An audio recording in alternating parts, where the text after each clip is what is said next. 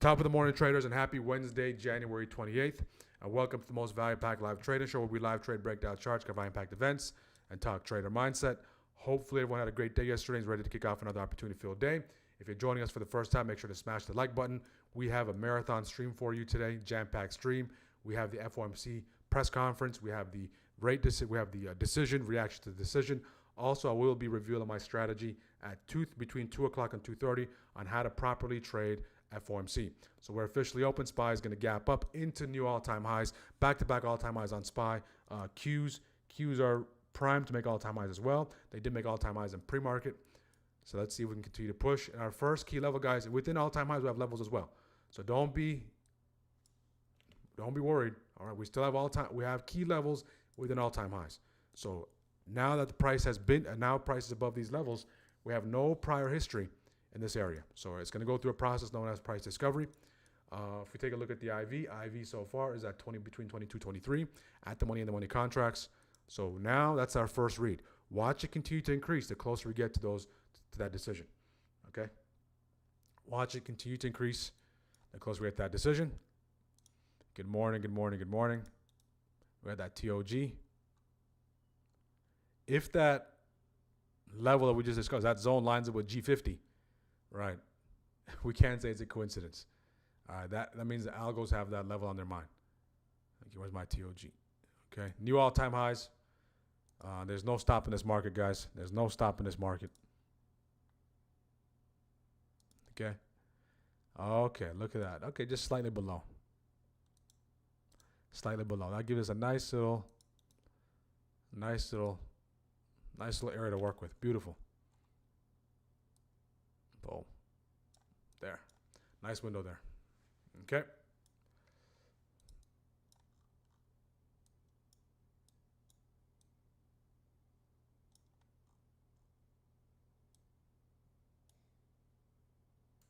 Okay, VIX falling off a cliff to kick things off. The Dow's large and in charge. We're seeing IW waking up here, guys. IW is above PMH. The Dow's above PMH. Looks like the Qs are the laggard, but they did make a nice move to the upside. This is going to be waiting for us, okay, throughout the day. So strikers, make note of that, okay? Make note of that, guys. This will be waiting for us all day, all right? That's 696.37, 696.58. That opportunity will be there. All right, so in the meantime, let's entertain some other opportunities as we take a look at what's going on. So daily open, 697.05. We're directional. We're as bullish as can be. Again, you have to be invested in these markets, guys. In the long term, I know we primarily focus on intraday activity with day trading. It's phenomenal, but you need some exposure to this machine in the long term. If you don't have exposure, you're not too late. Okay? The best time to plant the tree was yesterday. Second best time is today. Okay? So you can't plant the tree yesterday. You can plant one today. Let's see how we interact with these levels. This is all-time highs, guys. Any highs above 697.70 is all-time highs. So back-to-back days, all-time highs on SPY. Just amazing here. We're having a hard time getting above VWAP 697.32. We did get above it, but can't hold above it. This 5-minute candle is shaping up to be a shooter. We'll see. 5-minute orb arm, you're on the clock. 5-minute orb arm, you're on the clock. You're tasked with the decision on whether you want to allocate risk at that particular area. The break below those lows, break above those highs for those calls and puts. One thing I would say is make sure you have that proper entry model. Okay, have a good entry model, define your risk, and you'll be good to go. We will do the giveaway on YouTube, guys. So make sure to let's get the likes up to 50 likes. 50 likes before 12 o'clock. Let's get the 50 likes.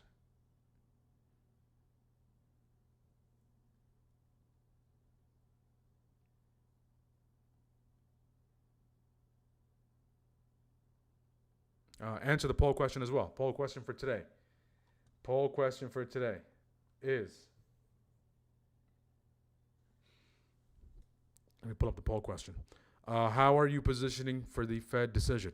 Long calls, puts, straddles to play the volatility, or cash sitting out? Okay, so how are you positioning yourself to take advantage? How are you positioning yourself to take advantage? We're seeing a nice little pullback on the Qs. I would have tried above PMH and IWM. Waiting that first 5-15 minutes really does help, guys. Unless you're an advanced trader, you know what you're looking for. Protocol is wait at least 15 minutes. Okay? If you're a fresh beginner, you got to wait 30 minutes. All right? Because you want to, as you're watching things play out, you're taking notes. All right? You're taking notes. You're seeing what's happening, and you're building up your memory bank. All right? If you see this enough times, this price will start slowing down for you.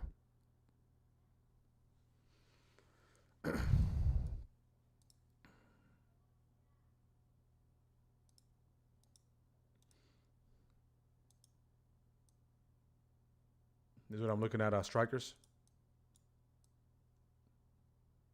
This is what I'm looking at. First ideas to tie to this territory. So this one might take a while. This one might take a while for it to present an opportunity. That's what I'm looking at. Okay, I'll give you the exact levels.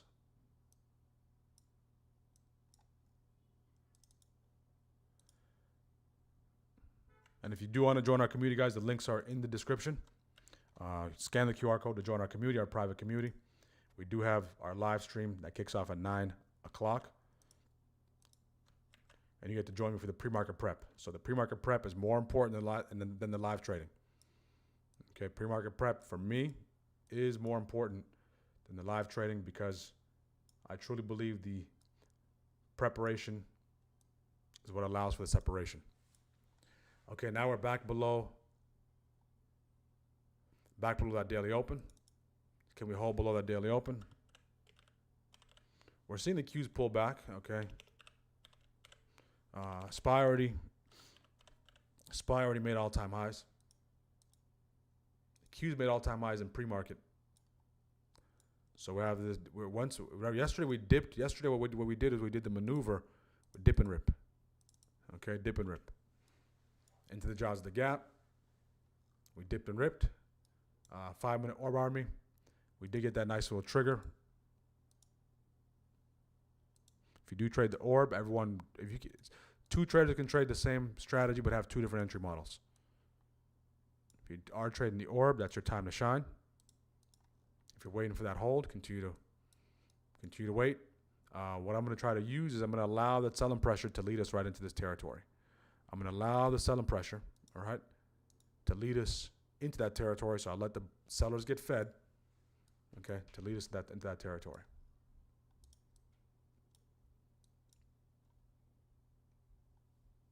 Qs are back below pre-market low. Q 635.03 reclaim. Keep a close eye on 635.03 reclaim. Keep a close eye on that.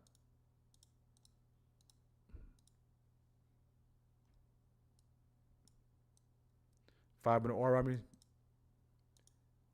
This is your time. Nice rejection out VWAP as well. If you took that initial break, you probably have already allocated risk. If you're waiting for that hold, continue to. You're still deciphering.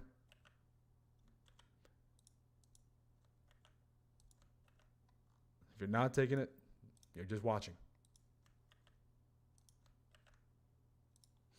Okay, at 15 minute orb army, your time is not yet. We still have about 7 minutes away. Let's get the likes up on YouTube, guys. Let's get the likes up. Our goal between now and 10:30 is to get 20 likes. Between now and 10:30 to get 20 likes.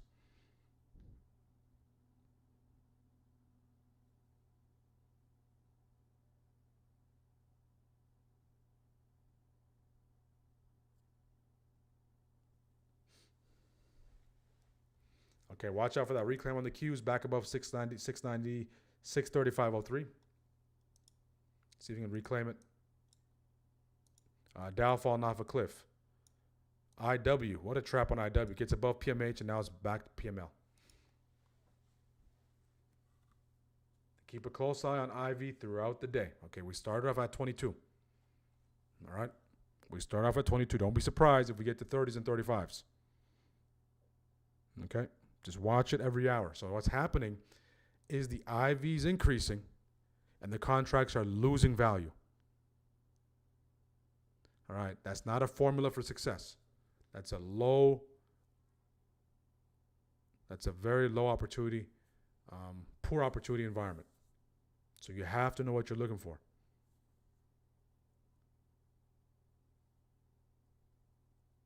So this is what options traders have the ability, successful options traders have the ability to account for. No 2 days are the exact same.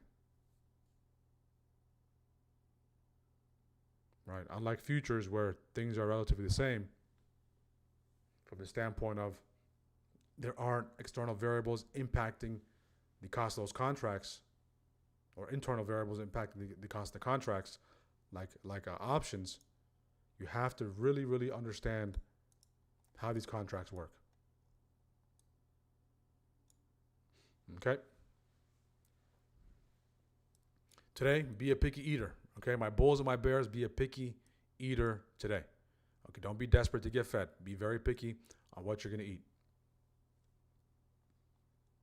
How are we doing this morning, strikers? Break a structure over PMH or PML. Double bottom into open. Gap down. Thank you for the gap update. Elian, as always.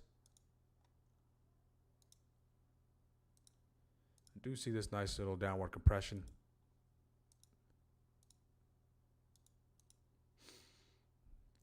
I have 696.57. That's your PMH, 696. Okay, that's your PML. Yep, I got the same one. I got 698.34, 695. Yep, mine's got. I corrected mine's.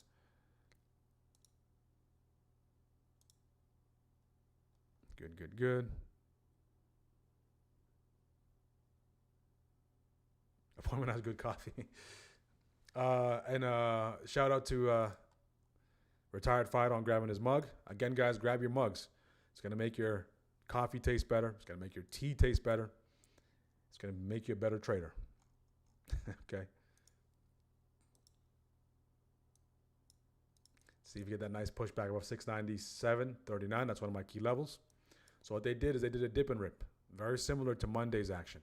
Is this grab this liquidity enough to get us back above 697.70, make another all-time high, and potentially push to here? That is the $1 million question. Okay. Do we have enough liquidity? Do we have enough fuel? Think of liquidity as fuel. Okay. We need to make a move to set destination. Okay. You can only go as far, you can only drive as far as how much you have in the tank. So is this enough? All right. I would think this would be enough, in my opinion. I would want this to be enough because that's the area I want to get involved. So maybe another, if he gets a little trappy above there, to feed into that line of thinking. If it is enough, and you want to take this, okay, you want to see a clear break and see a clear hold, and just know that you're longing into those all-time highs into all-time highs. You're stacking all-time highs, all right? So that's your window from here to there. Now, I'd prefer to get involved here for that dip, get those contracts a little cheaper, okay? So if we do get that nice break above this high and hold into the new all-time high, 698.26, 698.34, that's a key zone up there. We need that. We need that confirmation.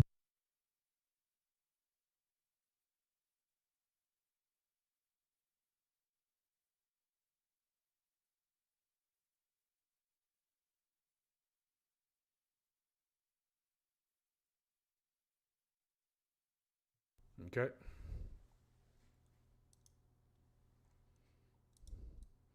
So patience is going to be critical today. It's always critical, but it's going to be very critical today.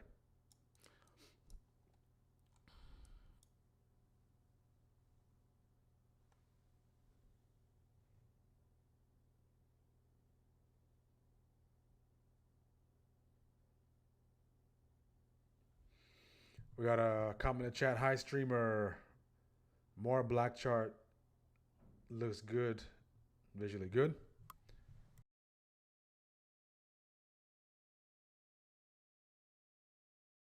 Yeah, sometimes I rotate between charts.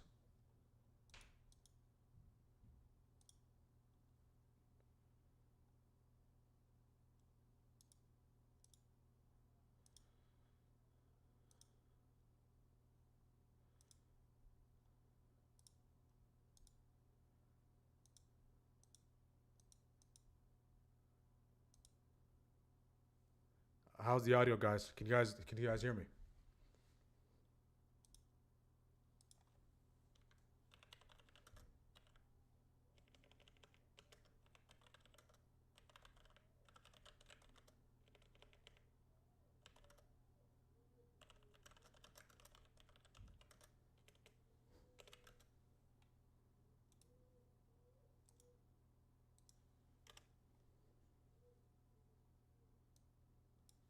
Okay, it looks like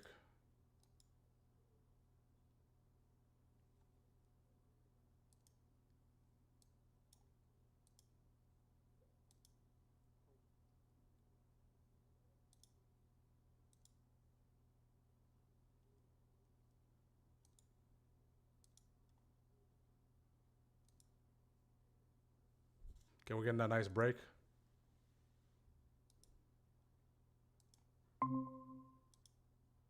Testing, testing, testing.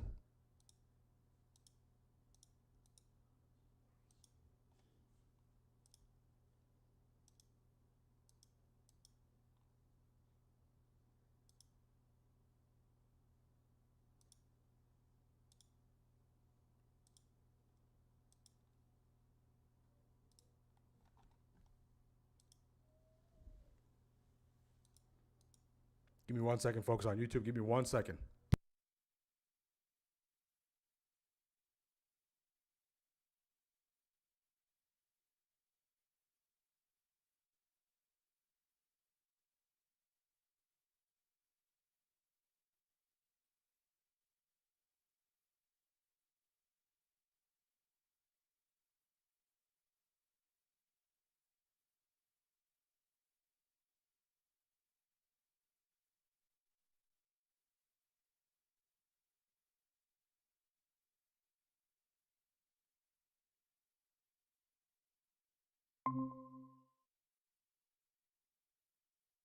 Testing, testing, testing.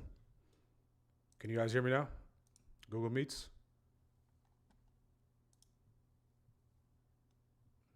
Okay. Can you guys hear me? Thumbs up. Okay, sorry about that. Okay, so nice trap above those highs. See if that leads us to the downside for a nice little bounce. That's what I'm looking at. So they're playing that vicious game of trapping participants on both sides. Not sure what took place there.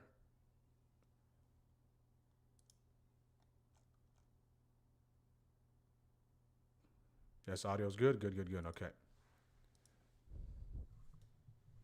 Okay, so look at that. So they trap up there. They trap down here.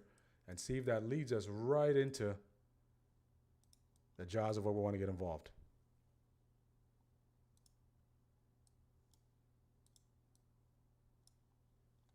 That 5 minute is looking good. Looking very bearish. That 5 minute. Nice little engulfer right there.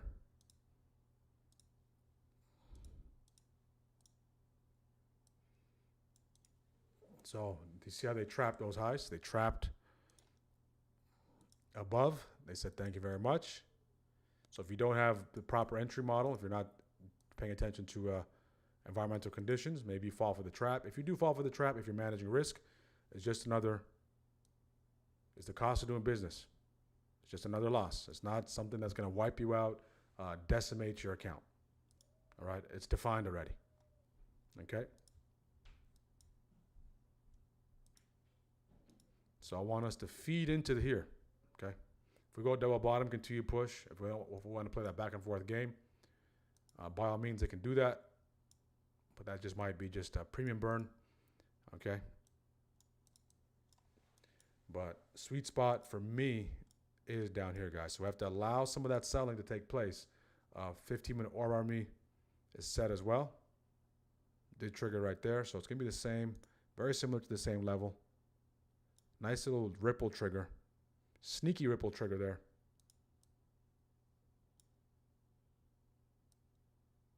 Keep in mind, the more popular a strategy becomes, all right, the easier it is. Don't think the algorithms and the people who program the algorithms are not aware of strategies. The easier it is to trap. MU, hood fell off a cliff, starting to bounce. Tesla, of course, Tesla does report earnings. Be mindful of the IV. NVIDIA gapped up, not doing much. That NVIDIA bounce level is going to be right between here. 690, 190, and 189.59.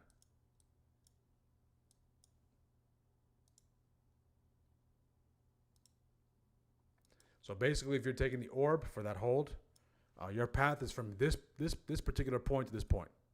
What is discouraging is the fact that we're only moving 45 cents per 5-minute candle. So same thing, same theme as yesterday. Low volume, low ATR push with increasing IV. Okay? We broke down how to navigate that yesterday. Go back and watch yesterday's episode. I'll probably go back and clip that out and put it on YouTube for our private members. But that's something you need to know, or you'll eventually learn the hard way. You'll eventually learn the hard way. So far, no trades. Dotted line, top of the gap. Good, good, good. Got your level set.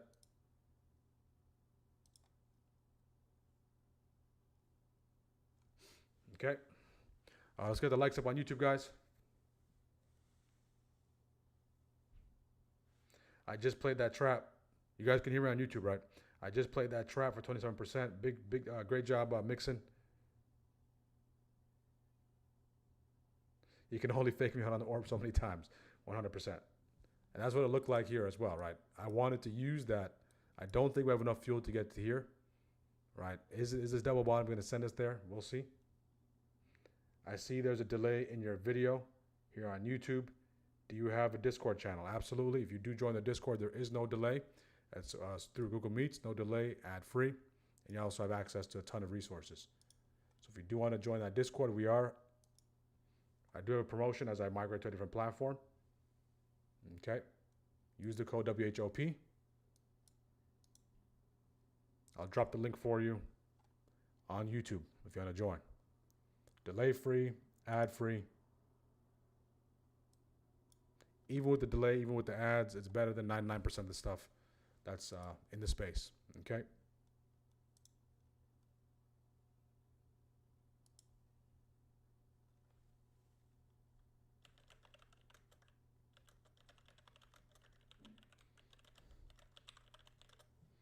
It's also pinned, but here's a link. Make sure to use the code WHOP if you want to save 25%.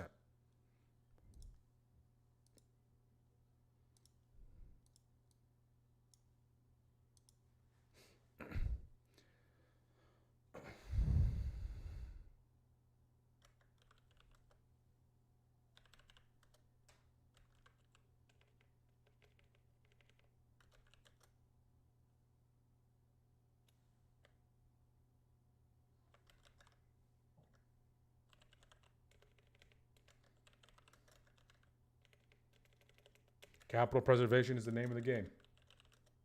Be willing to stare at paint dry. Okay, be willing to stare at paint dry. Okay. We don't always have to look for those dopamine hits, okay, if it's unnecessary.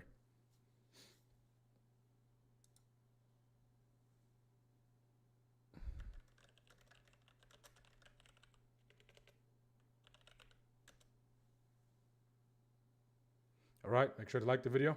Let's get the likes up. 20 likes is the goal. 20 likes is the goal. If you're a first-time viewer, you're first time jumping in, welcome aboard. Make sure to subscribe. Okay, that's how you can support the channel. And you begin your journey today. You're going to learn a lot through the next 3 to 5 days, months, however long you decide to stick around. Each stream is unique and is jam-packed with value. So you can't miss a single minute.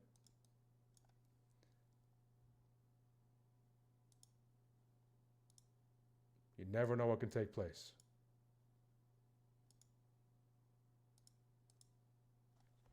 You never know.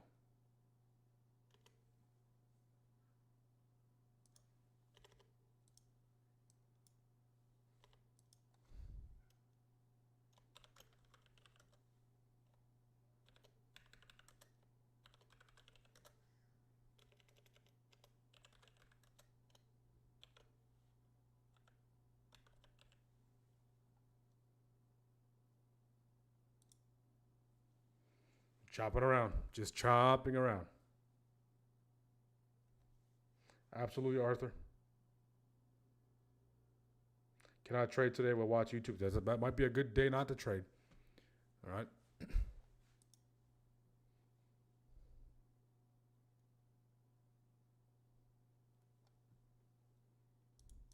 Okay, the Qs are trying to go 312 back to the upside.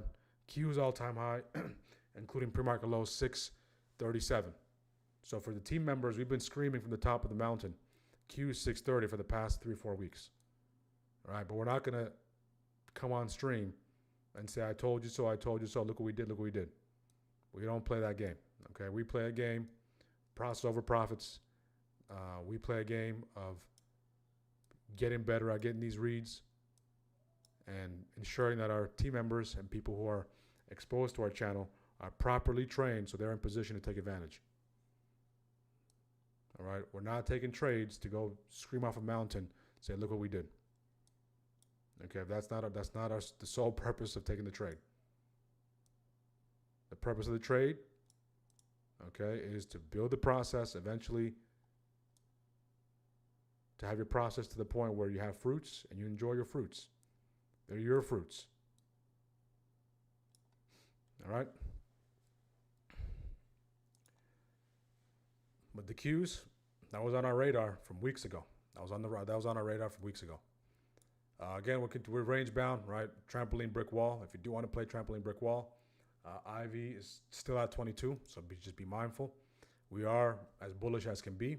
If we zoom out and take a look at where we are in our game plan, of course, game plan, we wanted to see if we can come dip into this territory. Guess what happens?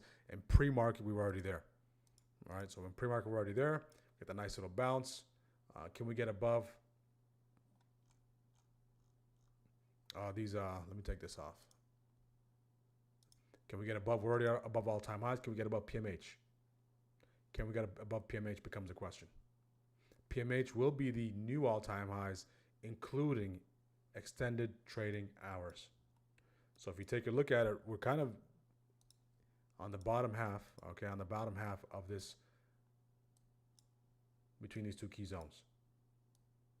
In the middle, it's a riddle. So that's why I'm looking for a potential grab of these lows, sweep those lows, go back to the upside. If you're looking for that break, if you want to look for that break, you need to see clear signs of break, and your runway is basically from 697.84 to 698.26. That's about a 42 cent range. Okay, 42 cent range.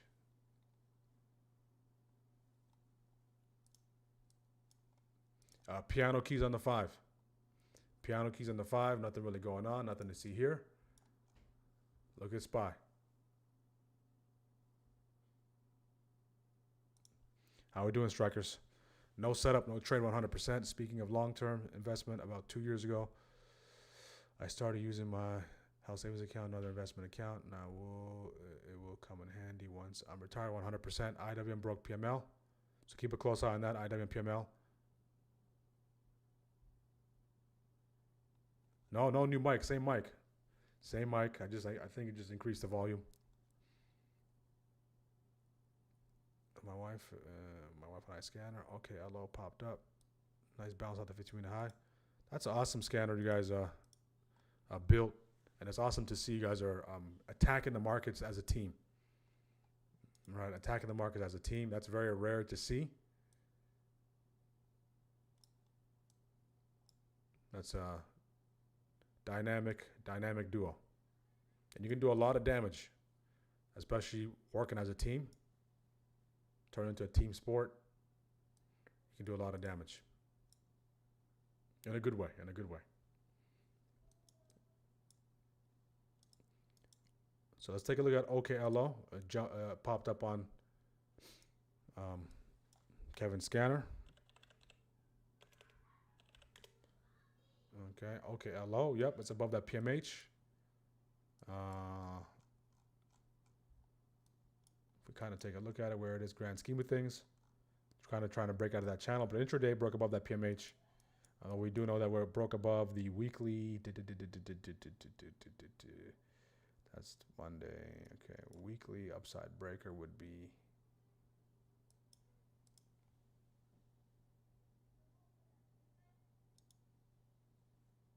Okay. Okay, so weekly upside breaker on OKLO. Look at what it did. Dipped right into that weekly upside breaker. Bounced off the weekly upside breaker. PML grab, then skyrockets. So now it's actually directional on the to the downside on the weekly. If it has enough strength to get above this territory, we can potentially get an engulfing candle on the weekly.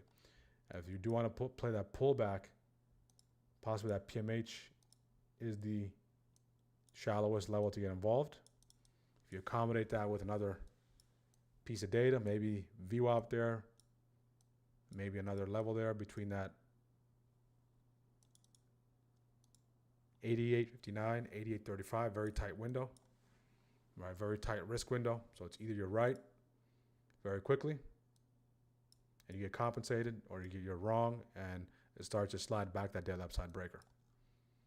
If you're going to wait a little longer, this would be the area to get involved between that daily upside breaker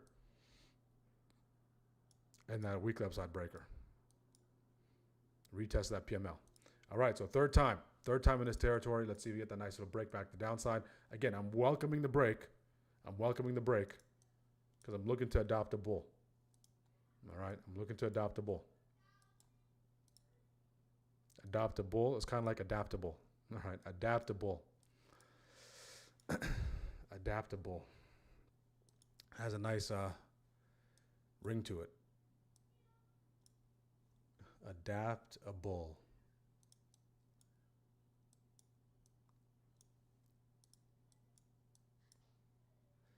Okay, so we play this game once again.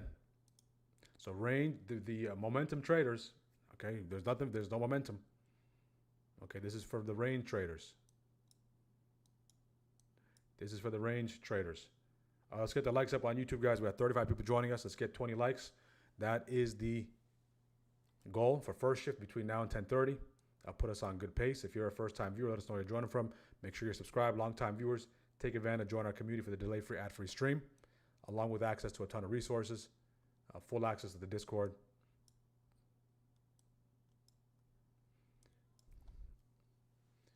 I actually like that. Let me write that down. Adaptable.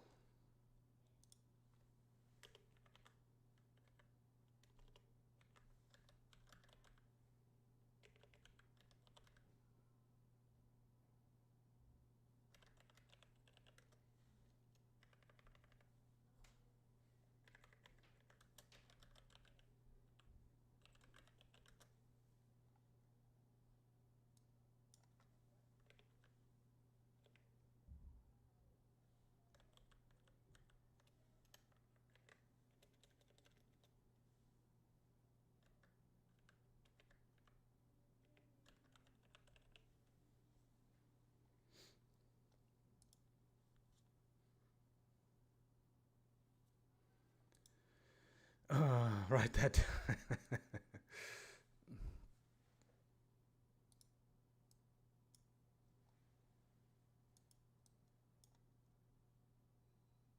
If you talk for long enough, ideas will start just coming out of nowhere.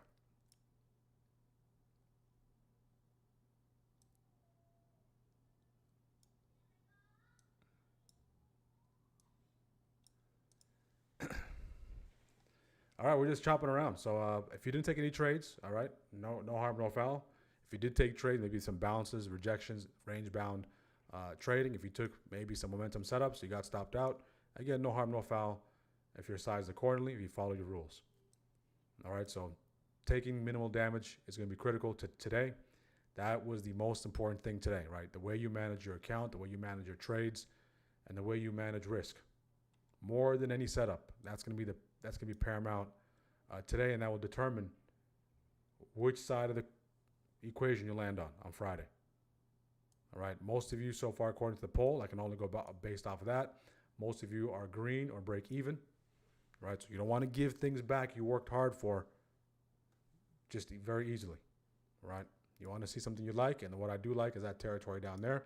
I'm willing to allocate risk in that territory once I see that price action combination, and I do see sellers, the selling pressure kind of just die down.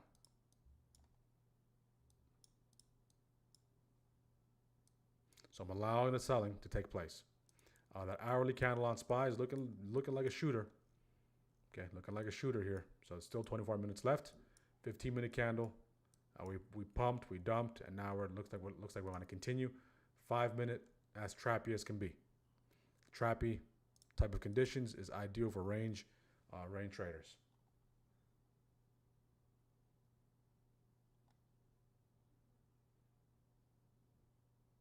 Again, I'm going to be using that size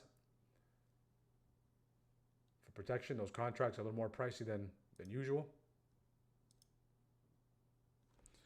All right, so let's see if I can wait for that territory. I'm looking at the 698s.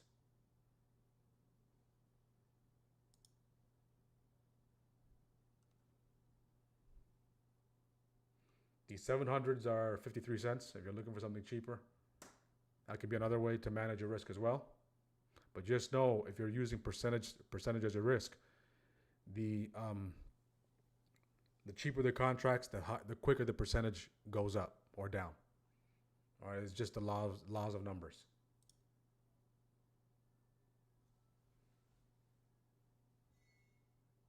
Okay. 699s, they have 58,000. Let me see who has the most amount of volume here. 700s have the most amount of volume next to the 698s. Now 700s about 4 points out the money.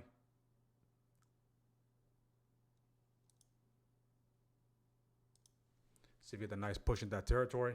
Go, go, go. Let's take a quick check of the environment. We're seeing the Dow falling off a cliff. PML, IW continues to sell off once it fell below PML. Good call out, Lynn. Continues to fall off a cliff. So just remain impatient here as I wait for that setup to come to fruition.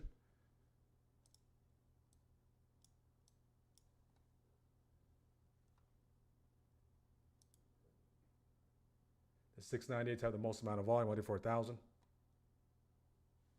So looking at the 698s, that's about 1 point out the money. Once we do get there, $1 and some change out the money. If you're on the retrace reject camp after taking that orb, that's your time to shine.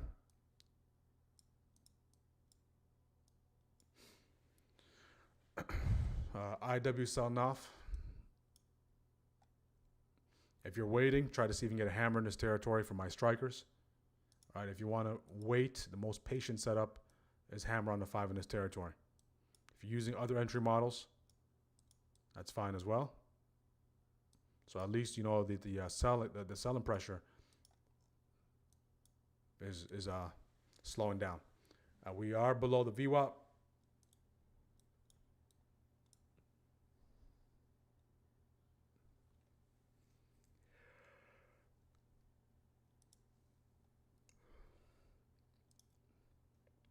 And the 698s can be valued at $1 a piece. That'd be good.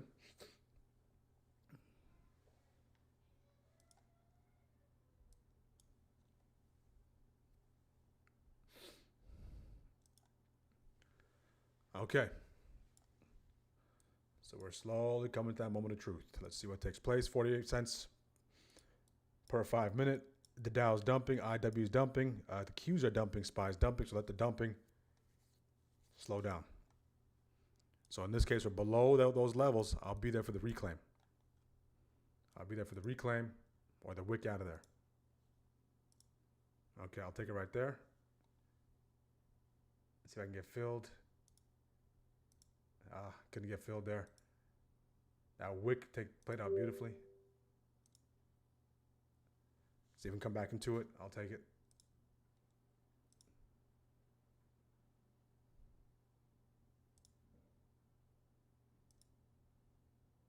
So you get one more push to the downside. Maybe it might have been good that I didn't get filled there. See if we can wick one more time. I want that reclaim, get back above that level.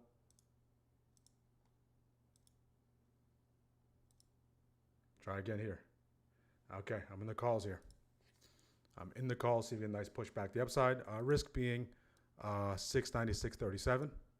Again, this is countering that selling pressure. So going against the grain here. If you're waiting for that 5-minute hammer, continue to wait.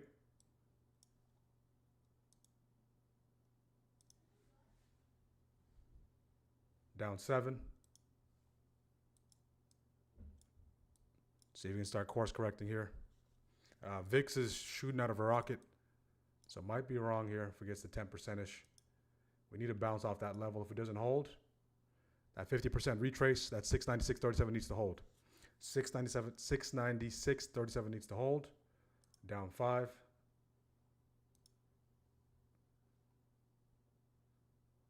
If you're waiting for that hammer, continue to wait. It's not your calling card yet. There's no hammer yet.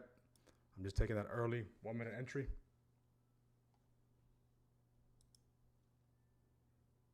Okay, see if we can start to bounce. If the Qs need to hold 635.03.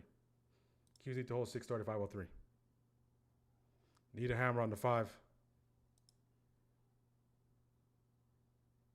Okay, a lot of selling pressure. We need to get back that PML. If you're waiting for that PML reclaim, continue to wait.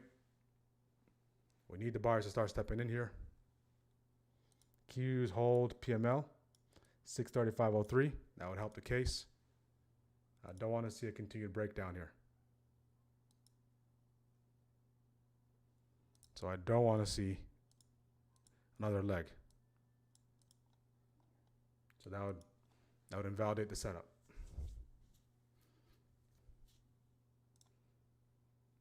See if we get that the 636.37 can hold. 696.37 can hold. Down 5%. Go, go, go.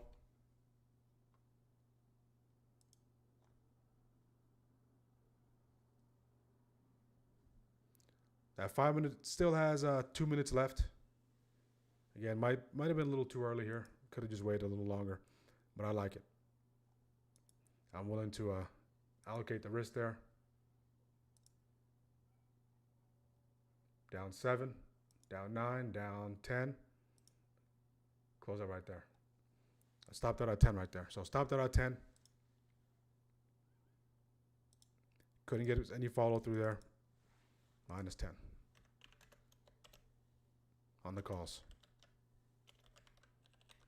If we get that reclaim, I'll be there. If we get that reclaim, I will be there. No reclaim, 10% stop. If it can shape up as a hammer, that'd be great. We need the conditions to start improving here to see if the Qs can get back above 635.03. If we can reclaim some levels, I can re-engage. But what I didn't like is the fact that my entries there are starting to break down. I don't want to remain short. I'll take it off at 10%. So now we are below the 50% point of that gap. We're below the 50% point of that gap up. That tells us that, you know what? Buyers don't step up, there's a good chance we can start to seek that 695.73. And that was a good cut. On the 5, if you're waiting for the 5, there's no signs of life. If you're waiting for the 5, no signs of life. We got that weekly upside target at that 696.09. If you took that breakdown, if you waited for the breakdown, you are the winner in this case. You are the winner.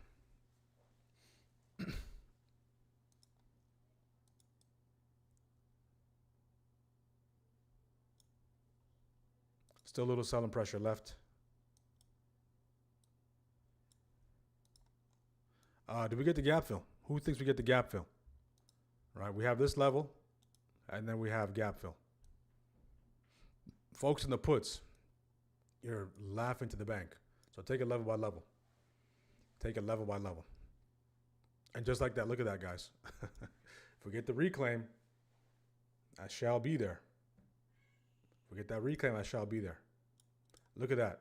Shot out of a rocket. You see that? Okay. Hold above 696.37. I can re-engage. Okay, I'll get back in right there. So this will be my risk. Okay, I'm back in the calls. Go, go, go. We're back above PML. Look at that, guys. I didn't get the best fill, but I took the reclaim. Needs to hold above that daily upside breaker. We got an injection of volatility here.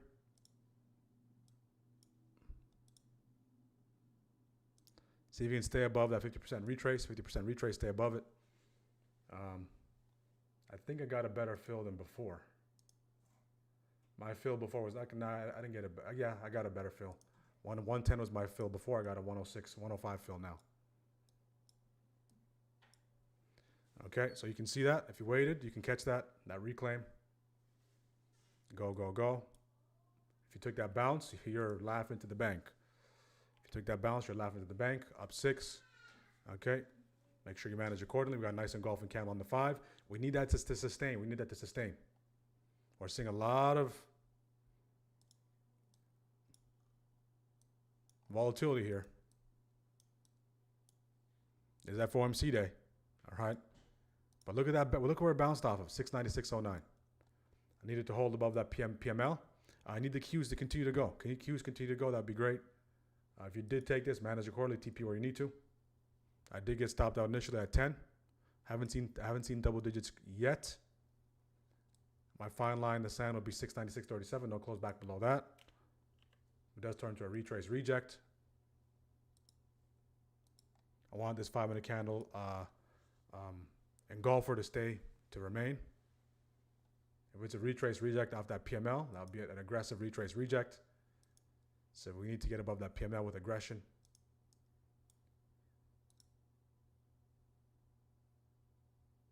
See if you can hold. Hold right here. Hold. Down 4, down 6.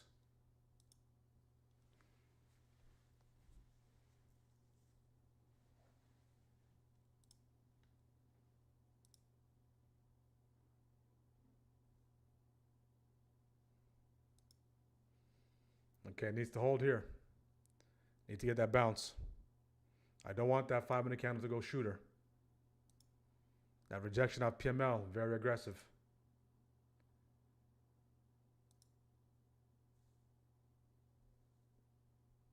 Down 8.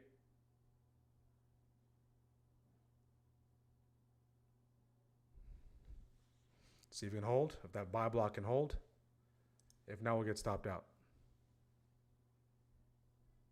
So I did see 6 on that setup, nothing double digits. If you got that better entry, maybe you can squeeze double digits out of it. But this is getting close to getting stopped. That 5-minute candle did look promising. Needs to start doing its work back to the upside. That inefficiency can hold, that'd be favorable. But this is looking like a retrace reject off that PML. So we need the buyers to protect that 696.37. We need the buyers to protect that 696.37. Preferably take out those highs.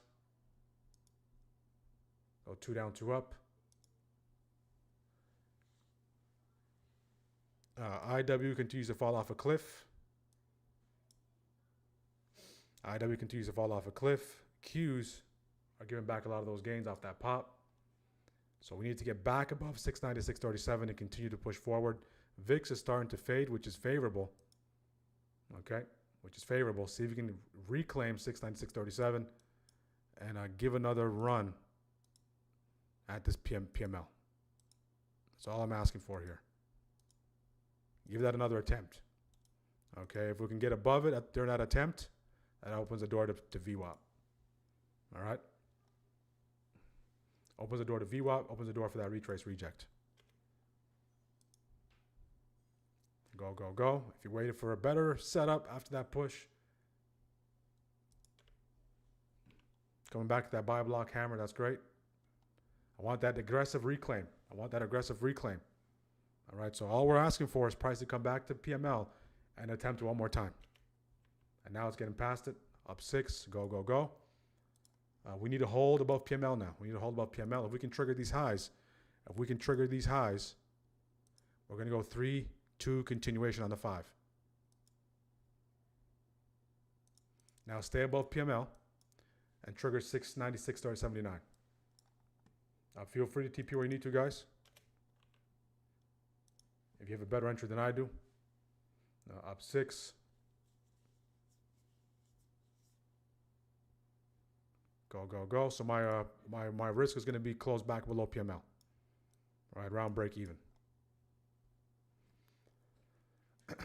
I like it bigger picture. I like the setup bigger picture. That's why I'm kind of holding on to it.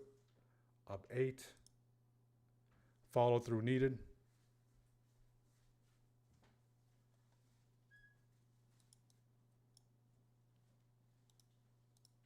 So we got back involved here. I like how the VIX is heading south. That's favorable. One more push. One more push is great. We are directional on the 5. Okay, we're directional on the 5 now. We went engulfing push back up. That 15-minute candle looks healthy as well. Nice bounce. A lot of volatility here. And this juncture here. See that 5-minute candle looks good. Go, go, go. See if I can squeeze 10 out of this. I've already seen 8. One more push. So I know where my no close is. If it gets back below PML, probably I'll get stopped out of break-even territory. Okay? So know where your no close is. Know where your final line in the sand is.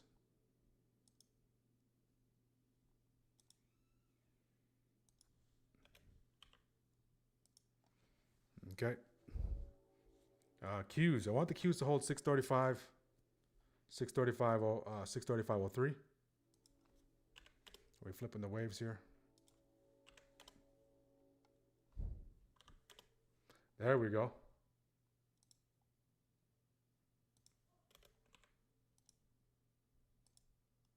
I did see 10. Just couldn't pull the trigger quick enough. See if we can get a 10 one more time. TP where you need to, guys. TP where you need to. We're headed back towards that initial orb. See if you can take out this high here. Did see 10, but didn't lock in the majority. Took place fast. It just flashed by. So you get one more push. The 5 still looks healthy. Okay, I'll take a majority off right there at 10. Thank you very much. Down to runners.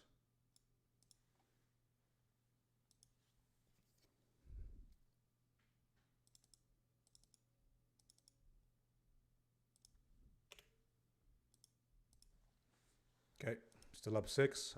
PML is my risk. We are coming into this territory where we did previously reject, so retrace, reject. We can be hitting a level of exhaustion. That leads us back below PML. Then I'll close out. We might have enough momentum to get past it, but we are hitting a point where we can start to see some selling pressure. Some sellers trying to push this lower. If not, if we get past it, if we get past that 697.05, okay, we're laughing to the bank. Now make sure you're taking some profits, guys. I already took a majority off at 10. Okay, need that hold. This is a retrace reject, so now we got to think from the lens of a bear. Okay, now we need this to continue to push, get above that daily open, up 12. There we go. There we go. Take some more off right there at 12. So we have to see a lot of movement just to get 12. You see how much movement we need just to get 12? All right. If we reject off of there, I'll just close the last ones out. I'll close it right there. Okay. So I'm all out. So stopped out here. Kind of just tried to front run, stopped out, re-engaged, was able to squeeze 10 and 12, and I'm all out. Okay. And don't take that. If you did, congratulations. If you didn't, that's how it goes sometimes. That's how it goes sometimes from the standpoint of it gets very choppy, very dicey, chops around a little bit, but I have to respect the fact that this is the prior area where we did a breakdown, so retrace reject can be awaiting us, so I want to see some follow through. So we had to wait all this just for 12, right? Because you know why? We're not covering a lot of ground. In the case where we're moving about 90 cents, a dollar per 5-minute candle, this is easily a 50-60% push. All right, so we have to hold a position longer, okay, to get those regular gains.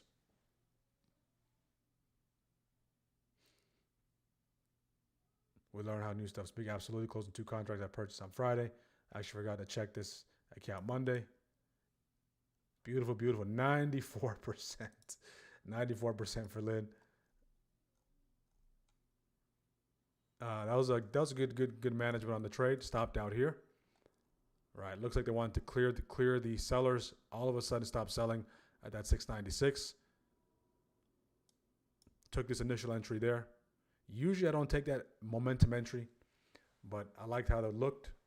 Of course, the best entry in a perfect world is off that 696.09, but I'm betting on the fuel off that to lead us into that territory. If we start to sell off, right, we are testing the first wave. We are testing VWAP, so another leg lower could be brewing if you're bearish. If that trend line can't hold, if PML can't hold, if the rest of the indexes start to fold, right? Let me start cleaning this up a little bit. Okay.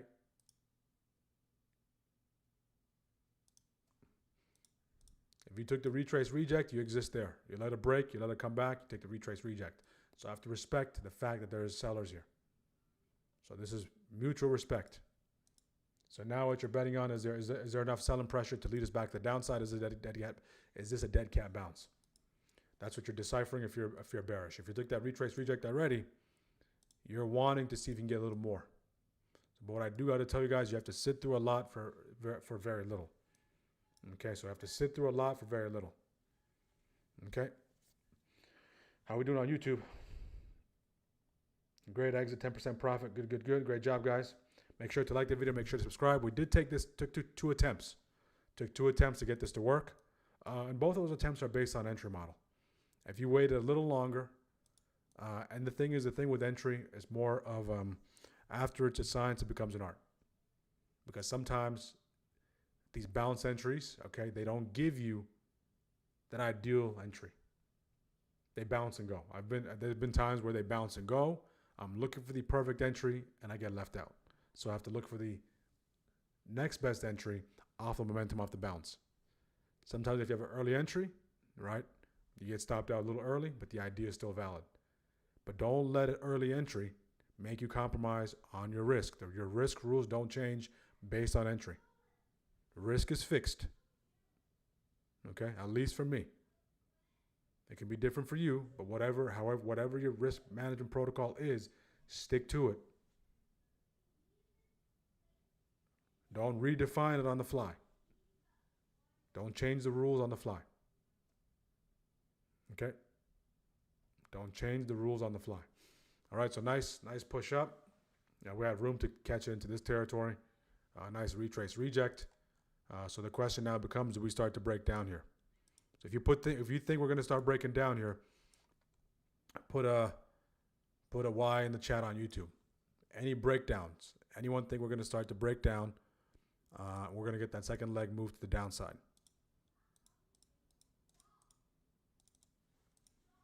Okay, anyone think that? Or do we have a camp of traders who think we grab these lows, we got these highs, and then now we're looking to bounce off that PML? Right? To me, I don't want to get involved in between. I think those 2 trades are enough during first shift. The cleanest opportunity to break, retest, to bounce, follow through. We took advantage of one of them. Of course, the trend traders wanted to see that continued breakdown with some follow through. The smart trend traders are already in off that retrace reject. The ones who want to see that breakdown, they're looking for that break below 696.56, decisively break below it. But just be mindful that daily upside breakers right there. All right, so as we conclude first shift, took 2 trades, essentially break even on the exchange. Right. Do like those 2 setups. All right, do like those 2 setups. But this one was nice. If you're waiting for the retrace reject, again, you got to allow the bulls to have their fun. You take it to the downside. Where's your target? PML. That's that first target with a majority. Okay, that's the first target with a majority. Bigger picture, I don't want to lose sight of the fact that we're continuing to hold this territory, sticking to our game plan, right? But if we kind of zoom out, we're putting some pressure on that support as well. Okay. When in doubt, zoom out. And this is sent to our traders every single morning before 8 o'clock. So basically, we don't make up the game plan on the fly. All right, we have our plan set in place. And good days are days where we can follow our plan to the T. Okay? That's why I was a little confident to hold it here, because bigger picture, I knew where we were. But I'm not going to get overconfident and try to think we're going to blast past 2 pivots with minimal hesitation. Okay?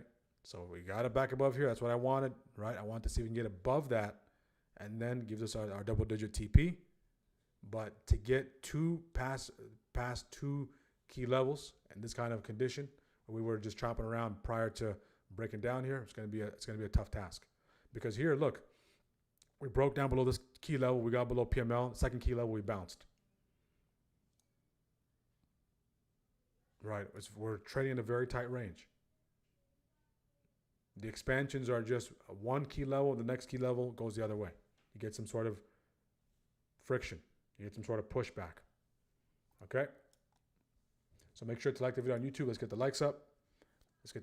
The goal is 20 likes.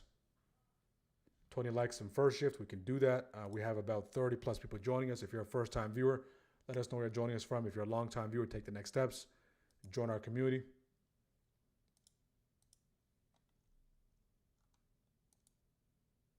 Okay. How's our team doing? That was a hard-fought 12%. That was a hard-fought 12%.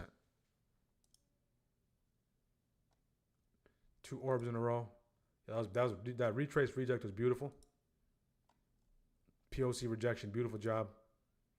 Jason, 17%. All right, so our team, very, very tactical. Our team is very, very tactical, guys. 10% profit for Blood, Sweat, and Tears. I like that name. Great username. So first shift is officially in the books. Do your assessment of first shift, how you did in first shift, how many trades you took.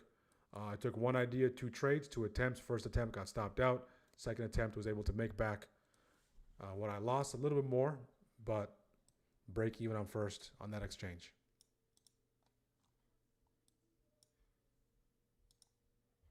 So now, as we assess the conditions, let's clean up the chart a little bit.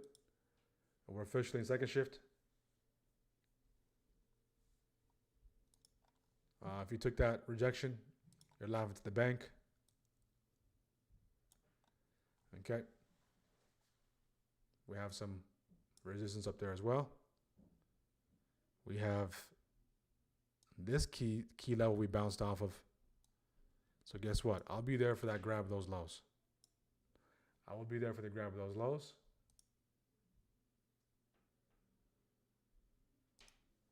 I'll remain patient. Okay, remain patient. If it takes place, I'll have a cleaner entry model similar to our second attempt.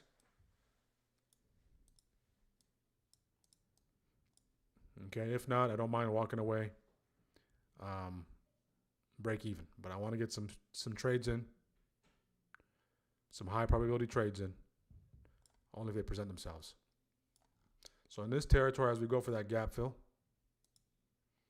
If you're in that breakdown, right? If you're holding, okay, good, good, good. Look at that. So you can see that structural break, fueled off of that rejection. All right. Not only was it an orb, we do have a sell block as well. So what's happening, guys, is a lot of the things I talk about in my book, the terminology, we didn't use too much of those strategies in 25. 25, I don't want to downplay 25, but 25 was pretty straightforward. 26, right? It's not as straightforward. So it's in your best interest to go check out that book and how to engage sell blocks, the 3 ways to engage those sell blocks and buy blocks, how to engage in efficiencies, all those things. So go check out the book. If you're a member, you have access to it. It's about 20 pages, 25 pages, and it breaks down how to trade it. Okay, it breaks down how to trade it. So in this case, it's a sell block tap.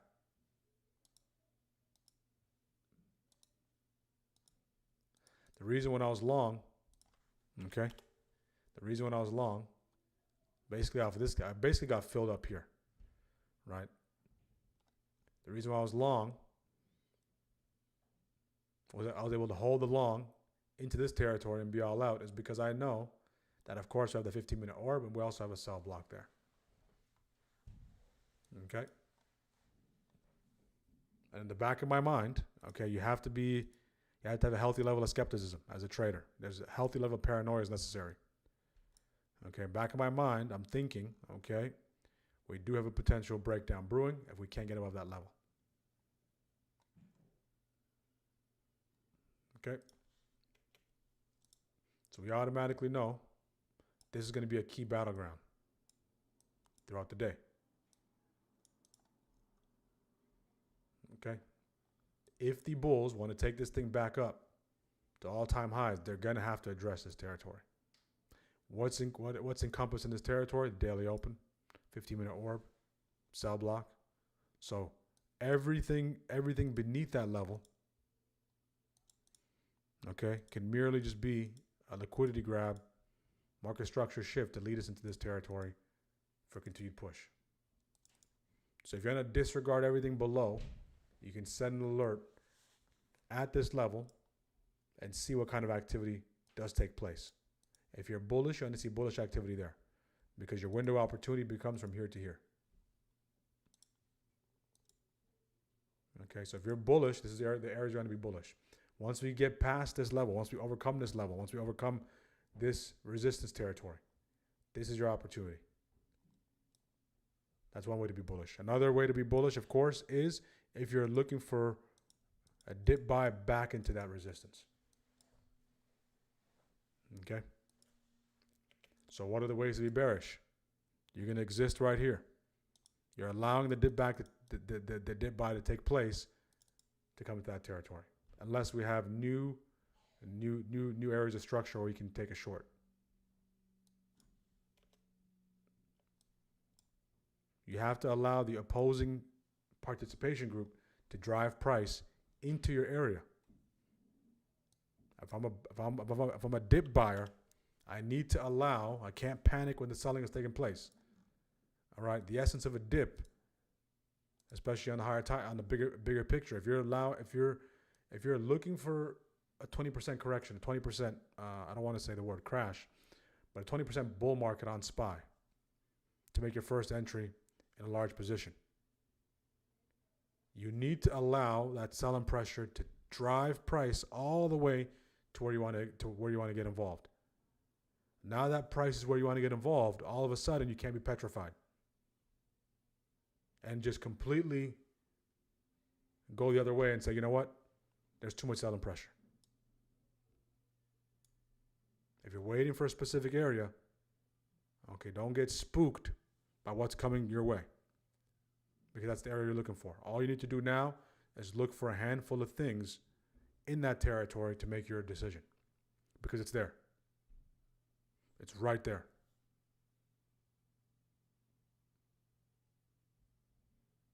Right? It's right there. So you need to make the decision. In my case here, I want a price to come into that territory, that box. Am I going to take this setup? 10 times out of 10, I'm going to take it. The entry for this setup might be different each time, But in this case, I allowed it to come. I saw a nice little potential hammer trying to front run that hammer. Did see a little bit of green, but not enough to lock in. And then eventually it continued to sell off. Not disregarding the fact that we did break that level. Once we do catch a bid off of this key level, we have fuel behind it. I just re-engage. Right? If your risk was as wide as the setup, so you can see this is the idea, but it doesn't mean my risk is going to be that wide. This is the validation of the setup. So for instance, if I get stopped out here and if we get back into that initial entry, I'm still interested in that setup because the setup is valid. But I'm not going to extend my risk. Up to you can if you want. Once we break below 696.09, continue to sell off, then this setup would officially be off the table. Right? Invalidated. Okay.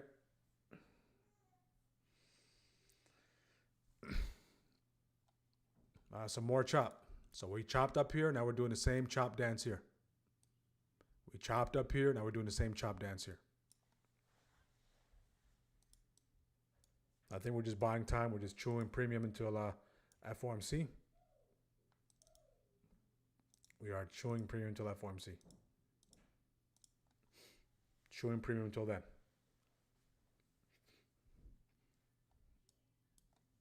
Let me check in on how many likes we got so far. Checking on the chat. How we doing, strikers? How we doing, guys? Yeah, awesome mug.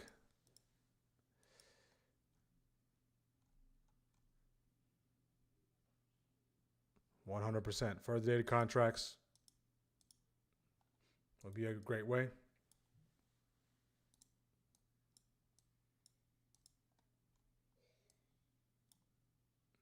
What does stand out to us, of course, is you don't see that downward compression. So that first leg, accumulation or consolidation, potential second leg. Okay, now do we want to fill that gap? TOG bounces do work out nicely. That BOG bounce, fill that gap, 695.73. 12% IWM. Beautiful job, Carlos. Beautiful. Good.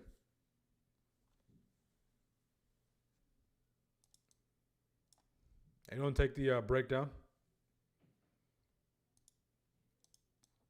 So Aklo came close to retesting that. Excuse me.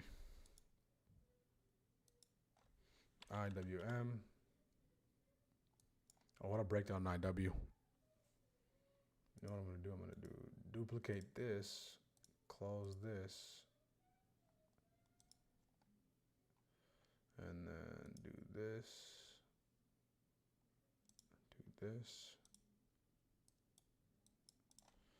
IWM. So we got a front view.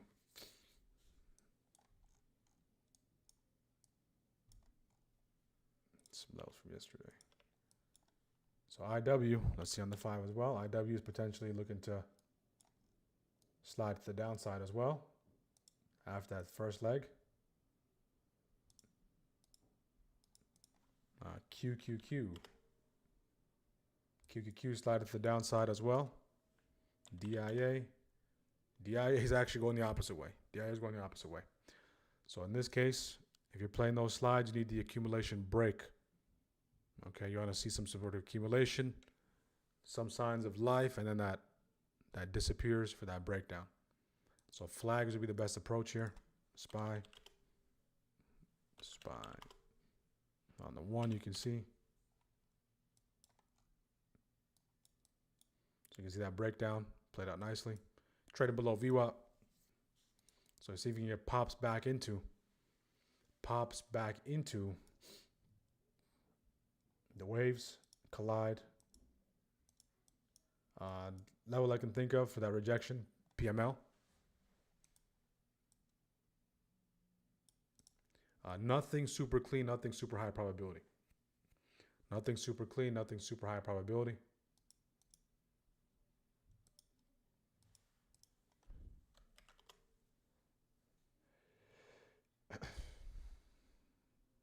Let's get the likes up, guys. Let's get the likes up. Make sure to like the video on YouTube. Make sure to subscribe. We got 30 plus people joining us on the check-in. 16 likes. So let's get the likes up to 30. First we get to 20 and then 30. All right, so let's try to get to 30 likes before 11:30. All right, that tremendously helps the stream. Okay, we're starting to slide here. VIX is starting to go. Okay, so now off the open, team. What was the IV? What was the IV that I said aloud off the open? If you remember, the IV off the open. We're gonna start measuring this, okay?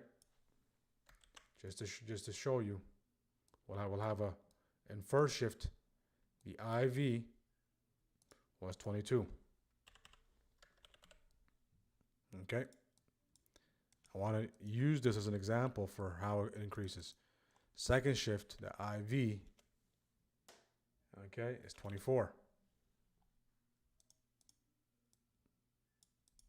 So far, we feel that gap here. We fill that gap. See if we get above that 696.09. If we have enough fuel off of this grab. If we do, I'll be there for it back to the upside. If it continues to slide, that'll be fine. Let's see if I can go to the 690.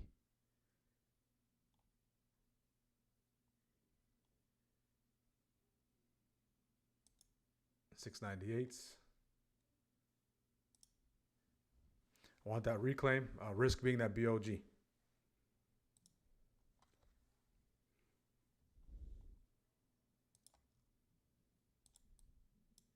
Want that reclaim, risk being that BOG. 696.09 reclaim. Oh my. Qs continue to fall off a cliff. So see if the Qs can start catching a bid.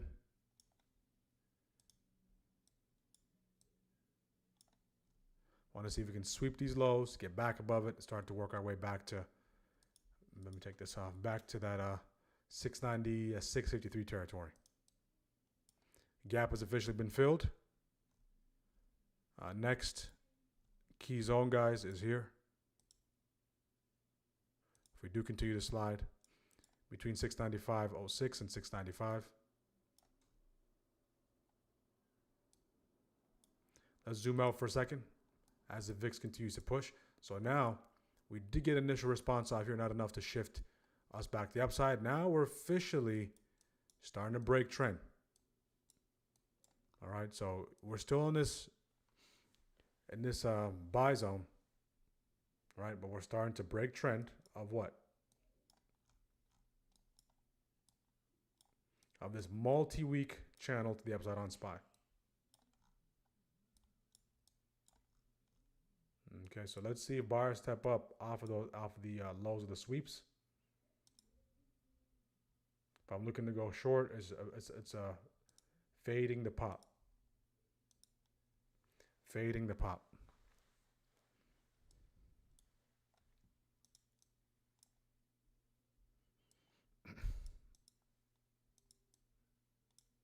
What a breakdown. Kind of adjust it like this.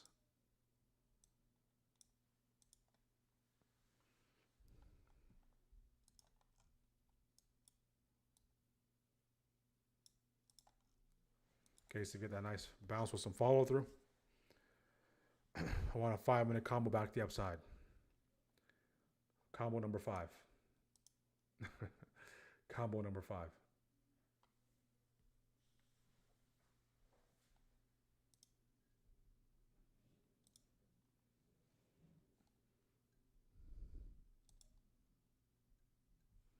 So need a reclaim here.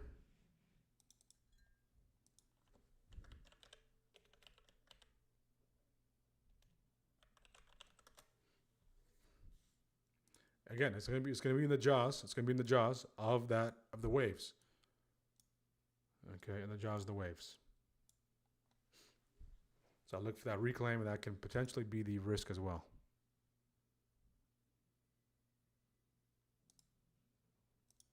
Potentially be the risk. 37 cents. That sounds healthy.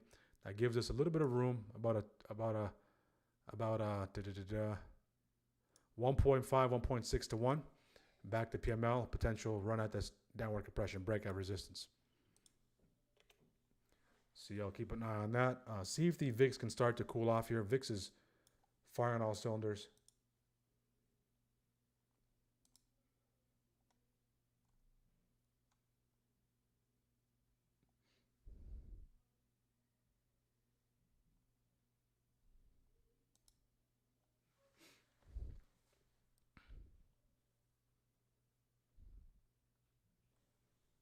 If we get an engulfer on a 1, that'd be fantastic. Now the 15, we have a new 15-minute candle. Still in its infancy. It still has about 9 minutes left. We do have an hourly candle coming at 11. We did fill that gap. We did fill that gap. So this is where I'm looking to go. Interested in the longs here.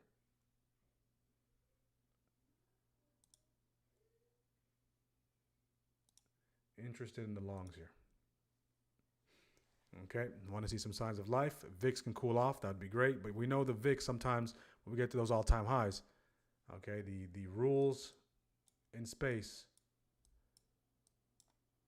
don't apply on Earth.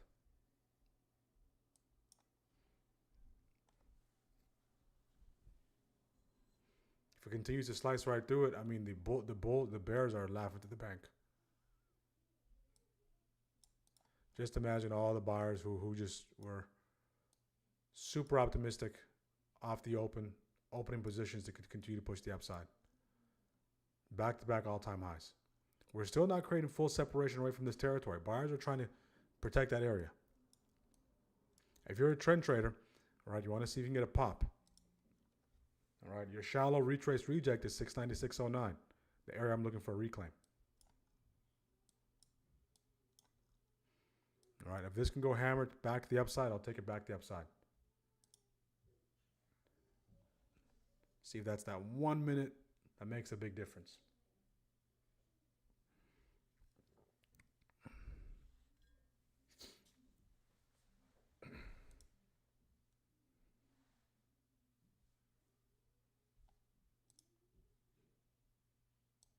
Okay, I'll take it right there. Take the calls right there. See if we can hold above that level now. Hold above this territory. That BOG bounce.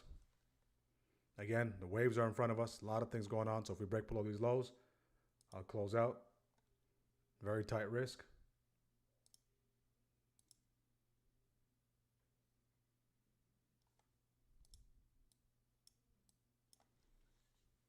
See if we can at least hold for a minute or so to get a hammer. If we just continue to slice right through it, right, trying to position myself for a hammer on the 5, hammer break on the 5.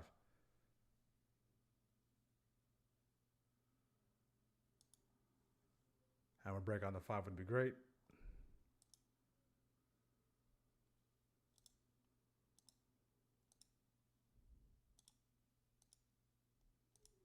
Okay, let's see if we can at least hold. I wanted to make new lows. Minute 38 seconds left. Early positioning for that hammer. If you can hold as a hammer. If it can't hold as a hammer, takes out those lows, then I'm wrong. See if you can start to wick at those lows. Buyer starts stepping in. Q's already triggered that reversal on the 5. They're just failing to hold enforcement.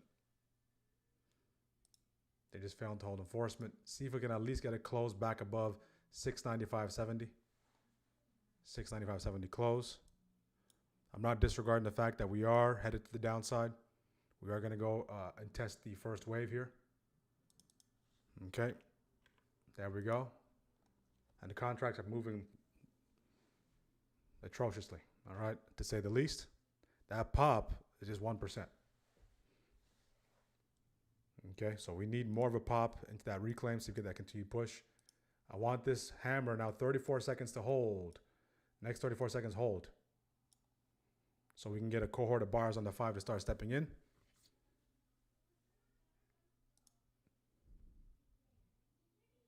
Hold, hold, hold. 19, 18. 15. Just remain above here. Just need to remain above there. to give us a shot at that early push. Did see a push here, not significant enough to extract profits. Okay, 5 minute. If we get above 695.90, that can trigger that hammer, and we'll be in position. Go, go, go. Go, go, go. Contracts are moving very slow, guys. No impact on the contracts. They're just 2%, 1%. So this is what IV does. So see if you can push it into that reclaim territory. Contracts are literally not moving. If we fall back below 695.73, I'm going to keep that risk very tight. So no close back below here. Don't break this structure here, this path that we're taking. So I'll try to remain patient. I do have a pretty decent seat if it does start to push the upside, but I at least need a hold above 695.90. At least need a hold above that. Things can start getting interesting if we can make a run up into that reclaim territory and get above it. That's when we can anticipate double digits.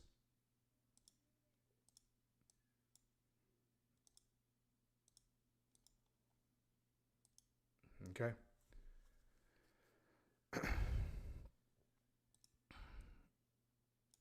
And we are colliding in that first wave, colliding with that first wave. Qs are starting to fall apart here. So just live vicariously through me. This is a textbook setup, nice bounce. But since it's not getting an outsized move, the contracts are not moving. It needs a bigger move than usual for it to start moving. Position is down 1%.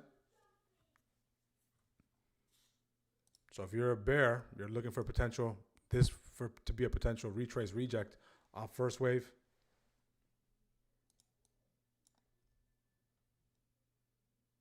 So I want the integrity of this nice little trend line to hold. If that starts to crack, I'll close out.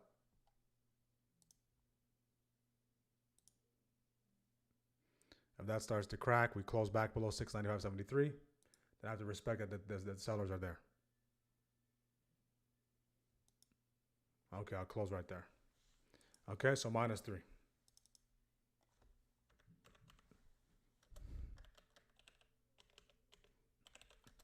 Okay, -3. Couldn't get any follow through behind it. Did get a nice little bounce, not enough to shift anything. So knowing that there's some selling pressure there. Right, got to respect the fact that was a good cut too. Got to respect the fact that we can start to break down and can continue to back the downside, and that 5 minute candle just flip back down. So failed 2 up, turned to 3 down. All right, I'm not going to give this area more than one attempt, but those contracts, very, very slow moving. Okay. So what I was positioning myself here was to see if I get that follow through, or at least push into this territory, that reclaim territory. To give you some context, we did make a nice 23-cent move. I mean, it's not significant. We're moving about 50% that ATR on the 5. If you're a disciplined trend trader, collision with the waves, your entry is basically there. Once it starts to fade, back the downside, and everything continues to sell off. So in that case, if I'm trading the reversal, something that confirms the continued push lower should be where my stop is. So right here. Once this trend line cracked, then I'm out. Okay. If it continues to push, we can continue to use it. At least use it as a path to get there. But that's not what it provided.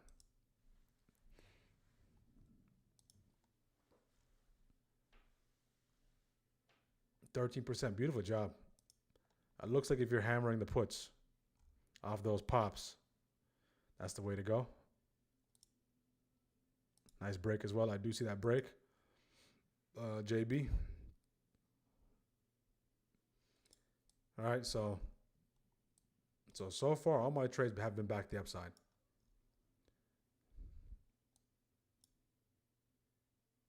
We haven't created true separation away from this area. You're taking on risk for not much movement, but if it does happen to move in your favor when you're in, it works out nicely. 10-minute downtrend, 693. So we fill that gap. We fell below. We got another sell block here, guys. So we are seeing some selling pressure here.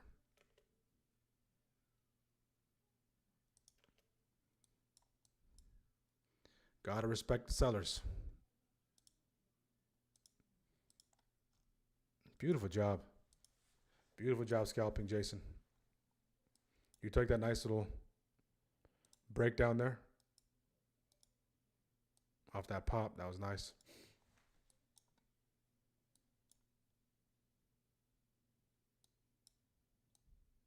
So this is low, lower low, lower low. So if you're looking to go long on this, you're looking to take a potential lower low. Okay, lower low into a potential lower high, and you're wishing for a break of that high for continue push higher. So that's how you trade the bottom. So I just wanted to come and grab it and potentially go now. We'll see. But I have no plans of re-engaging. A good TP, right? It gives you that 10%. You take that 10%. All right. It looks like the second attempt, the second setup is what it wants to do. It drops, pops, see if it's legit, right? If we really want to shift that structure, we need to get above those highs. You can see that nice, you see the unicorn, JB? Potential unicorn there, potential inverse head and shoulder. Left, head, maybe that right pops into this territory, shift the structure up here. It just seems like today I'm just 3 to 5 minutes early, right? Just a couple minutes early. All right, just a little early. 15 minutes, we're starting to catch a bounce. What a bounce on the one. Make sure to like the video, guys. Make sure to subscribe on YouTube. Let's get the likes up. 30 likes to go by 11:30. We did take 3 trades so far. Stopped out, worked in our favor, stopped out 3%.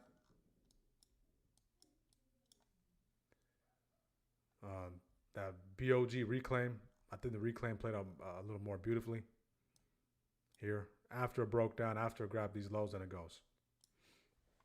So now if you did somehow, some way, stay a little patient, you had a wider stop possibly, and took that reclaim back the upside after you saw it went, took out these lows, now you're in good position, okay, for a potential run at that break. Right, if you are at double digits, of course you can take some off. This is going to be a highly contested area for that reclaim. If you're waiting for that reclaim, right, you got to continue to wait.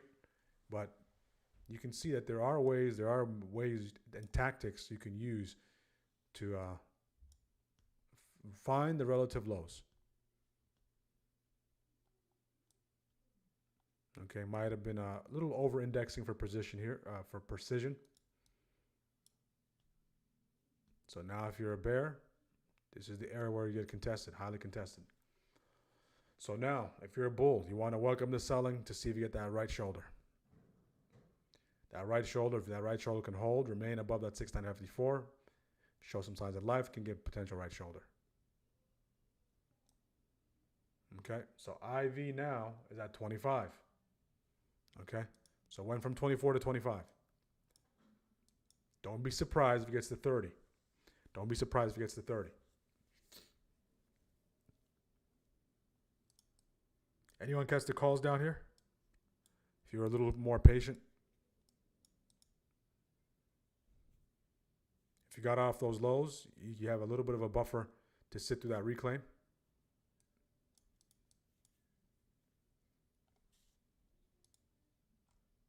Okay, you did. Good, good, good.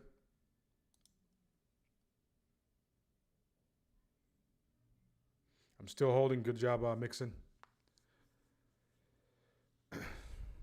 With those contracts, my average fill, to give you some context, okay, context is key, was 81, and I end up dumping at 77. All right. Currently, those contracts, okay, they're at 84. Okay, so there's 3 cents in the money. 3 cents not in the money. 3 cents in the green if I sat through all this. So it looks deceiving, right? But that's why I always make the argument you can just re-engage, just rebuy those.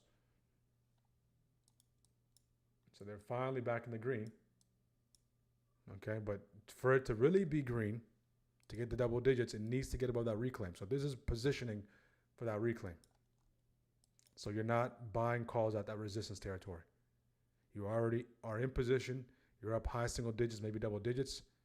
And then you get to the point where a critical decision has to be made between the buyers and the sellers, critical inflection point, and then you're looking for a continued push higher after that particular area. If it continues to reject, you just take some profits. Okay, so that's my line of thinking in this territory.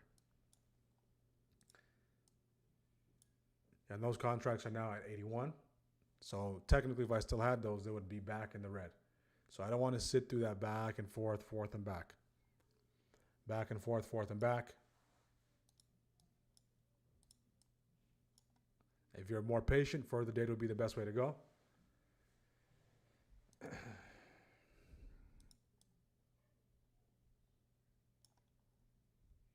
Do we get a reclaim here, guys? Is this the bottom? Is this the bottom? Is this the bottom of the day? Not of the day, but for the next few hours. If it is, if you put on risk, make sure you're taking profits where you need to.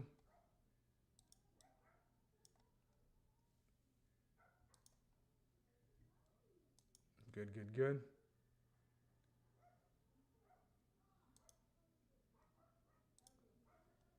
There you go. That's how it looks. So now you're in position for that reclaim. Rather than making decisions here, you're already in the green. That's the hack.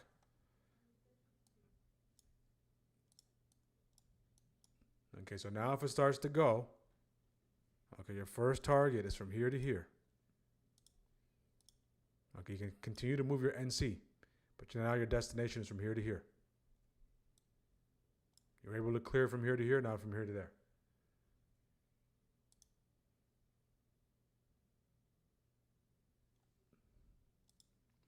Maybe you can use that reclaim as your risk, your NC.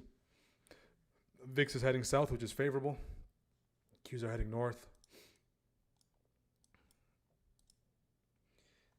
Okay.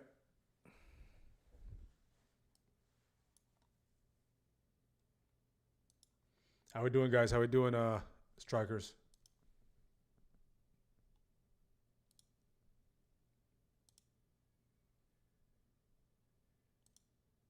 Can you see? I think you can see my screen now, Julie. You should be able to see it now. I did run into technical issues earlier. My mic wasn't working, so hopefully you can see the screen now. Let's check in on the poll. Poll question for today.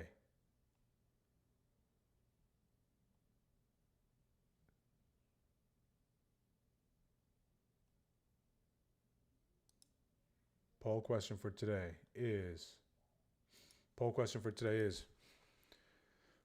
how are you positioning for the Fed decision?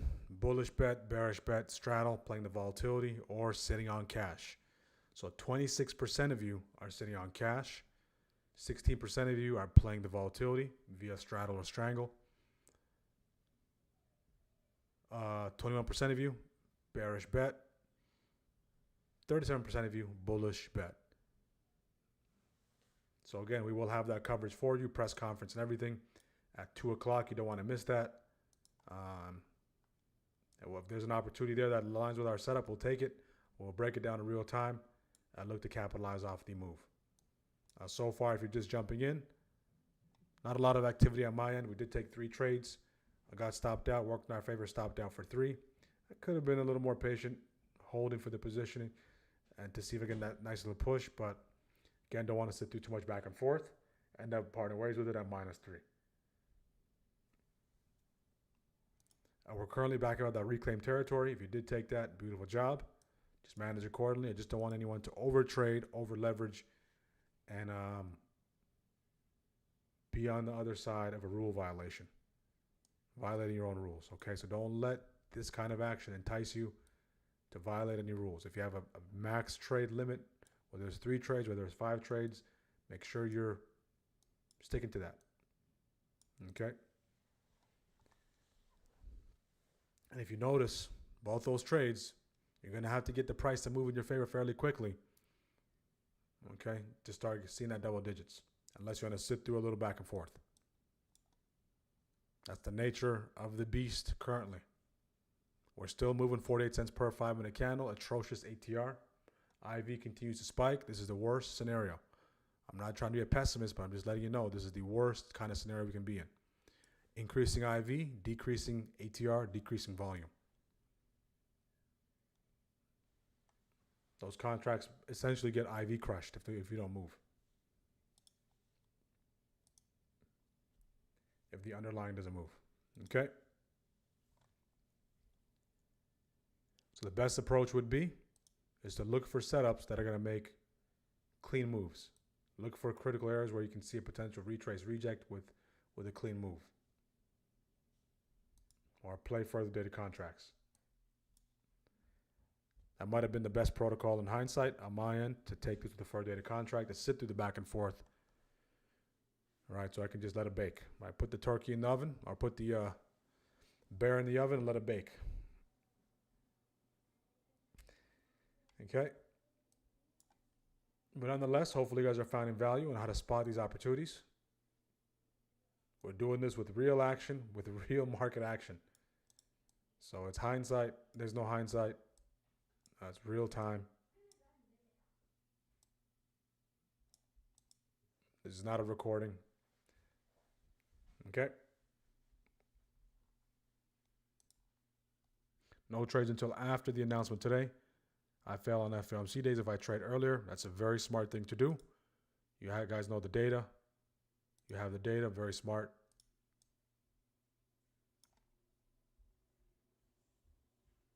In this case, it's right on the chart, wrong on the execution. All right. Right on the chart, wrong on the execution.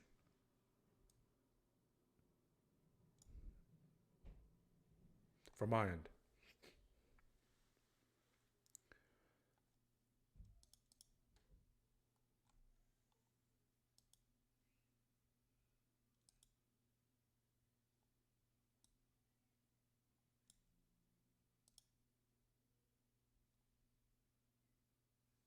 Okay. Snail's pace to the upside. Let's see if we can continue to go. Go, go, go. No trades today. I'm going to review my happy accident trade and watch the stream for the traditional education. Very, very smart. Today's a good day to have a happy accident. Those are nice. All right. Those are when you're trying to get calls or you're trying to get puts and you accidentally get the opposite and it works in your favor. That happens from time to time. Sometimes it can be a sad accident, but again, you have to close the position quickly. My protocol on that is whenever I do take a trade, it happens sometimes, maybe every 30 to 40 trades, I get the wrong side. Maybe I forget to switch the call and put side. Okay. But what I did to mitigate that is I have 2 options chains. Okay. I have 2 options chains to mitigate that. So if I take let me see if I can take a screenshot here.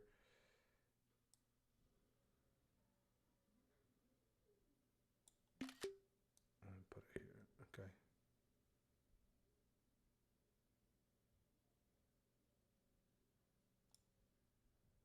Okay, I have 2 options chains. So to mitigate that, I have my options chain up here. Okay, which is the calls. And I have my options chain down here, which is the puts. I don't like to look at both of them. I like to look at them separately. So if I have the calls chain, the put chain. I put the ticker in, everything changes. That's how I like to set it up. So to mitigate that, because I've been doing that more times than I don't want to do it, so it's become not a frequent occurrence, but I don't like that to happen, right? Because what happens is it delays me on taking the intended position. This is my workaround, okay, for that particular situation, so that doesn't happen. So if I'm taking the calls up here, I'm taking the puts down here, I don't have to switch. Some of you have it both, okay, but that's how I do it. That tremendously helps.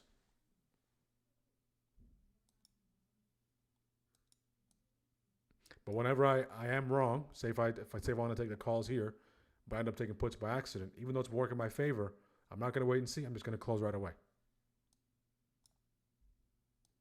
All right. Sometimes you're right. Sometimes you're wrong, but you didn't intend to be in the trade, so you shouldn't be in the trade.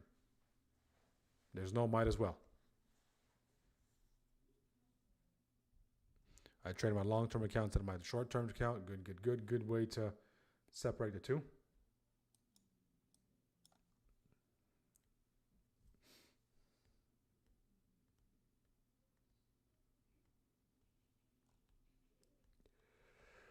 Okay, we're just waiting. Second shift, we grabbed first shift lows. Risk reward, of course, favors the calls in this territory back the upside. We are, if we take a look at first shift's range as premium and discount, we're in discount territory.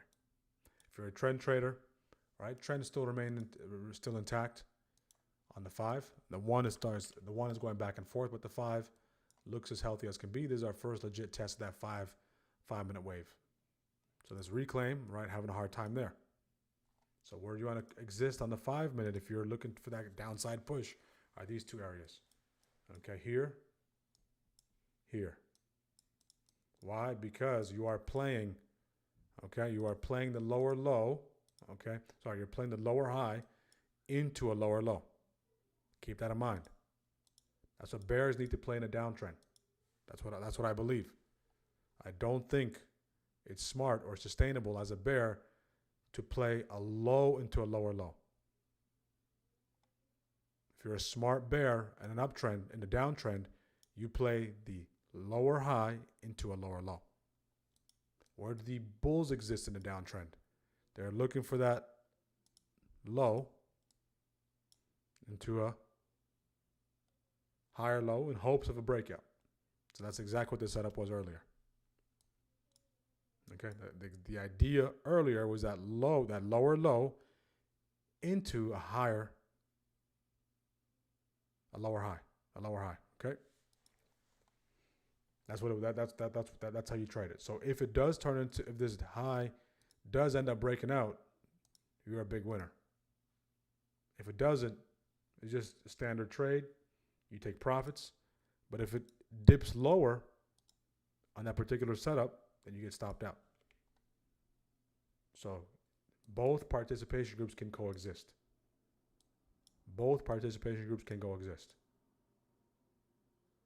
All right?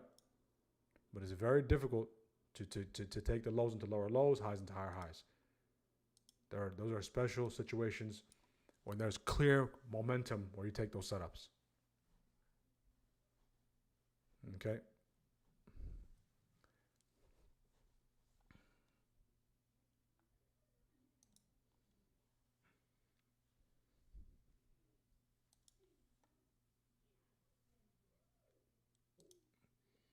Okay. See if that continue to push, or we just start chopping around.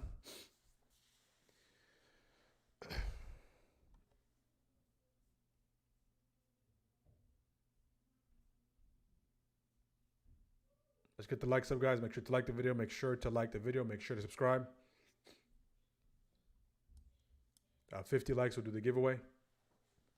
If you're interested in joining our community, taking your trade to the next level, take the next steps, scan the codes on the screen, links in the description, and check out the short video that goes over all of our features of our community. Tired of wasting hours staring at charts, over-analyzing trades, and still ending the day with inconsistent results? You're not alone. That's exactly why the SPY Strikers Trading Mentorship Discord community was created. Here, you can trade just one ticker for 1 hour and make strides towards consistent results. Join the SPY Strikers community and get daily live trading, clear pre-market game plans with key levels and high probability buy and sell zones, over 4 hours of delay-free, ad-free live trading and training, plus high win rate trade alerts, automated technicals that simplify charts, and full access to my strategies and indicators. This isn't a signal service. It's a community focused on process over profits, giving you all the resources, guidance, and training to help you succeed. You'll also get a full watch list, 1,500 plus hours of live trading videos, courses, an educational library, ebooks, and dedicated support. Stop guessing. Start trading with confidence. Become a SPY striker today, and take your trading to the next level. Tired of wasting hours staring at charts? Browser maybe? Okay, it looks like most of the people in there do see the charts. Yeah, local browser issue. Yeah, so maybe it might be the browser. If you're using Safari, try using Firefox or Chrome. Or if not, best thing to do is if you have storage space, download Google Meets onto your device, onto your wherever you're tuning in from. If you're using a mobile device, download onto your device. That would be the best way to go. But let me know if that problem doesn't get resolved, or if it doesn't get resolved, we'll see how we can help you get that resolved. Yeah, I'm thinking it's a browser issue as well, Najandra. What browser are you guys using? Chrome? So folks joining us in the meets, what browser are you guys using? If you don't have the app, that Google Meets app. Okay, Chrome, yeah. So try Chrome. Julie, try Chrome. That might solve the problem. I think Safari is the one that has the issues. Oh, Safari's fine. Okay, Chrome.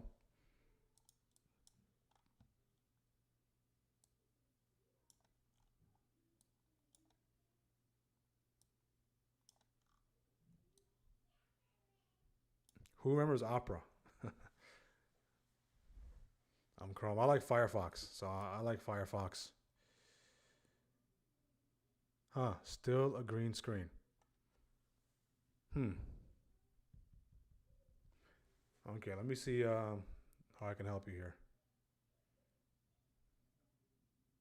So what browser are you currently on? If you let me know, maybe I can help you.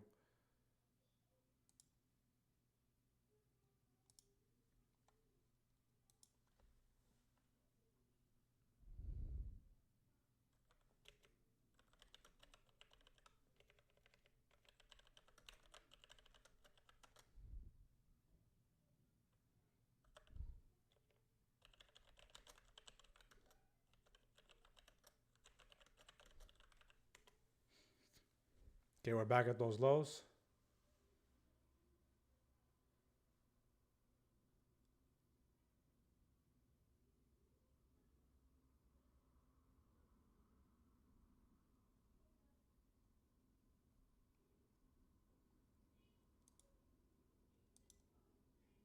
Is it possible to take a screenshot?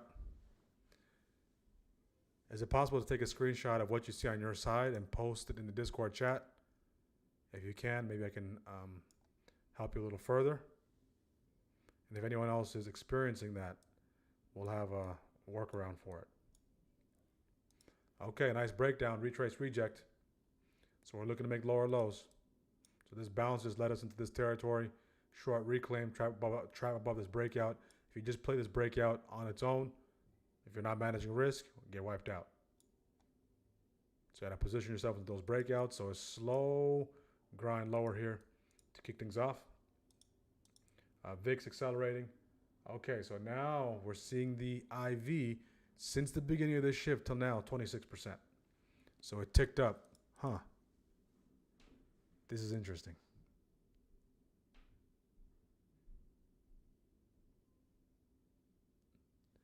That is very interesting. And you're using Chrome?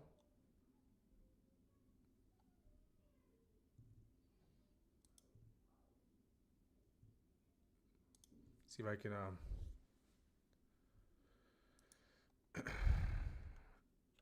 take a screenshot of this and feed it to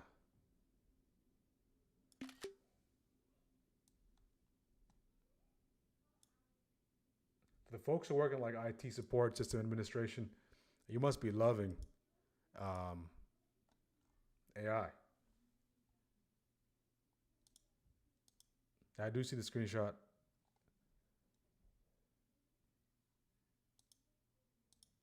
Must be loving all these GBTs, so many resources, especially for coding. I've been messing around with Claude.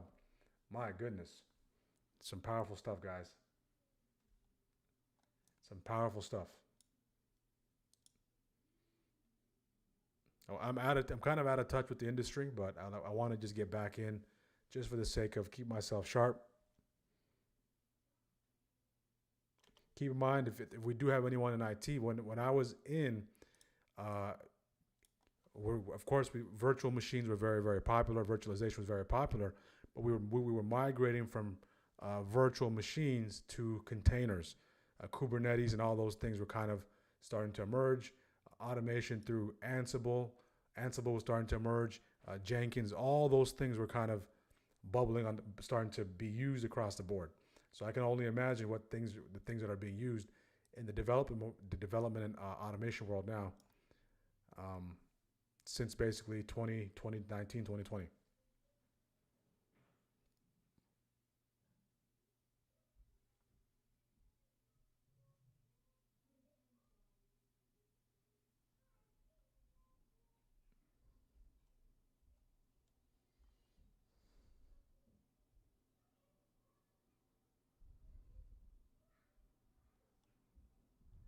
Copilot, yeah, it's awesome. I can only imagine, because a lot of the information that I would find troubleshooting different devices, you have to do a lot of digging, right? You have to do a lot of digging. You have to go look up in a lot of forums, especially when you're installing new machines that there's no documentation for. So you have to put the pieces together, especially because we worked a lot with various servers from different vendors, and we would try to make those servers and from different vendors work together with the systems that we had in place in the data center. So a lot of this stuff, there's not a lot of documentation for, and you might be the first person to be working with that stuff. So it's on you to get it hooked up, it's on you to get it fixed, and it's on you to document it and add it to the company wiki. And that's actually one thing that I kind of do miss, is the figuring out part. And it's very similar to trading, right? Figuring things out. There's no way to do it, and you kind of just use your knowledge, use your experience, use the resources around you, colleagues, use the documentation that's available, use some of the external resources. Most of the stuff that we're working on, very few companies even know about it, because we're working in a secured lab environment with products that have not even been released. So it's very fulfilling once you get everything up and running. Here's a couple of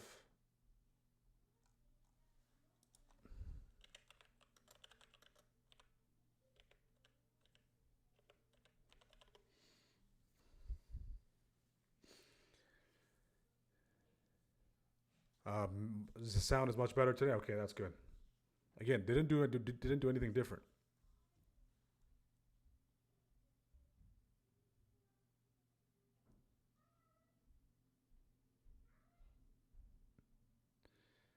Yeah, it's amazing.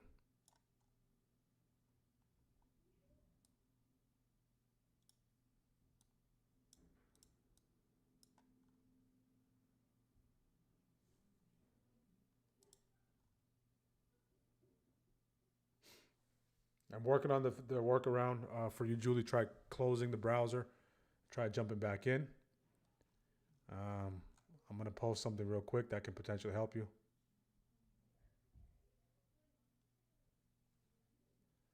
Okay, so now look, we got the lower lows into potential highs. All right, so again, in a downtrend, if you're a bull, you need to exist at the next lower low.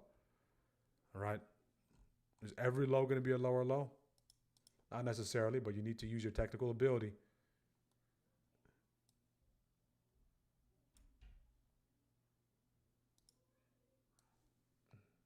See if you can scan through this PDF real quick. I think the first couple of fixes might be able to help.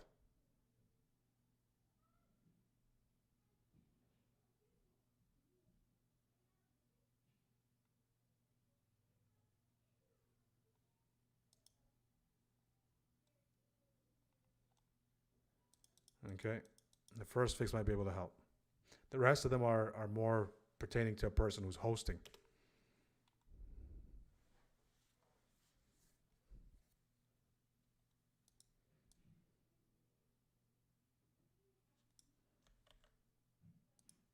So let's see if you can try doing that if you have if you're using Chrome.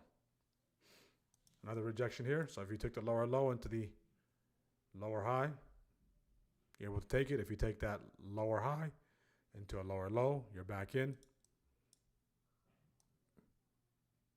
But at what cost, right? The cost of overtrading these small moves, pops and drops might not be worth it. Okay, might not be worth it. Now, so we're officially in third shift. Time is flying, guys.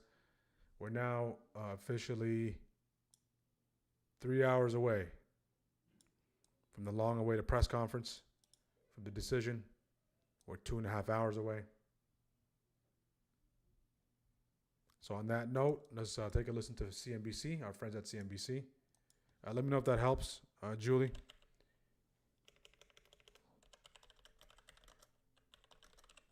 Okay, let's take a listen to our friends at CNBC. And I'll take a momentary break, refill on the coffee, and be right back.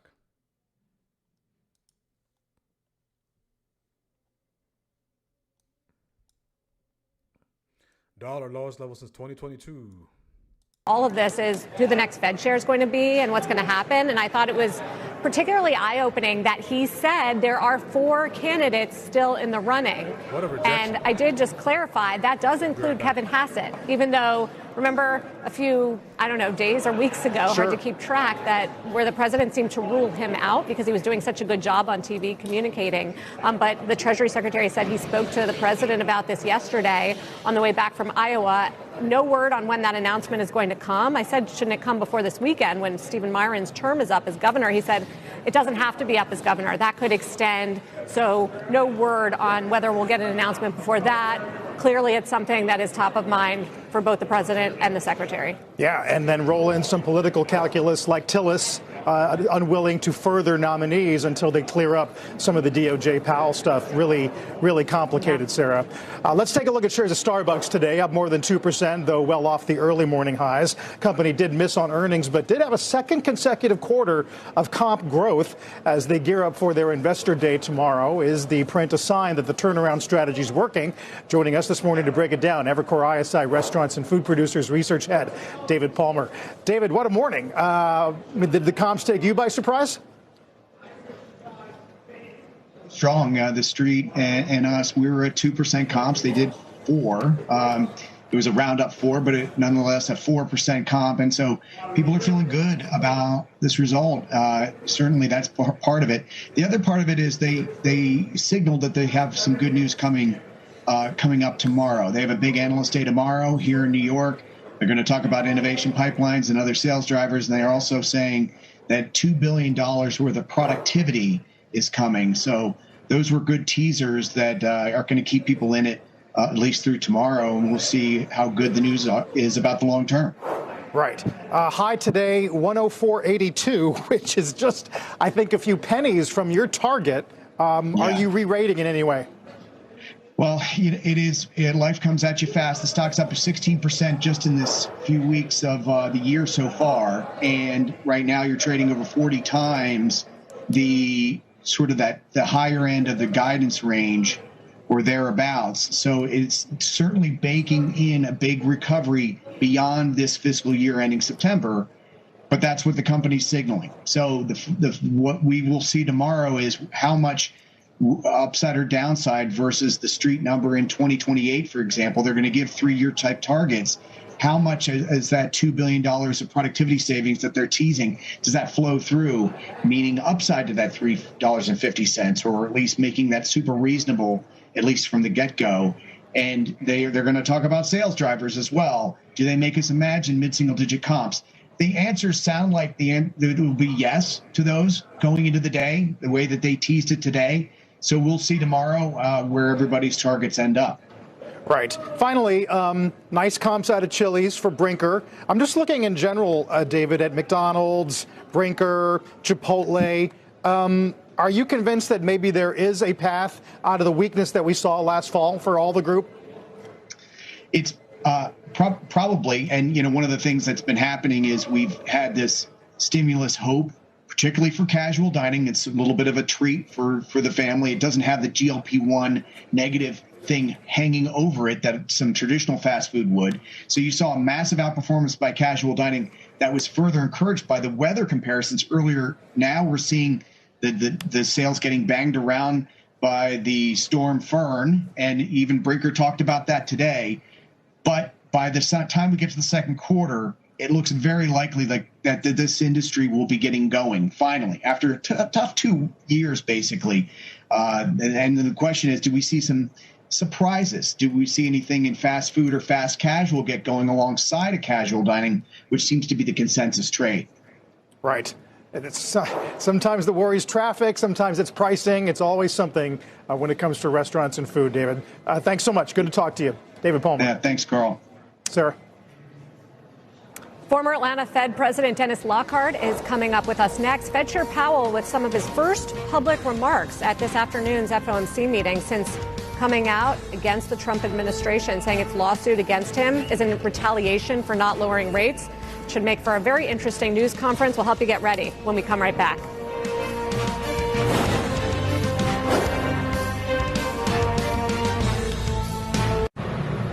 Good morning, room. Good morning, moon. Good morning, life. Good morning, wife. Good morning, little bear. Good morning, parents everywhere.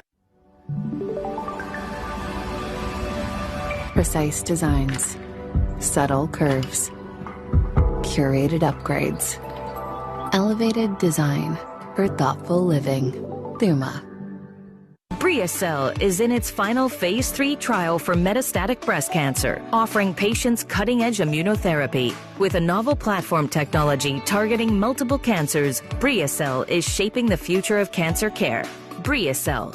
What's our #1 way to improve stock returns? We use options. Look at the returns in the same security over the same period, and you can see why learning to trade options is a necessity. It's not an option. These are some of the option trades we've recently shared with our followers. What would you prefer, the stock return or the options return? Our book will teach you our beginner-friendly strategies you can start using immediately. Get your free copy at itsnotanoption.com. Itsnotanoption.com. Is this your dream of retirement? How about this sweet deal? I like fishing. Or is this a little more your style? Retiring well isn't a guarantee, it's a goal. It's easy when markets are going up. But what about when they're not? That's why you need this. Call for Fisher's Retirement Survival Kit, featuring your guide to surviving market volatility, our stock market outlook, plus the Fisher Investments Difference. 3 indispensable guides. Yours free for calling 1-800-213-5317. Fisher Investments' disciplined approach will help see you through the market's ups and downs and give you the confidence you need to reach a comfortable retirement. And our fees are structured so we do better when our clients do better. Call now for your free retirement survival kit. 1-800-213-5317. See if your dream retirement is on track. If your portfolio is $1 million or more, call Fisher to... Okay, back. We're seeing a nice break of prior shifts lows. And so far, guys, we're seeing a pretty nice sell-off after making those all-time highs. Right off the open, let's jump back to the 15-minute time frame real quick to give us a little more context as far as where we are on our game plan chart. And we're starting to dip. We're getting nice little pops, but those pops are only leading to drops. So far, we're working our way onto the lower end of this bounce zone. We did get a couple of bounces, nothing significant to really get us back those highs. We did make all-time highs right off the open, so back-to-back days of all-time highs. And then now we're continuing to slide here and trying to work our way back that 695 territory. So the more that we slide, if this 695 doesn't hold, right, then that can open up the door for a potential push to the downside for retrace reject. Right, that would be the final move to the downside. Our expected downside move for the day is 691.88. Our expected upside move is 699.17, just shy of that 700 psychological level. The question is it going to be a smooth selling day heading into the Fed and sell all day? I don't think it's going to be that easy. All right, could it be? Possibly, but there's going to be some manipulation that does take place. We know we're about 99% chance that we don't get a cut or a hike. Rates remain the same. And we are, as far as the trend is concerned, we are starting to put some pressure on this support. And it looks like we're breaking that support as well. So let's see. You can see we got a low there. We bounce off there. We got to bounce off those lows there. Got a close to bounce there, not quite, and then finally a break there. So if this is a legitimate break, what this starts to look like, can someone put in the chat what this is starting to look like? Not yet, but 2/3 of the way there. 2/3 of the way there. There's a reversal pattern from yesterday's action, including pre-market and today's action, that's potentially on the horizon. And it's a bearish reversal pattern, right? And that pattern, of course, is the textbook head and shoulder pattern. We can see that left shoulder, head. Where do we get that right shoulder? If we get a right shoulder, right, maybe we get that push into 695. Buyers finally decide to try to push, and then we go right shoulder. If you're trying to build out a bearish case, but a lot of things need to take place between now and then.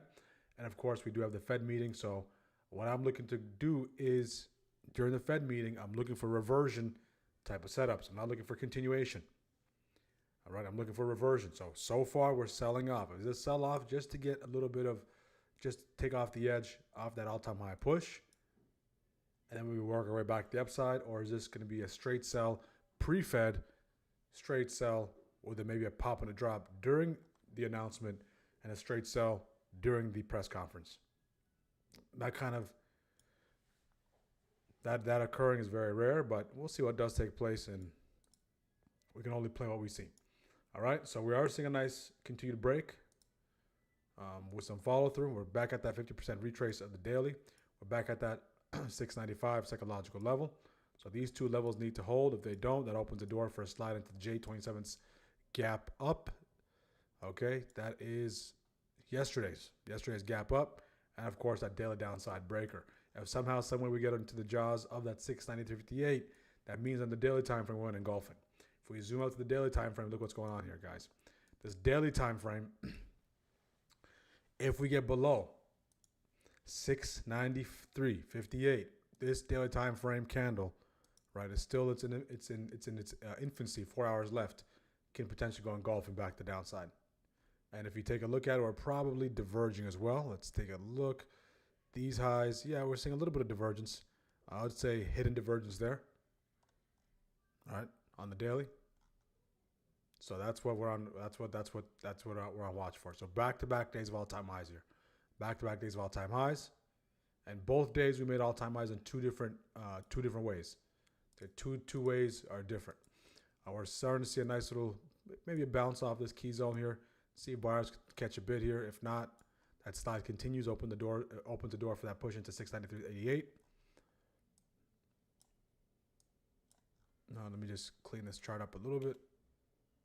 So bears are in control on the lower time frames. Higher time frames, bulls are still there, but the lower time frames, bears are starting to do their work. Bears are starting to do their work.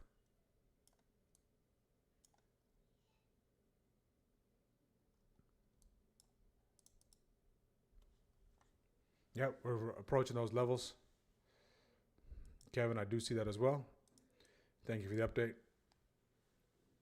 All right, make sure to like the video on YouTube, guys. Make sure to subscribe. Let's get the likes up. We got about, let's see how many likes we got.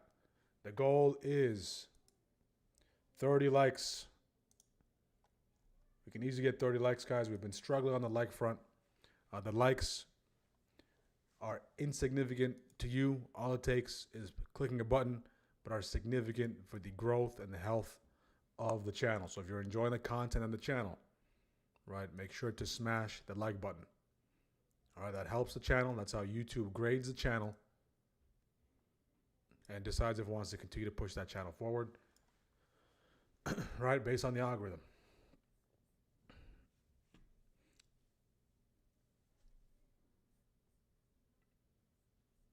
And we're building this channel organically, so there's no fake accounts. There's no, I'm not in touch or have a contract with bot farms across the world to get as many likes. Everyone that does engage is real people. They're real people, okay? Real people. Be on the lookout. A lot of these channels, guys, there are such thing as look into bot farms.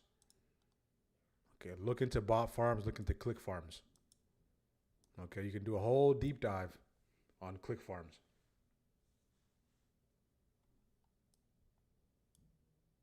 And the click farms now, before the olden days of click farms, they would actually have people that do the clicking. All right, they would have people that have floors. People literally show up to work to get behind a computer and click and to tune into things. So you, the creator, okay, you, the creator, so you have content, get in touch with one of these click farms. All right, you get in touch with the click farms, and the click farms have an entire staff, hundreds of people, thousands of people that show up every day. They have a bunch of computers set up, right?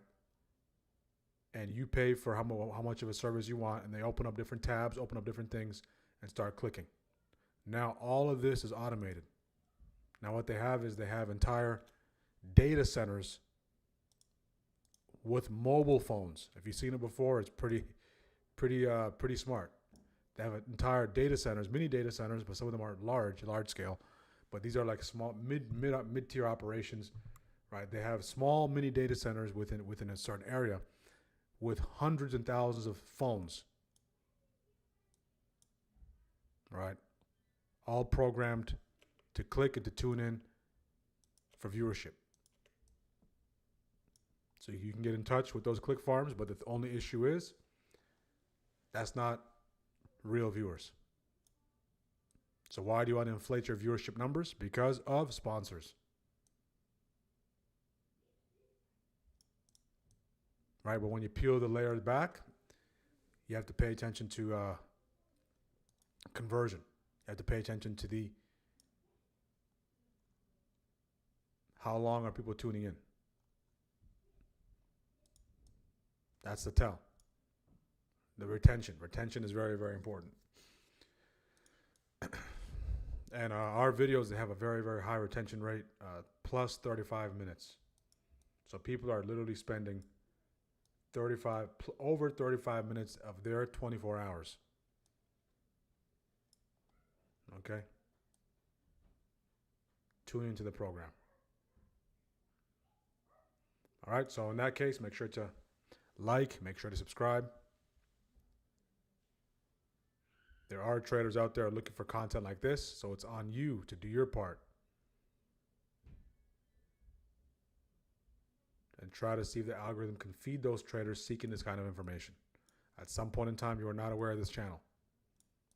All right? So do your part, traders. Okay, do your part. Help your fellow trader out there looking for this type of content by liking the video.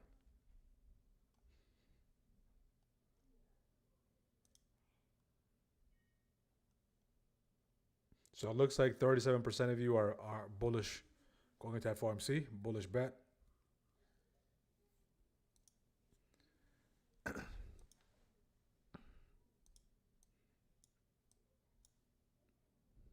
Okay, so we will have that coverage of FOMC for you.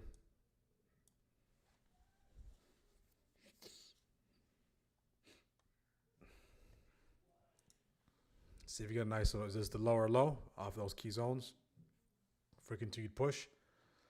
Let's take a look at a quick check, halftime check of what's going on across the board. So we're getting that nice little relief bounce off that 695.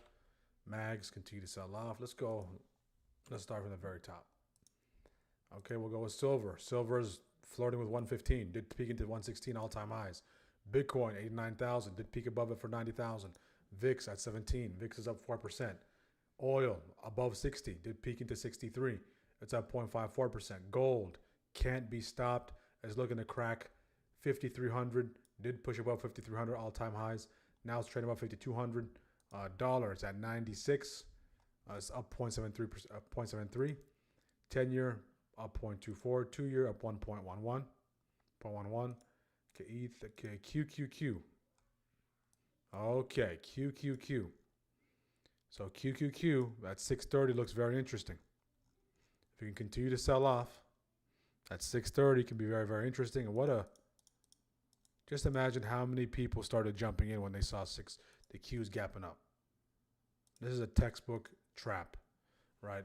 Qs look good off the open. Qs look strong. Let's just jump in. It gapped up, made all-time highs, right? Market says thank you very much. The push into all-time highs was to be played yesterday.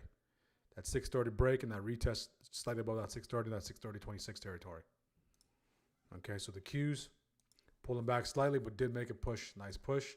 IW, nice rejection of this territory here. IW does look interesting in this territory for a healthy pullback at the larger time frames. Intraday higher time frames between 259.95 to 260.72. SPY, of course, we watched that thing like a hawk, bouncing off that 695. That's going to be critical. MAGS is a Magnificent 7 ETF. Okay, this ETF is composed of the Magnificent 7. That's what it tracks. So consider adding that. If you're a big fan of the Magnificent 7, but you don't know which one to choose, this is great exposure into the Magnificent 7. Ticker symbol MAGS, MAGS. The Dow. Dow, again, not doing much, is range bound, right? The broader range in the Dow is between these highs and these lows, but the midpoint of that range is this territory here. So let's see if the Dow can catch a bid off that 487.52, 488.77. EFA, international markets. What's going on here? Not sure why the chart is doing that. Let's see if we can do this. Is EFA broken? Is the chart broken? Looks like the chart is broken. Okay, we'll come back to EFA. AMD. So EFA is just simply international markets excluding US ETF. AMD did reject out the 258 territory. Started to push back the downside. AMD does look interesting in this territory here. If it wants to drop, 236.81, 239.45. MU did crack above that 430. MU just continues to roar. There's no stopping MU. If you're looking for that weekly upside breaker is the shallowest point to get involved for that retest. It's right there, at prior week's highs. See if you can maneuver for at least that if you're not in a position. If you're looking for something, very shallow retest. And MU has just been on fire. MU, another gap up into all-time highs. It's currently trading at 435. These are the zones. So MU, right, doesn't seem to slow down, not pulling back on the daily. If you need to be patient, wait for it to pull back on the daily into some of those key moving averages. That'd be smart. Robinhood continues to fall off a cliff. Did break below this trend line support. Robinhood does look interesting in this territory down here at the 100 level. Tesla does report earnings today. And it's stuck between these two areas and has basically been range bound for the past handful of weeks. NVIDIA did crack above 190 slightly. Did get above that weekly upside breaker. See if NVIDIA can hold above that 190.01. I respect this territory here if buyers can start stepping in. Only issue is, if you can hold there, some signs of life. Only issue is it's coming into this major resistance. Rejection. So the fact that the Qs are starting to collapse or pull back doesn't fare well for NVIDIA. NVIDIA, you don't have to worry about earnings on NVIDIA until the very end of the earnings season. They do report earnings at the very last minute. They are the headliner. Okay, so very important to understand that. So see if NVIDIA can start to catch a bid between 189.57, 190.02. SPY continues to fall here. SPY is below 695. Wow, what a sell-off. Palantir falling off a cliff as well. Google down 0.54%. Google comes into that resistance, starting to slide. Google, lovely level for Google, 326.10, 328.11. Broadcom, okay, starting to slide back the downside. Amazon, okay, Amazon, nice break on Amazon, now starting to pull back. See if those levels can hold. So Amazon, see if you can retest this territory here, 230.99, 240.94. Okay, what else? Lily's down 2%. Netflix, 84.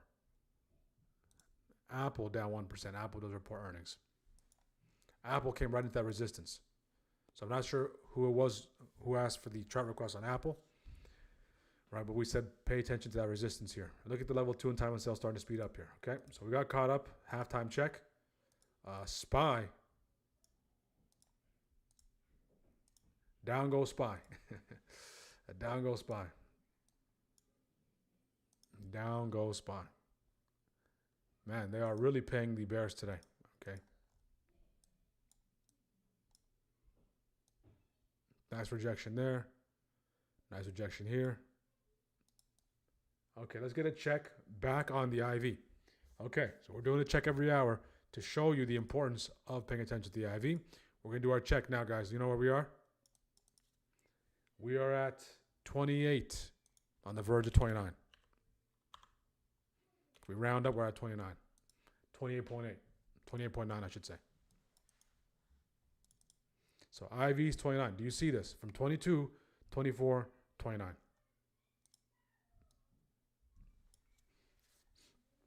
These compression breakdowns, all right, they're just continue to print. Even the one here.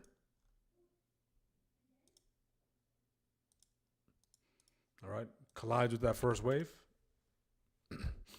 Collides with the first wave and starts to print. If anyone caught that off that first wave, tremendous job.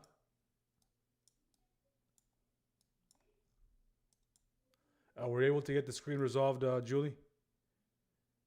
We're able to get the screen situation resolved.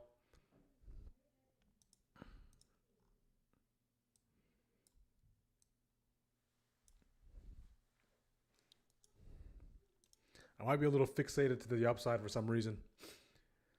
But no denying that the bears are in full control so far. So far, the bears are in full control. We did take 3 trades. 1 trade worked in my favor. 2 trades, stop outs. So not a lot of activity today.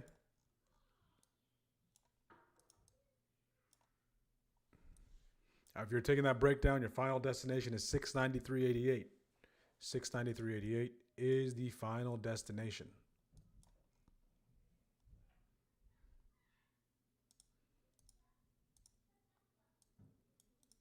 So if you're looking for something similar to that, the waves, I might have to jump on board the wave train.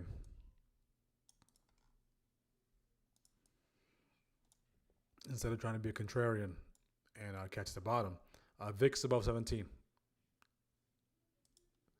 VIX above 17. So it's not like we're just here buying calls off of every drop. It's a systematic approach that we're taking.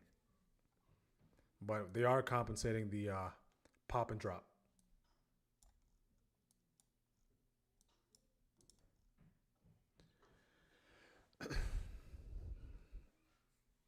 They are compensating the pop and drop traders. Okay, they are compensating those traders. Can we get back above that 695.06? Get back above it, reclaim the zone. If not, we go for another retrace reject. It looks like the Qs are inside. The Dow's not doing much. That hourly candle on SPY. Let's take a look at the hourly candle. All right, let's take a look at that hourly candle. Look at the hourly candle, right? Selling. A lot of selling pressure on that hourly candle. If we take a look at that hourly candle once again, S50. Okay. We can see this is the hourly candle's low. Just slightly above that prior day close, 695.54. Okay, 695.54. So that aligns, that coincides with 695.54. This territory here. In this range. Okay. That's prior day close, very close to that territory. Do we get another breakdown? Do we get another one? VIX is continuing to push. IV is now officially, it's at 28, 29-ish. Keep in mind, we're looking at the money, in the money. IV to get our gauge. The further you look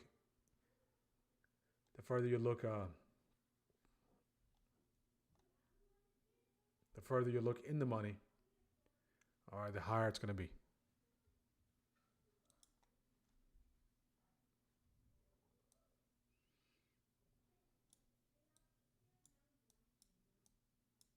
So we also got a new 4-hour candle. New 4-hour candle. That 12 o'clock candle is right here.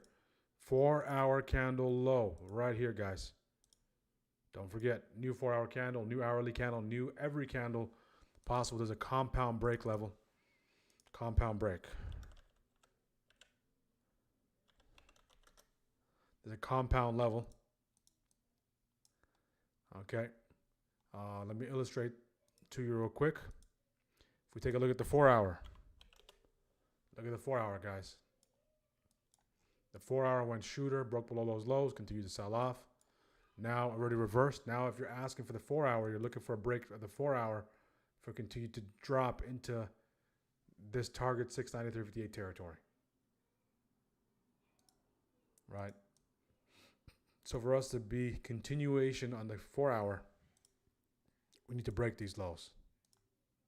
This is the 4-hour breaker. This is the hourly breaker. This is the 15-minute breaker. This is the 30-minute breaker.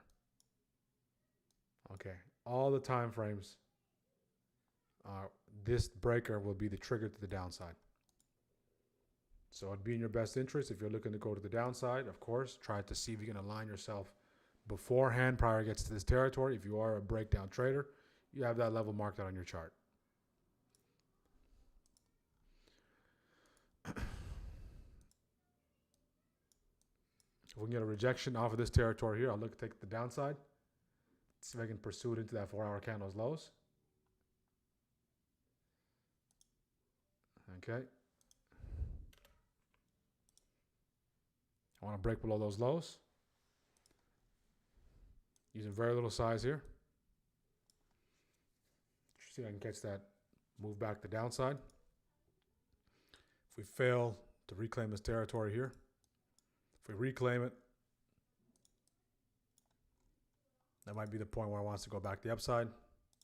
So what I'm trying to pursue is price working its way into this 4-hour. What can I draw here? So into this 4-hour.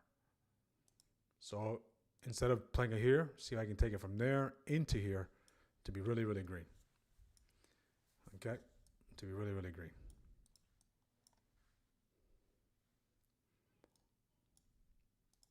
We're starting to go 5-minute reversal, 2-1-2. Is that enough? We shall see.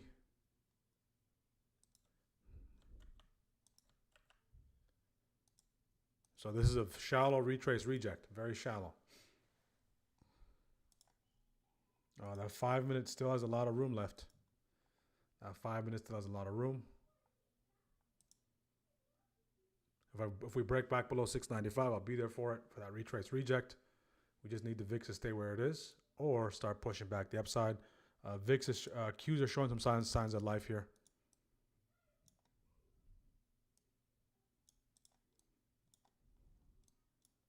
The bulls need to reclaim this. If you're a bull, you need that reclaim. If you got that bounce off those lows, it's going to be a tough task, but it's very doable. We're at the very lows of the day. Very lows of the day. So you got to drop back below 695.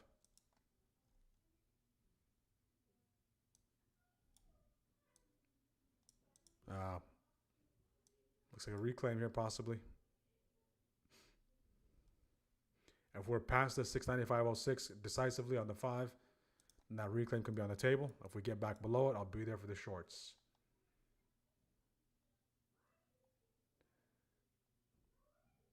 I will be there for the shorts.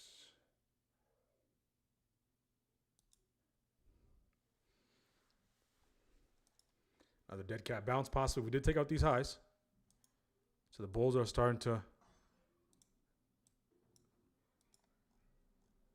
show some signs. I don't fully buy it, so I look to fade the pop. Just get one more little drop.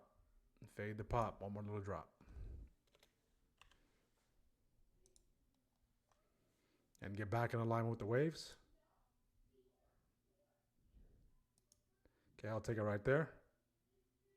Take the puts right here. So what I don't want to see is a push back above these highs. That 5-minute continuation.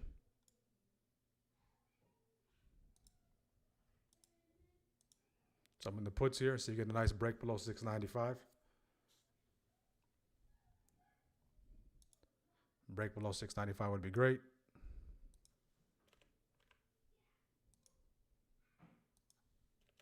We're back at 695. Again, my goal is to see if we can give this run for its money.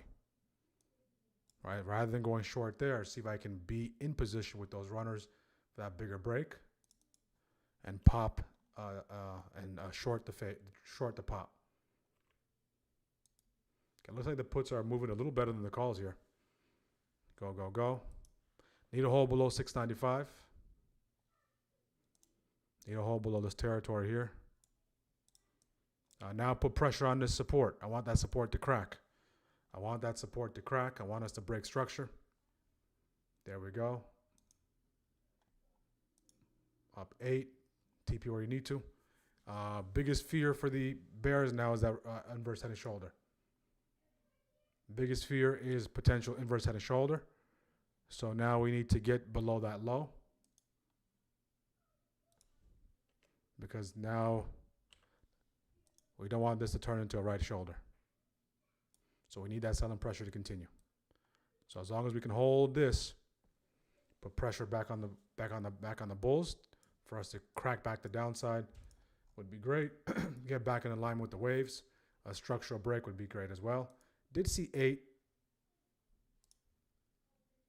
If you're playing that inverse head and shoulder, you have the right shoulder right there.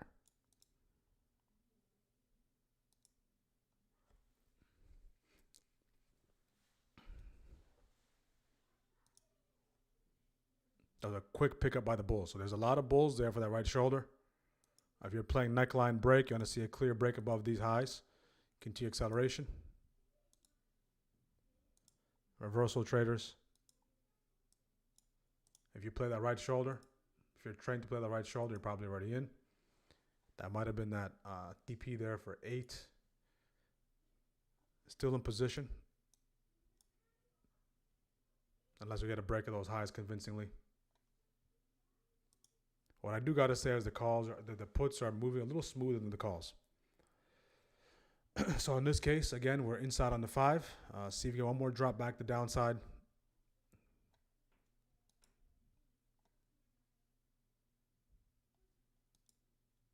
That last reaction, a lot of buyers stepped in there.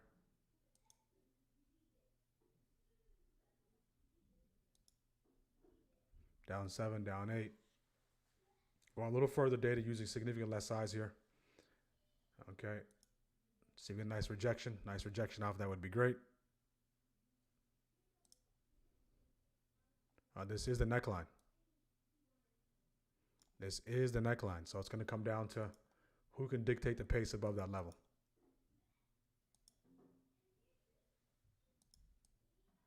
So in my case, since I'm in the puts, I need the bears to protect that and push this thing back lower.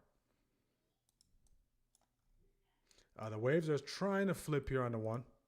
The 5 waves are not there yet. The 5 wave, we're actually there on the 5 wave as well. So this is actually a critical juncture here. So see if the 5 wave can hold, work in my favor, and get that nice little drop. Okay, go, go, go.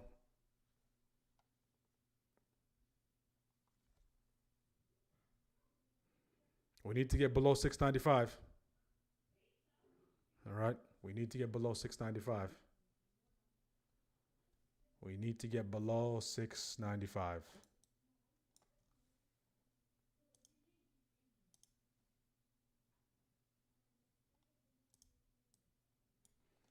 The Dow's headed south. Qs are inside. SPY's inside on the 5. IW is leading the way on this current 5 minute stretch.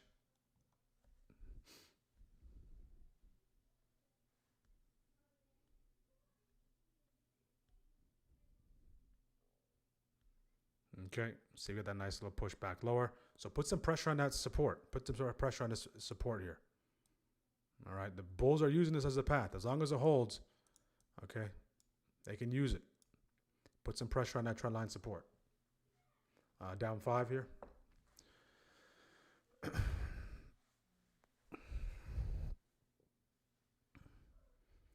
We need to get below 695. 695. That's what we need to get below.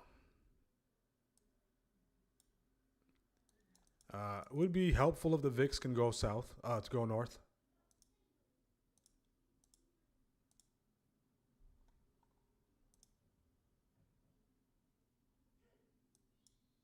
Okay, don't want to close back above that level.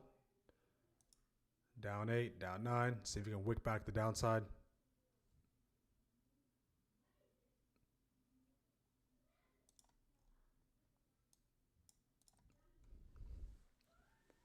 Looks like they want to reclaim it. We'll see.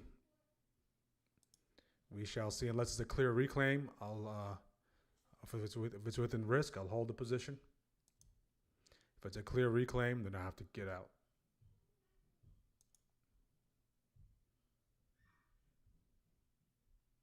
Okay, down 10.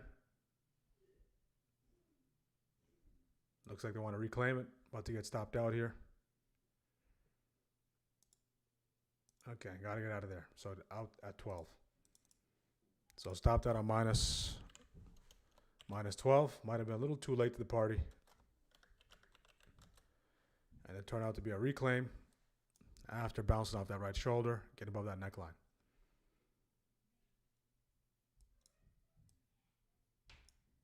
Okay, so stopped out for 12.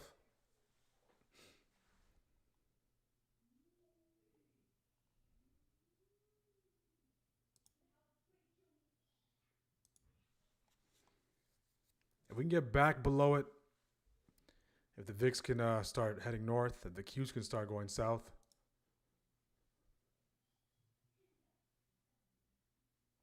possibly re-engage. If not, we'll just let it be.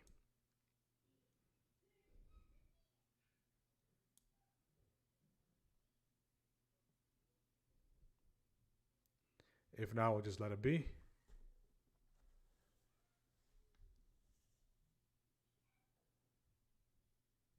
That was a nice reclaim. So if you look at it after going inverse head and shoulder,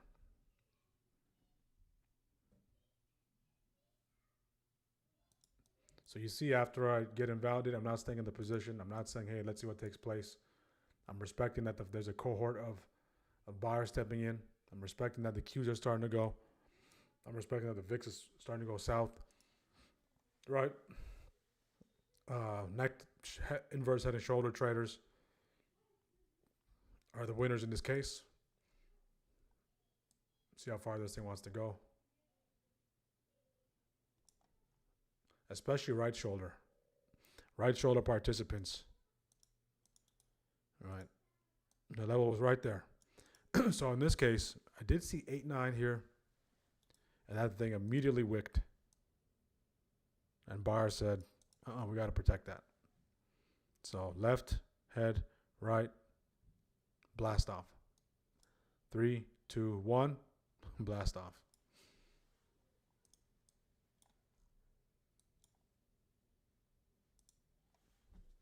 VWAP was all the way at 690, 640. So far we took 4 trades. Okay. 1 worked in our favor. Stopped out for 12 here. Stopped out for 3 here. Stopped out for 10 there. Took this for 12. Right. Just seems like one step too early or 1 step too late.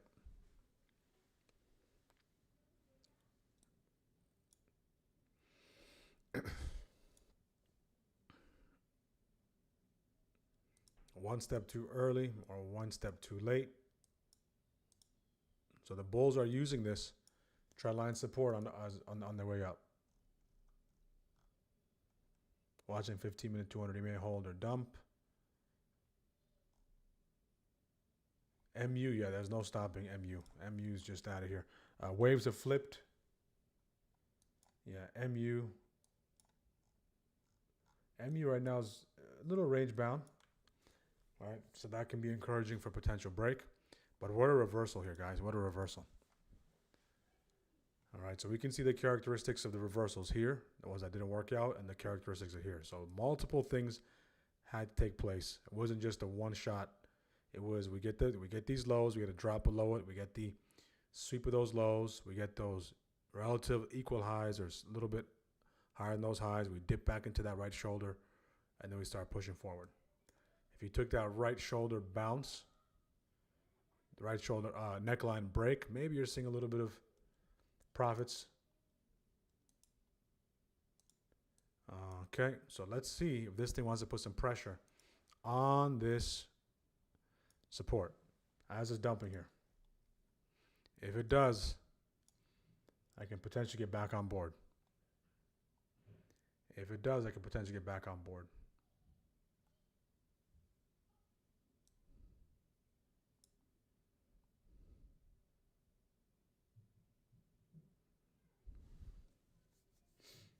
If it does, could potentially get back on board.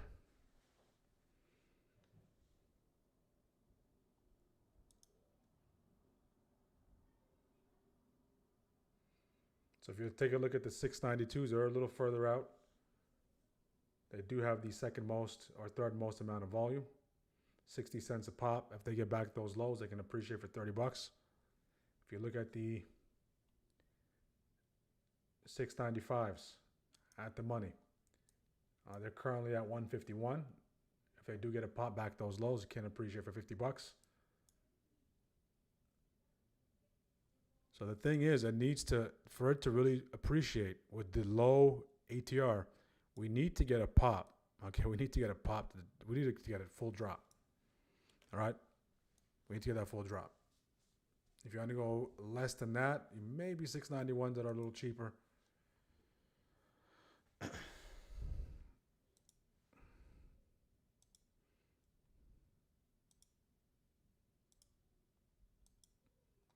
Okay, so if we go back for a second. Okay, so we came right into this 695 territory. We're inside on the hourly. We caught a bid there. So do you think this is enough to shift the current trend, right? So we're seeing this is another lower low pop into a high. So far that high is a lower high. Right, so it's still in that downtrend mode. Okay, still in that downtrend mode.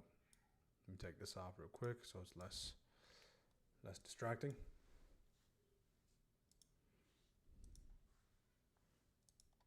So once we take out these highs, the most significant highs, which are the highs up here, then we'll really start to make an impact on the entire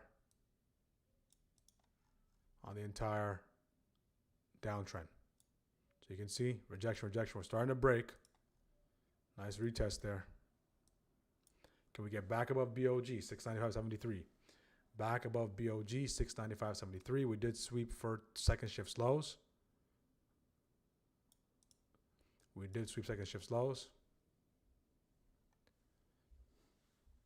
Again, guys, make sure to like the video on YouTube. Make sure to subscribe.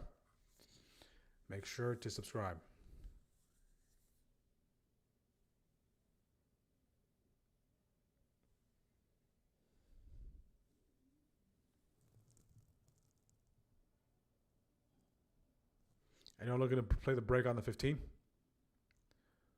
with further dateds? If you're on the sidelines, you're not missing much.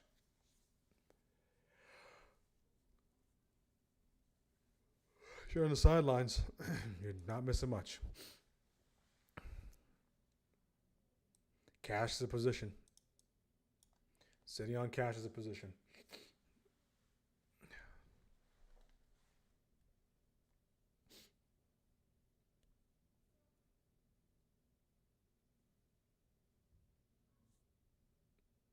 Okay.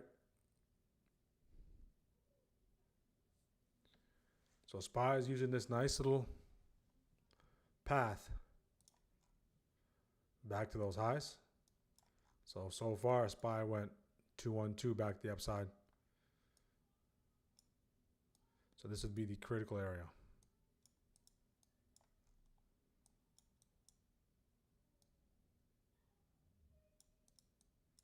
So we are breaking there.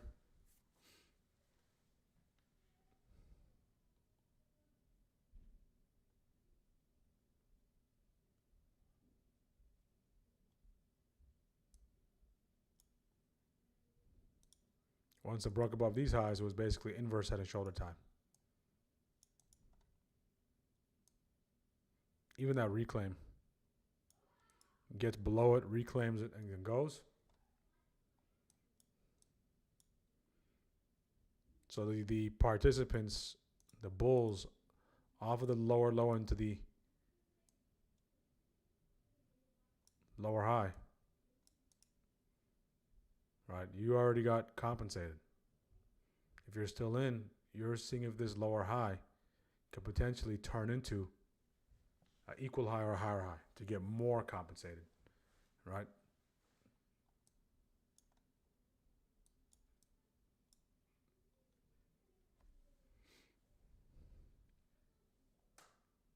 To get more compensated.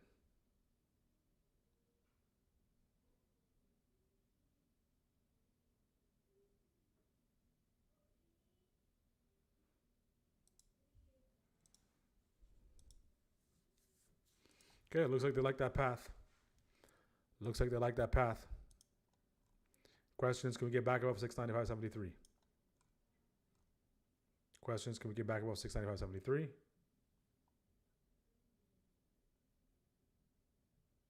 To give you some context, those contracts, if I still held on to those puts, I got them at 70.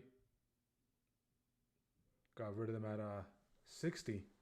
They're 56.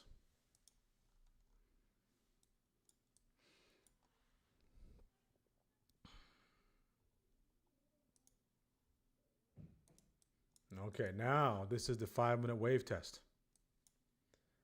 5-minute wave test. Do we break back below these lows? If we can go 3 down engulfing, that would be encouraging.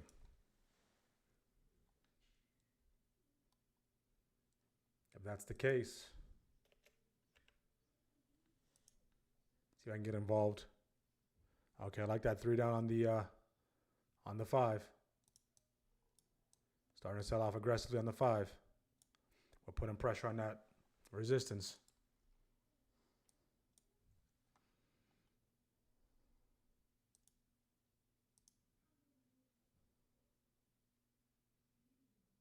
Even this drop here, guys, that's only contracts are not moving a lot.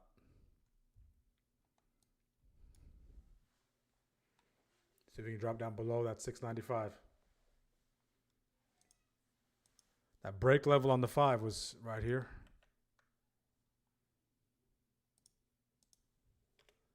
That break level right here.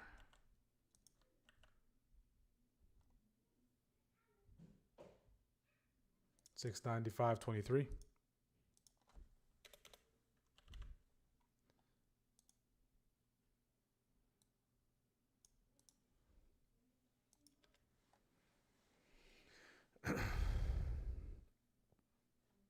So decided to come into those highs, decided to come here, trap some buyers, and start to collapse here. Wow. Very ugly.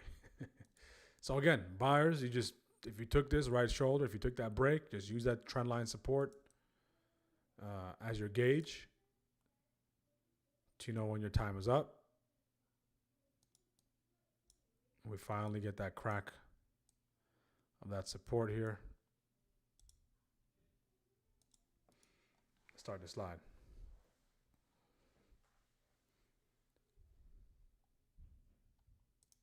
So this is the 5-minute flag. The dead cat bounce on the 5. See if this takes us all the way back into this 4-hour breaker. This breaker is for the 4-hour. This breaker is for the hourly. The 15-minute was bullish temporarily and now starting to give it back a lot of those gains. So last minute push back to downside. All right, last minute entry can look something like this. See if you get a nice pop up and then drop into that 4-hour breaker. So think of that 4-hour breaker as a similar to an orb. Yeah, just a little too early.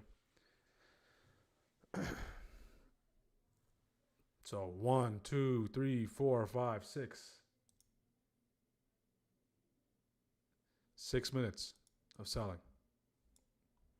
VIX waking up. Bouncing out that 17. So it came right to this zone here, the bottom of that gap.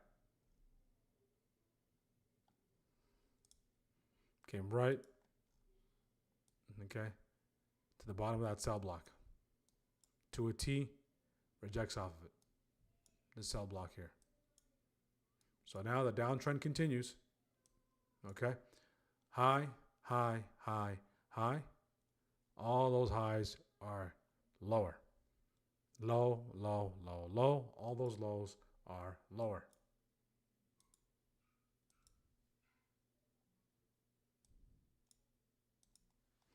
All those lows are lower. If we take that 695 rejection, we take that 695 rejection here. Okay. That gives us 50 cents into that territory. 1, 2, 4.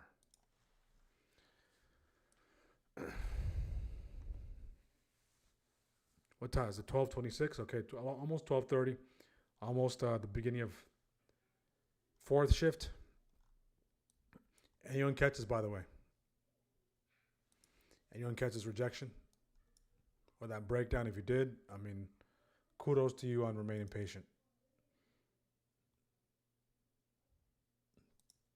Absolutely crushing it, Jason. Imbalance on the 5 filled. Moving back down. Those puts right here. Played out nicely. So do we have enough follow through to break that 4 hour? Okay. Let's zoom out to the 4 hour real quick. So this is what the 4 hour candle looks like.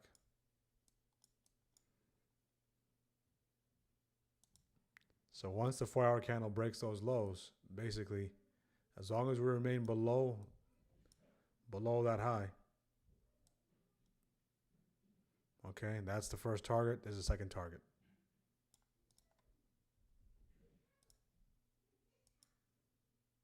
See if we can catch a nice little bounce into the break if everything remains strong on the VIX and everything else shows weakness. The waves are waving back the downside. Nice 5-minute test.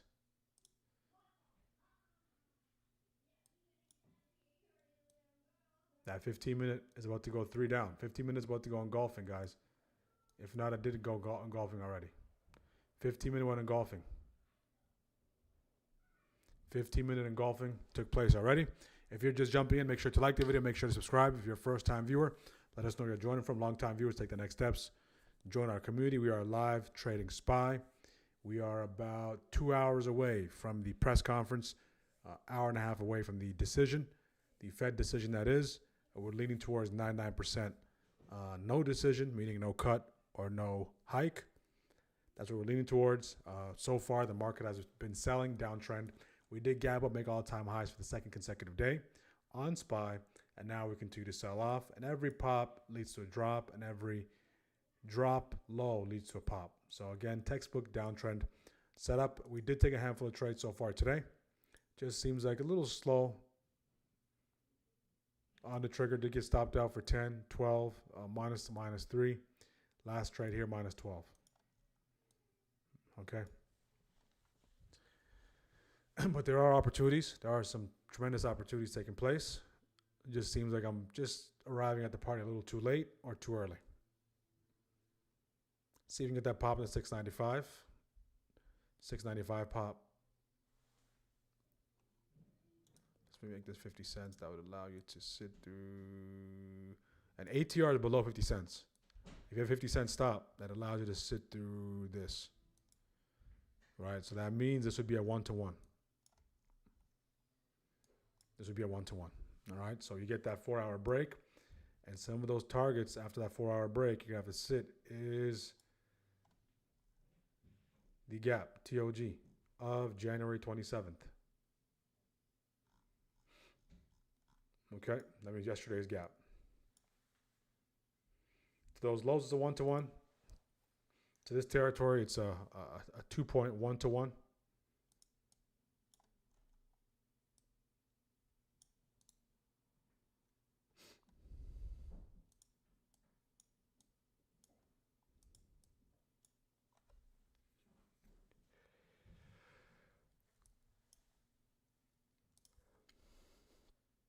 15-minute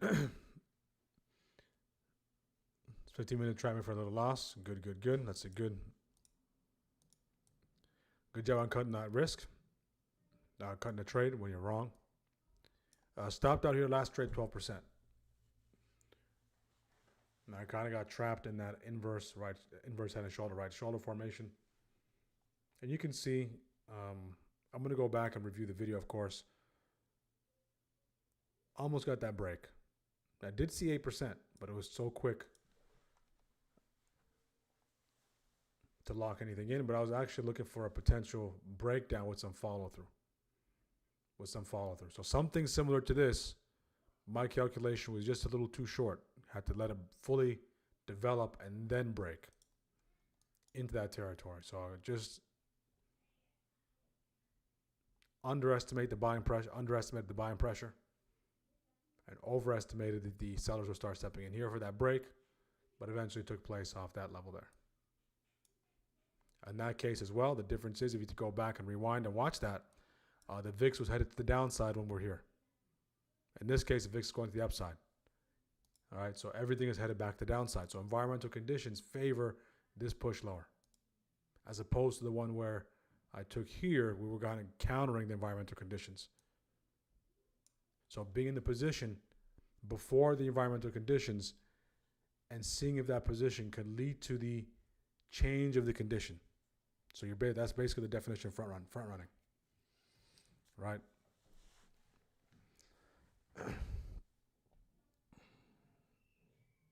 So 35% of the poll, 35% of the chat is saying that they're going to look to make a bullish bet for the Fed decision.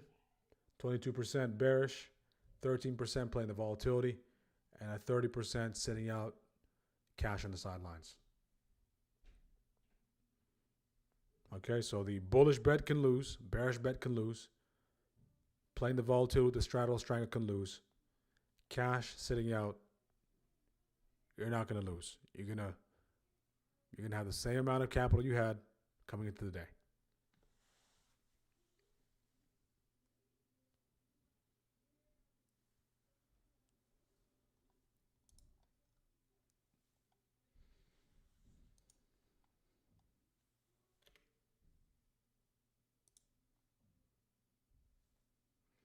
Okay, let's see if we get some sort of pop.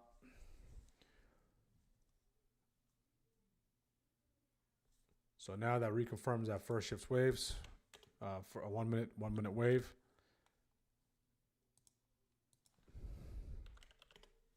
So the waves are waving back to the downside now on SPY.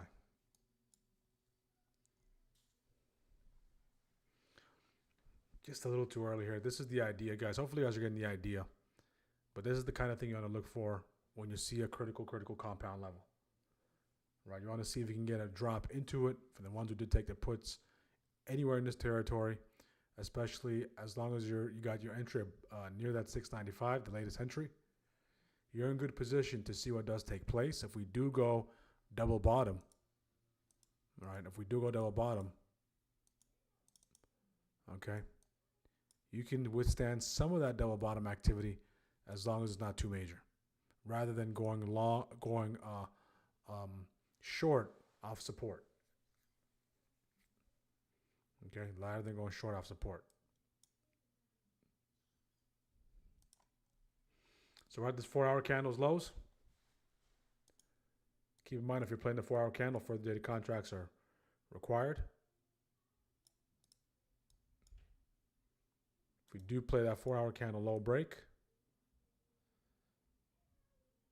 you can use that 695 as your threshold. That leads you to this territory. That's about 1.3, 1.4 to 1.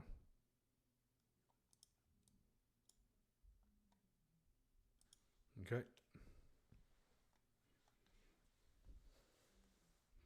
So we're getting a reaction off those lows.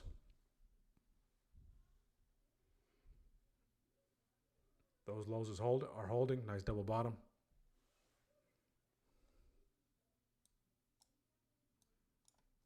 Four-hour candle still inside. Hourly candle still inside. Hourly candle still inside. Nice little drop there.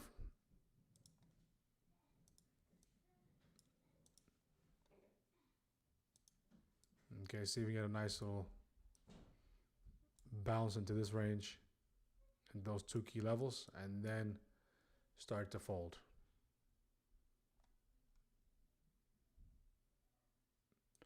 And then start to fold.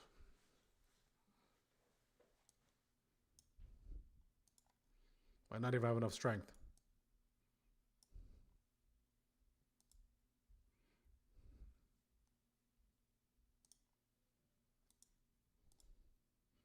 Nice level bottom there.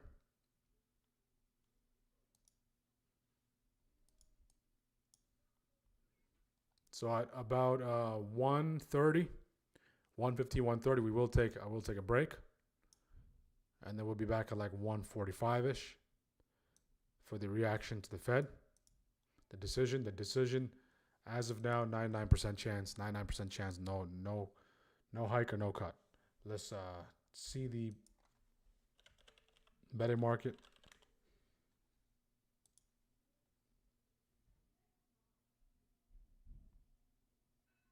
Okay. Betting market odds. Fed decision January. Look at that, guys. Not 100% chance. So that means, say if you put contrarian, if we do get a cut, they're paying $250 for $1. That's less than a 1% chance, though. To me, this is much better than a scratch off. Right? I think even the way the lottery and everything is set up, these betting markets is going to be a huge. They might start doing this, guys. In small convenience stores, they might start having these betting machines, like a poly market type machine for predictive markets where you can put your bets in. Right, to give the people that don't have access to those devices a simple way to put their bets in. So just imagine that. So like a physical device, you probably see them in your grocery stores. You see those massive lottery machines, right, near the ice. I never played the lottery in my life, right? But they're probably somehow, some way, I think that would be a great way to penetrate the speculators or the people that play the lottery, is have that available to that crowd as well via touchscreen application where they can put their bets in. That's a huge, that's an untapped market. That's a huge untapped market. So poly market, CalShell, those companies, when they do go public, guys, it's going to be a huge IPO. Whether you like it or not, it's here.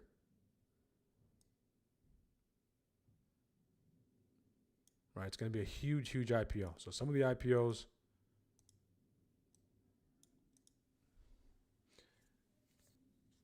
some of the companies that have not IPO'd yet, some massive companies. Very interesting. For poly market, the only thing is companies that are already public swallowing or taking a piece of their market share. Robinhood has it. Webull now has it as well. If you noticed, events. If you notice the events tab on Webull, right? You can. I think they were trying to give me some bonus to bet Super Bowl. Speaking of Super Bowl, guys, who are you going for? All right, who are you going for? So my team is no longer there. I did used to be a Seahawks fan when Russell Wilson was there. Russell Wilson is an NC State alum, so he did play for Wisconsin for 1 year. But he is NC State alum. I did go to a lot of his games when he was playing at NC State. So I'm going to have to go with the Seahawks. You saw that last candle there?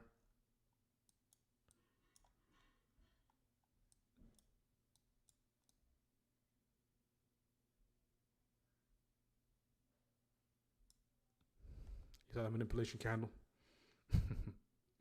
So if someone is playing the double bottom, what's your risk? Break below those lows, continue sell off. when you start looking at the chart, the first thing I want you to start looking at, okay, when you start looking at the chart, okay, the first thing I want you to start looking at is what's your risk. Okay. Where's your risk is the question. Okay. On that note, give me 1 second, guys. I'll be right back. In the meantime, I'm going to take a listen to CNBC.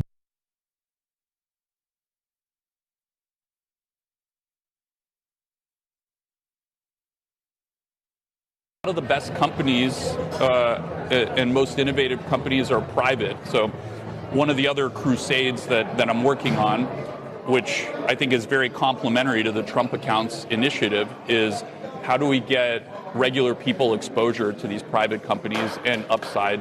Now you're seeing a world where many of the top AI labs are, private valuations of hundreds of billions, possibly won't go public until they reach the trillions, which means that a retail investor going into an IPO, these companies would potentially have to get up to the hundreds of trillions of market cap for them to get 100x. Yeah. So it's not like, buying Apple or Microsoft and seeing 100x return in public markets. I think that's going to be harder to come by, and I think that's a very dire risk that we're worried about with AI that we're working really, really hard to counteract and to mitigate. Speaking of dire risks of AI, Dario Amodei, much buzzed about, very long post, he's the founder of Anthropic, about some of the dangers facing humanity around AI, both economically, societally. I know you have very strong views on this. What were you thinking? Yeah, and I really like Dario. I like how, he writes these long pieces, and every year or so he drops one. It's like, it's a me, Dario, But yeah, I think that the danger is we can get distracted by infinitely many low probability risks while ignoring the thing that's right in front of us, which is these private companies are raising capital at the valuations of hundreds of billions, and the people benefiting from that are dozens, maybe hundreds of people. And how can we get that to millions?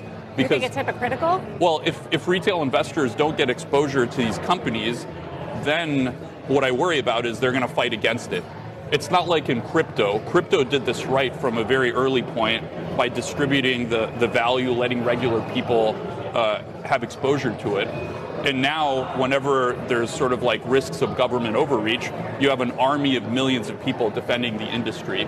And I think AI, we're at risk of not having to do that. So actually, the Trump Accounts initiative, I'd love to find a way to get AI companies to donate their shares so that the future generation gets exposure to that as well. Okay. And I think we have mechanisms.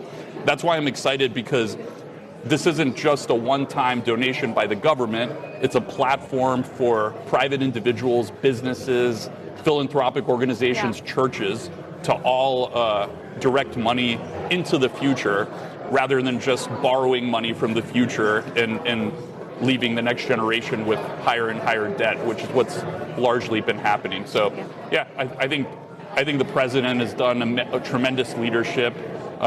This program is starting off very, very well, and we're excited to support and do what we can to make it a success. Yeah, certainly fits in with your ethos at Robinhood. Vlad, thank you for taking the time here at the summit to talk to us. Yeah, appreciate always it. A pleasure. Vlad Tenev, CEO of Robinhood, on a mission, Scott, to get more investors into some of these private AI companies and share the wealth.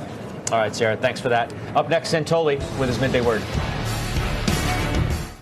A heart attack? Do they have life insurance? No. But we have life insurance. John. I'm trying to find something we can afford.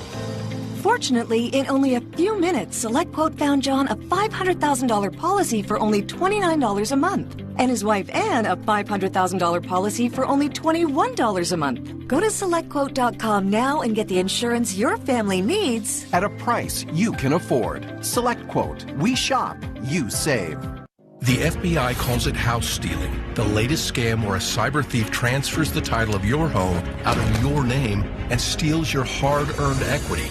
it's roughly 60 to 90 days for that person to even figure out that they're the victim of this crime. You start getting foreclosure notices, and you realize you've got 4 mortgages on your house that you didn't even know existed. Unfortunately, it's on you to protect yourself. You might already be a victim. Check your title status now at HomeTitleLock.com.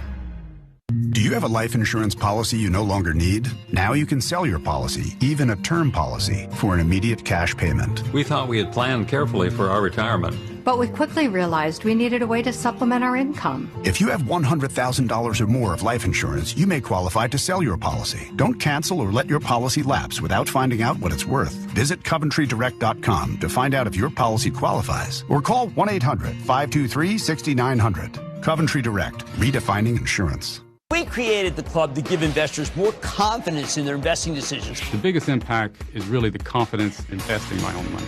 I wanted to be able to manage and control my own wealth, and Jim gave me the confidence to be able to do that. The club has made me a more confident investor, and you get to learn from more than just off that level. See if you can get that follow through to the downside.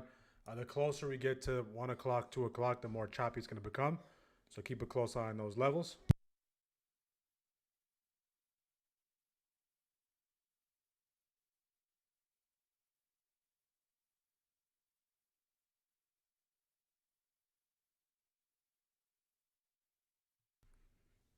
We are still trading inside on the hourly. 5-minute is still getting a little indecisive here. We went double bottom. Do we have enough fuel to lead us back to 695.54 for that test? All right, let's see if we can get past at least this territory here.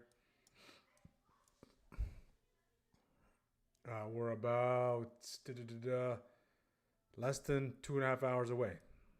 So 100% chance, according to Polling Market, 100% chance, no cut. No cut or no hike. Rates remain. 100% chance. 100% chance they remain. So far, this is where we are. So is the market going to kind of hang out here? 2 o'clock, we get a pop. Back the upside. Possibly. Very rarely do we go into the meeting at all-time highs and then continue to accelerate. If we're near those all-time highs, we see some sort of pullback, and then during the meeting or during the announcement, we try to see if we can push into all-time highs, grab some liquidity at some higher levels, and then drop back to downside. We'll see how it all plays out. We'll have that coverage for you, so make sure to stay tuned for that coverage.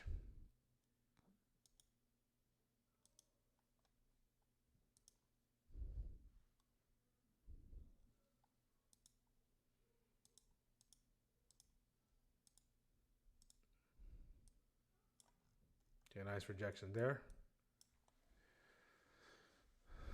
And Patriots, Drake May, Sam Darnold, veteran. Hawks seem to have the strongest team. I'm going with the Patriots. Rooting for Sam so the Vikings can regret.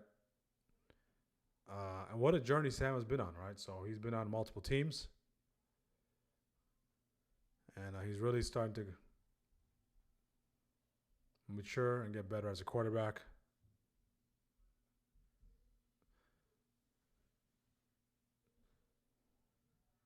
Drake May, UNC alum. I think we had this discussion earlier, guys. If Drake May pulls this off and wins a Super Bowl in his second year, all right, so is the Patriots way Tom Brady? Is the Patriots way Bill Belichick? Or is the Patriots way the organization? That is an amazing accomplishment, and just goes to show you how systems and how culture matters. Right, so this is really putting Bill Belichick's legacy in question. Was he the product of a good environment and a good player? Tom Brady already proved himself. He went out. He went out of the ecosystem. He went somewhere else that doesn't have a winning culture. Right, and took them to the top. So he's already proven. So this is actually not looking good for Belichick's legacy. And the fact that he went to UNC, which is a terrible team. That's our arch rival, which we beat. Okay? For a rivalry game. Makes it even worse. All right, there is such a thing as leaving on top. When Tom left, he should have left. Instead, again, you stay in the trade longer. You try to get more. You want to collect more accolades. And these are the diminishing returns. You leave on top, legacy intact, and the debate goes on. Was it Tom? Was it Bill? Was it Tom? Was it Bill? Now, no one's going to really know. It's not going to be clear because you're gone. But you stay longer, the team falls off a cliff, the player that was there finds success, you leave, new kid comes in, second year he's back to where he's back, the organization is back.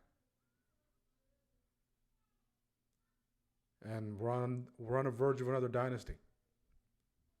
Yeah, this is tremendous credit to the entire staff and the management and the organizational culture they have up there.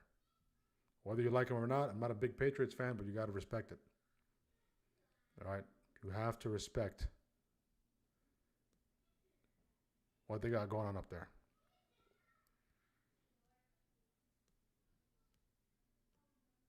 I would say the organization, it starts from the top with one owner and environment created. If he pulls this off, absolutely. So all credit to Mr. Kraft.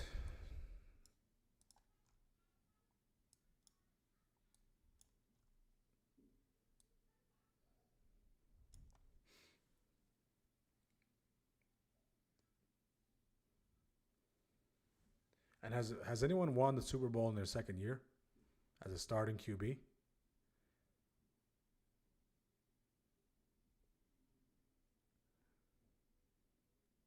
Okay, nice reclaim there. Not in any positions. My last attempt was a stop out.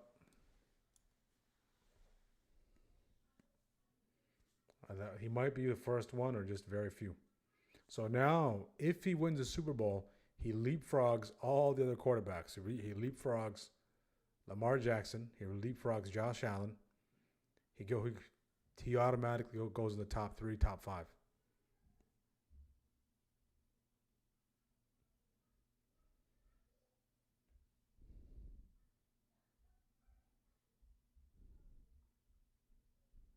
You can notice the Lions' success can be greatly attributed to when there was a change in their owner's mindset. Same thing with the Cowboys. If you have any Cowboy fans. All right? The problem is not the players. It's the organization. Just some teams that just can't seem to get it together. I mean, some of the teams that don't have a history of winning, it's understandable. But some of the other teams who have all the infrastructure, all the cachet, everything working in their favor, and they still can't win, it's obviously a cultural or ownership issue. All right. If you notice, some of these big teams, the owners are in the background. They don't want to get the credit. All right. They kind of just try to be in the background. But for some reason, there's some owners that want to be the face of the team, like they're on the field.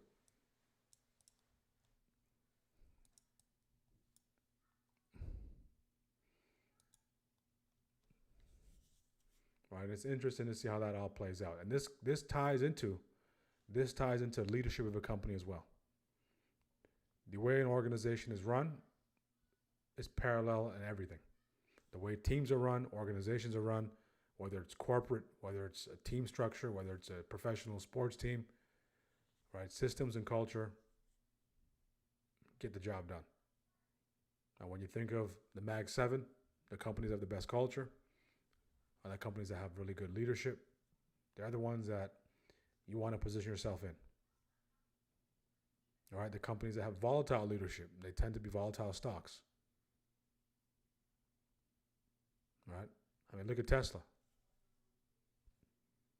I mean, credit to Elon for bringing Tesla to this point, but volatility is a double-edged sword.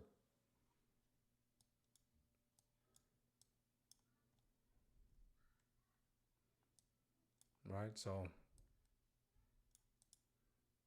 same thing with the Palantir CEO, right? Palantir CEO, I think he's trying to be polarizing as well, right? Intentionally. And he thinks that's going to really help the company stand out. We'll see how it plays out. That only works for a few people. Most shareholders, they like the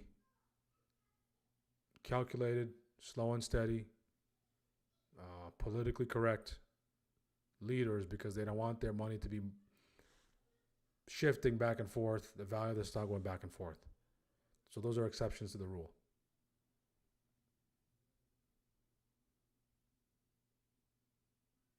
So same thing, the way you view an organization, a sports organization, view a company in that same lens. Right? As it pertains to the C-suite.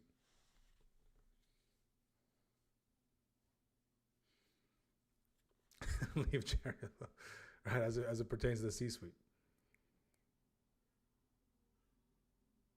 It's like Amazon. Not Amazon. What is it? Microsoft. Microsoft, they have a great CEO now. Before that, they had, I believe they had Ballmer. Okay? The company wasn't doing anything. It was flat for a long time.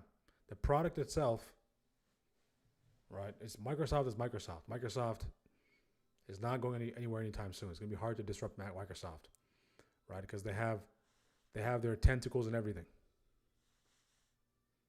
right? So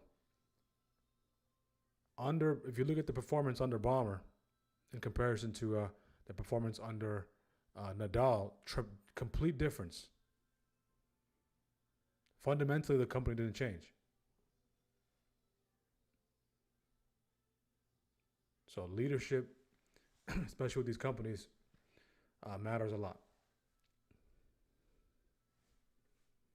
All right, that's the X factor, the leadership. How the CEO sounds on an earnings call matters. What kind of sentiment they bring forward matters. You can beat earnings, you can beat revenue, you can beat all the metrics, but if the CEO sounds pessimistic and guidance is not up to par, the stock will drop 20%.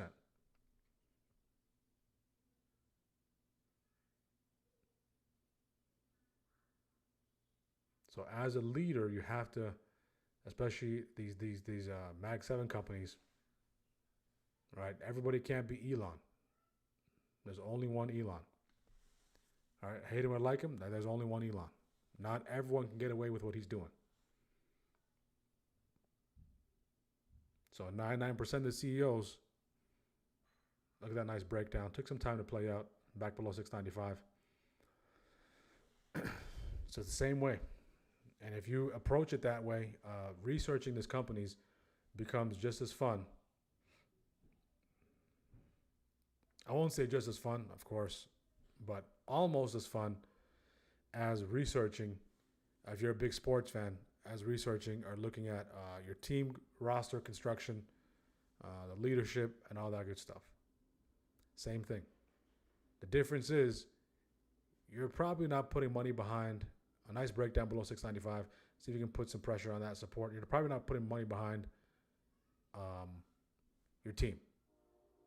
Your team is not going to make you money unless you're gambling. More than likely, your team is taking money away from you. When you're investing, when you pick the right team, all right, if you have enough shares, you can potentially have a voting right. You get to be in the game. I believe the only franchise is the Green Bay Packers right? They don't have an owner. I think they're owned by individual shareholders.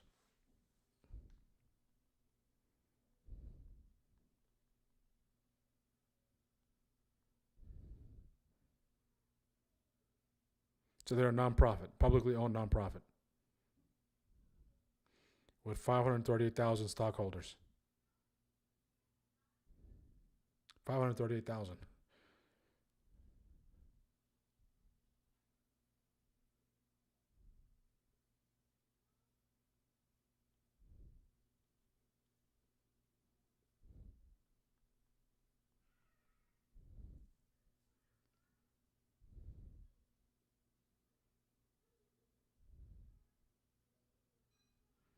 So the Green Bay Packers stock is not publicly traded, but if it were priced on the valuation from this numbers from 2022, it would be $300 per share.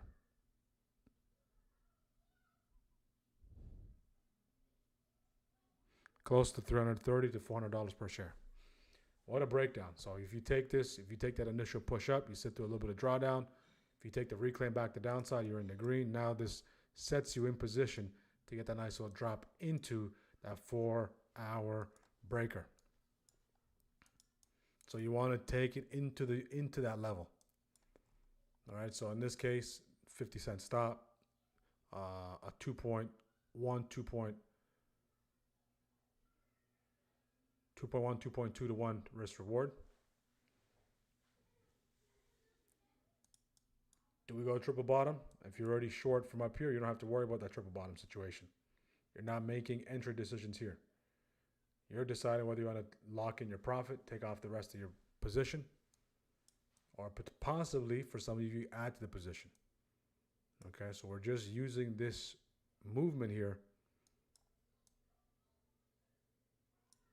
a way to educate on how to properly take those breakdowns.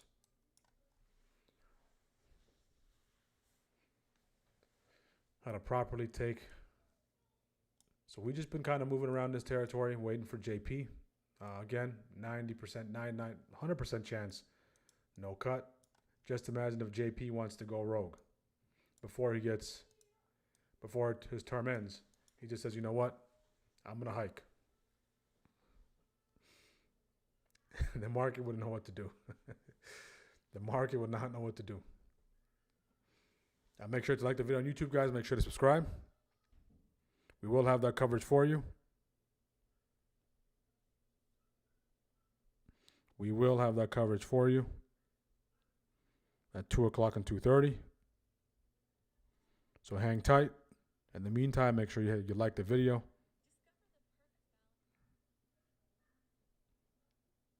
If you're interested in joining our community, make sure to subscribe. And make sure to use the links in the description. All right, we're going to go until 1:30, and then we're going to take a break, and then we'll be back at 1:45, 1:50-ish. We are doing a marathon stream, so we have the coverage for you. Don't go anywhere. We'll have the press conference. If you have any questions, put your questions in the chat. Currently not in a position, so I can answer any questions you may have as it pertains to the trades we took, as it pertains to trading, whatever your question may be regarding. So quick check on the IV. So again, well, I'm doing this intentionally so you know, guys. I'm doing this intentionally so you know. So now the IV, guys, is 31. Okay. Okay.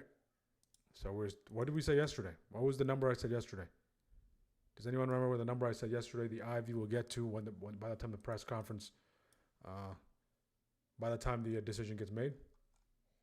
Does anyone recall? If we get to 50 likes by the end of before 2 o'clock, we'll do the giveaway, guys. We'll do the giveaway. All right, so make sure to like the video. Okay, yesterday I said 30 to 35. We're at 31. So the IV, I want to illustrate to the ones who don't really understand, for instance, okay? Think of it like this. I'm paying attention to SPY on another chart here, so don't worry. We're not going to miss anything. Okay. The IV, this is for the 0 DTEs. Okay.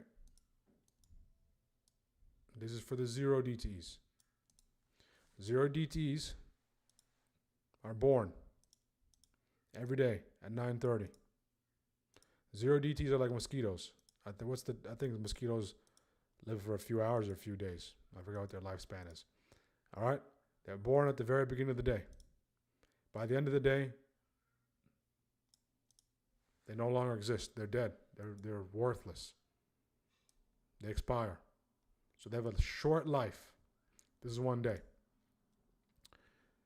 The value of those contracts, okay, depending on where it is in relation to the underlying price, the OTM, if it's out of the money, at the money, depends on multiple factors. Let's just say they're going to start off at the highest value of the day. Just general terms. Okay. By the time it gets close to the close, okay, the theta of those contracts really starts kicking in. So you might not feel theta during the first 2 hours. That you're going to feel it, but not that much. It's not going to be the same as after the halfway point. So if we say the halfway point, okay, let's just say with the halfway point, nice number, 12 o'clock. 12 p.m. EST.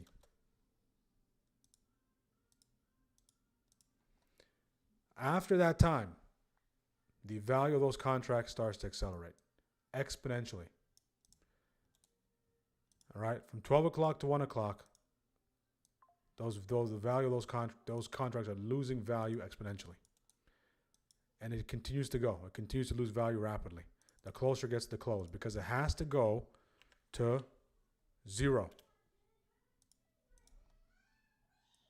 Right? So now this is the life of the contract. Now there's a variable that impacts the pricing of these contracts.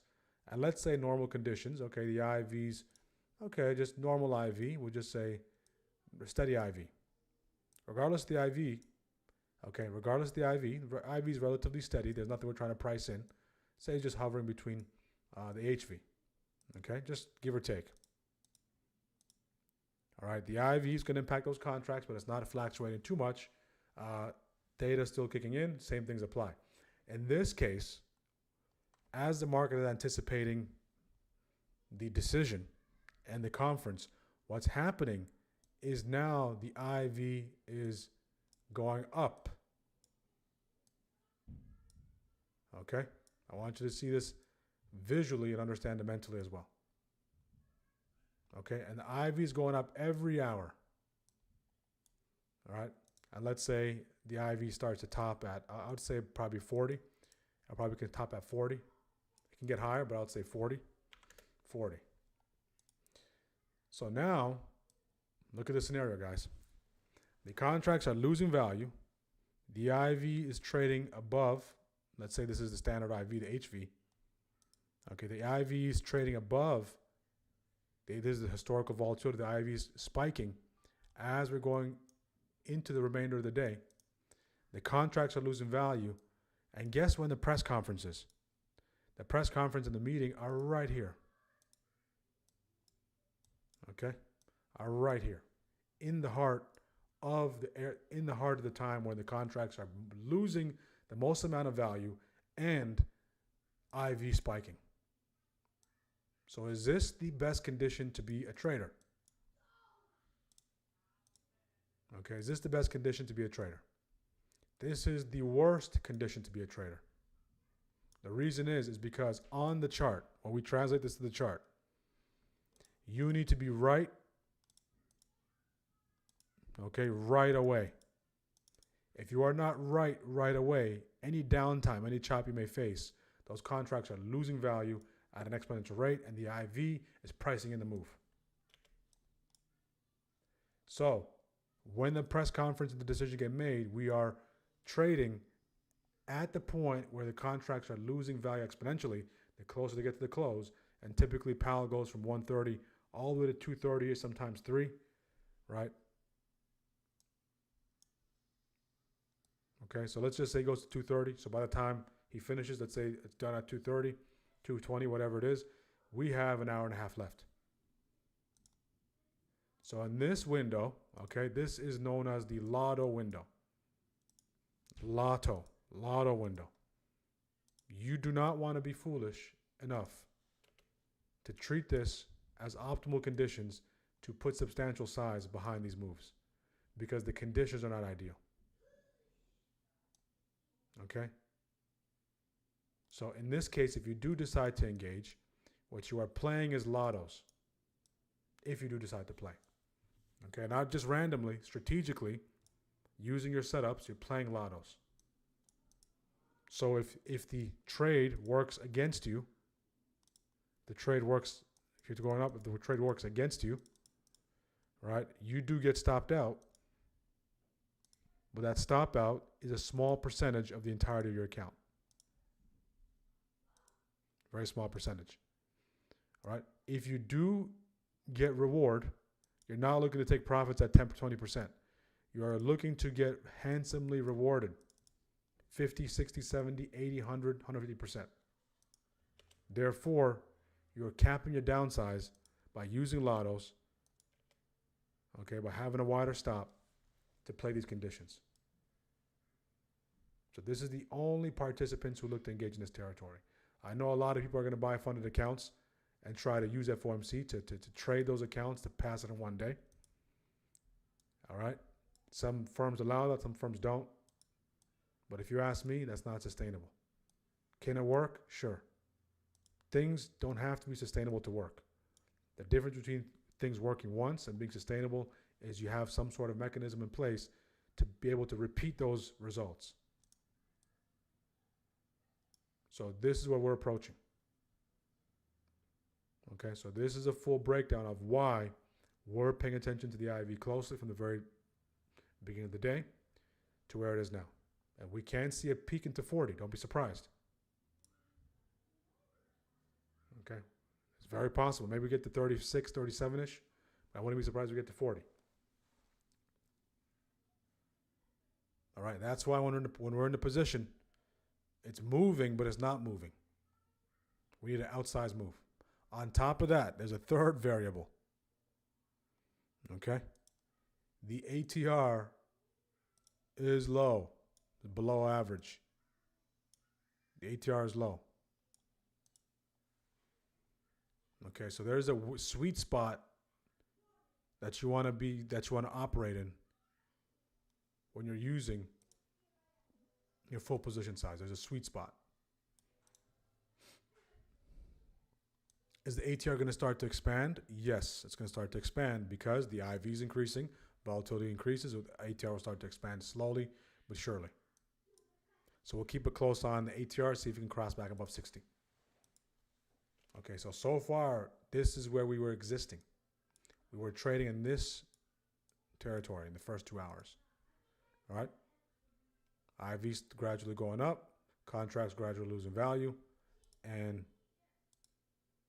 in this case, index buy selling off. Index selling off.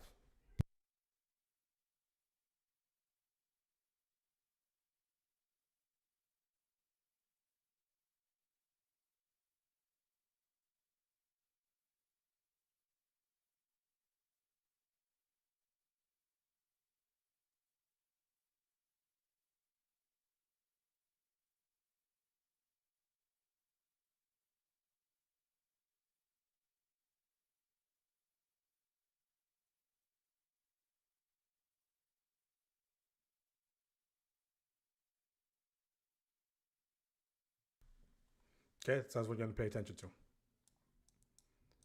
Where's SPY? SPY is not doing much. So that's going to be the difference. When I say the small details, that's going to be the difference. Those are the details you're going to be monitoring for the rest of your trading career. Those small details matter. Once you take care of all the macro stuff, the big things, it's going to come down to the inches. It's going to come down to the execution. It's going to come down to knowing the environmental conditions. It's going to come down to those things. So far, SPY has ranged bound between 695.73, 694.50 for the past, since basically third shift, we've been chopping around that territory. I got that value area high bounce once again. Beautiful job.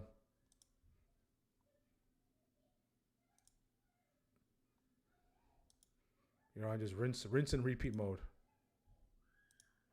all day. Jason.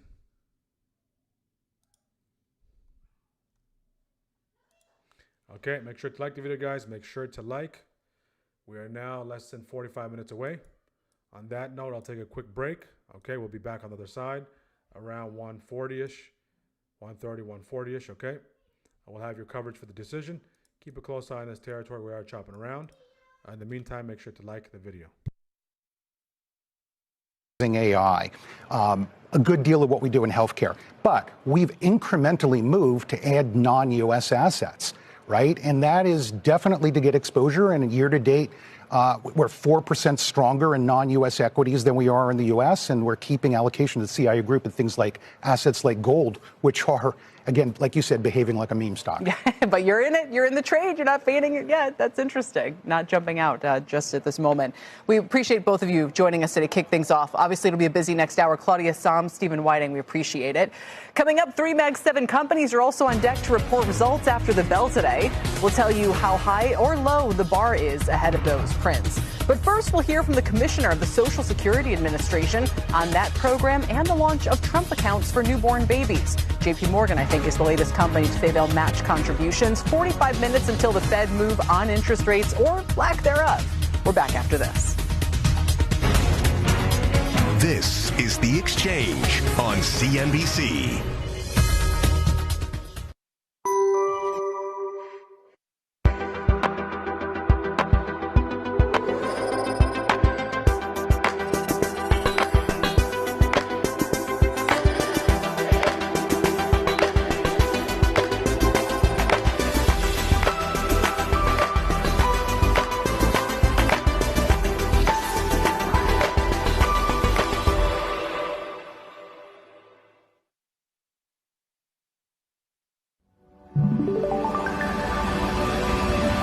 Precise designs, subtle curves, curated upgrades, elevated design for thoughtful living.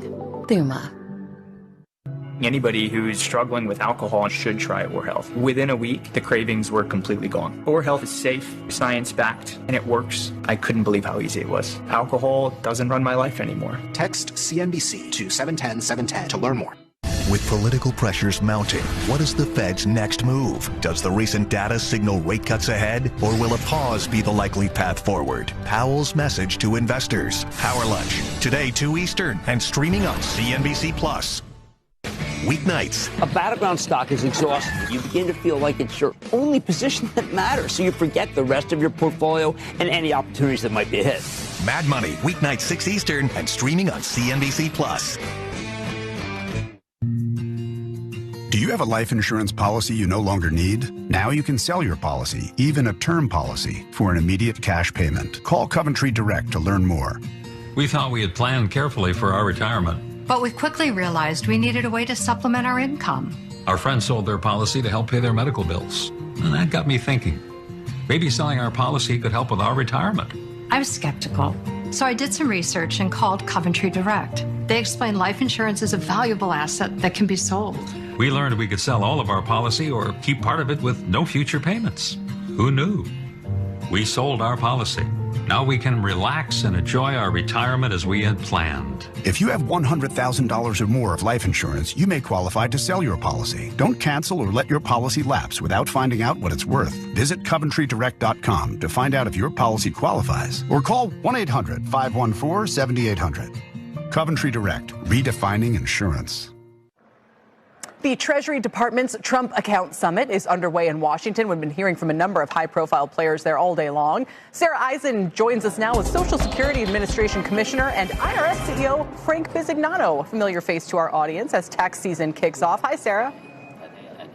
Hi, Kelly. It's good to see you. Yes, he used to run Fiserv and now is in charge of, as you say, the Social Security Administration and CEO of IRS. Frank, it's good to see you again. Great to see you. So we're here at this event, and it's all about the Trump accounts, which are now law, and people can opt in here. We have that going on. We have tax filing season starting. Is it going to be more complex this year because of all the changes?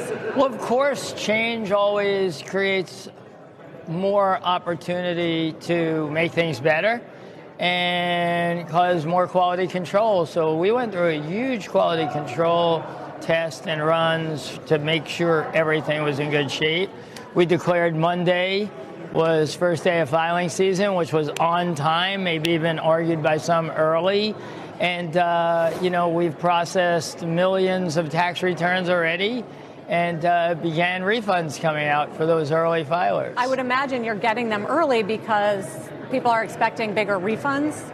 Well, yeah, I mean, we always have a tranche that comes in before, and we don't start the processing till filing season, but we already are sending refunds out on some of those. What's your guesstimate on how big the refunds will be this year? Well, because it matters for the economy. I think we think there's going to be, let's call it, these are different estimates out there, but call it $200 billion more of refunds. Refund dollars. That's like a stimulus for the economy. Individuals will get, $1,000 or more. Some would argue $936, but it's all stimulus now. Also, remember, this is going to reduce people's deductions for this year, 26. So it's a double effect. You should expect us to have the best filing season ever. As we did at SSA, we're producing the best numbers ever for the public, and that's what we're going to do at IRS here, too. What do you mean you're producing the best numbers? Well, if you go to wait times in field office, wait times on the phone, amount of time it takes us to turn around a disability claim, amount of time to take an appointment. But don't you have fewer people now after Doge? How are you doing that faster? Well, it has nothing. Here's the way I look at it. First of all, we are using technology. We are right now about to pierce 100 million digital users for SSA, and we will roll out in the next few months a mobile app that completely transforms how if you look at our transaction volume, and you'll see this happening at IRS, it's more online than it is in person. The largest thing we do, we had 29 hours of downtime on the web. Now we have none, serving the American public better. And what you're going to see during this tax season is a digital-first agency which is able to take all the changes and deliver both more efficient for the exactly. It's what you did with Fiserv. So Frank, there was this revelation that came from the Social Security Administration that members of Doge, when they were working here, were able to obtain private and sensitive information. Can you just tell us what happened with that information and what's being done about this? Well, I mean, right now, that's under review, right?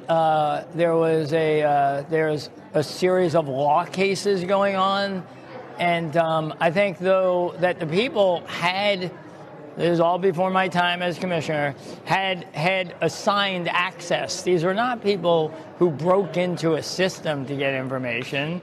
Management had given them access, and they were moving data around. And we did a total review. We saw it, and we reported on that occurred. But you don't know what's happened, what they've done with that data. Well, I think we do, and I think it'll all come out. But I would say, we're doing a triple review. But I would say, America's data is secure and in good shape. Will there be charges here? Or we don't know yet? No, I mean, it's a much larger. These were all cases that got derived, way before, during that time period, where there might have been more chaos than required, and right now we have complete stability. All right, well, keep us posted on that. If we do go into this partial government shutdown, what will that mean for tax filers and, more importantly, refunds? Does that get delayed? No, we work through shutdowns. Now, people don't get paid, and what I saw was the great workforces at IRS and SSA. I mean, every field office was open at SSA. We had people in working on all the preparedness for tax season. I mean, that was an unfortunate Democratic shutdown, but it was not anything that was going to break us, because we know how to come in and do the job. And, you know, on the 24th and the 26th, they were declared holidays, and we gave volunteers the opportunity to come in, and they came in at IRS, and they wanted to get the work done for tax season, and we opened offices at SSA, and 66% of people volunteered. We have great career workers that want to do the right thing for the American public. All right, so that's good that people's refunds won't be delayed. It was great to catch up with you here at the Trump Account Summit. Frank Bisignano. All my pleasure. Good to see you. The Commissioner of Social Security Administration and now CEO of the IRS as well. Kelly, back over to you. You tried, you know, I've heard $3,500, $3,800, Sarah. It's going to be, you know, the biggest in history, I guess, tax refund season. $200 billion. I mean, that's a boost. Nothing to sneeze at, as they say. Sarah, thank you very much. Exactly. Sarah Eisen. Coming up, shares of Texas Instruments soaring nearly 10% today after stronger than expected guidance and a 70% surge in fourth quarter data center revenue, which they said will now be reported as a separate business segment. We'll have more movers after the break. 35 minutes until the Fed decision. We're counting down to that moment at 2 p.m. Eastern. The Exchange is back after this. I can't wait to see their faces when we go out.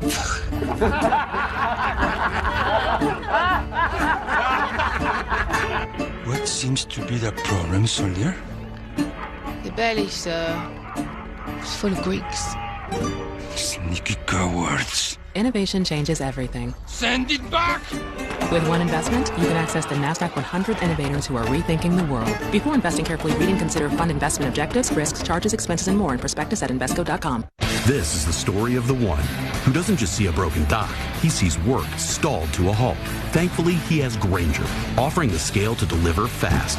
Call, click Grainger.com, or stop by. Grainger, for the ones who get it done. Science didn't stop at diet and exercise. Why would you? Super Beats by Human delivers blood pressure support with clinically researched ingredients because cardiovascular health is everything health. Available at your local Costco. What if you could deliver a seamless hiring experience to millions of employers? That's what Indeed managed to accomplish with help from Salesforce. Agentforce onboards employers, vets job posts, and answers support questions quickly, freeing up valuable employee time. So Indeed can focus on what's important, helping millions of people find the next big opportunity.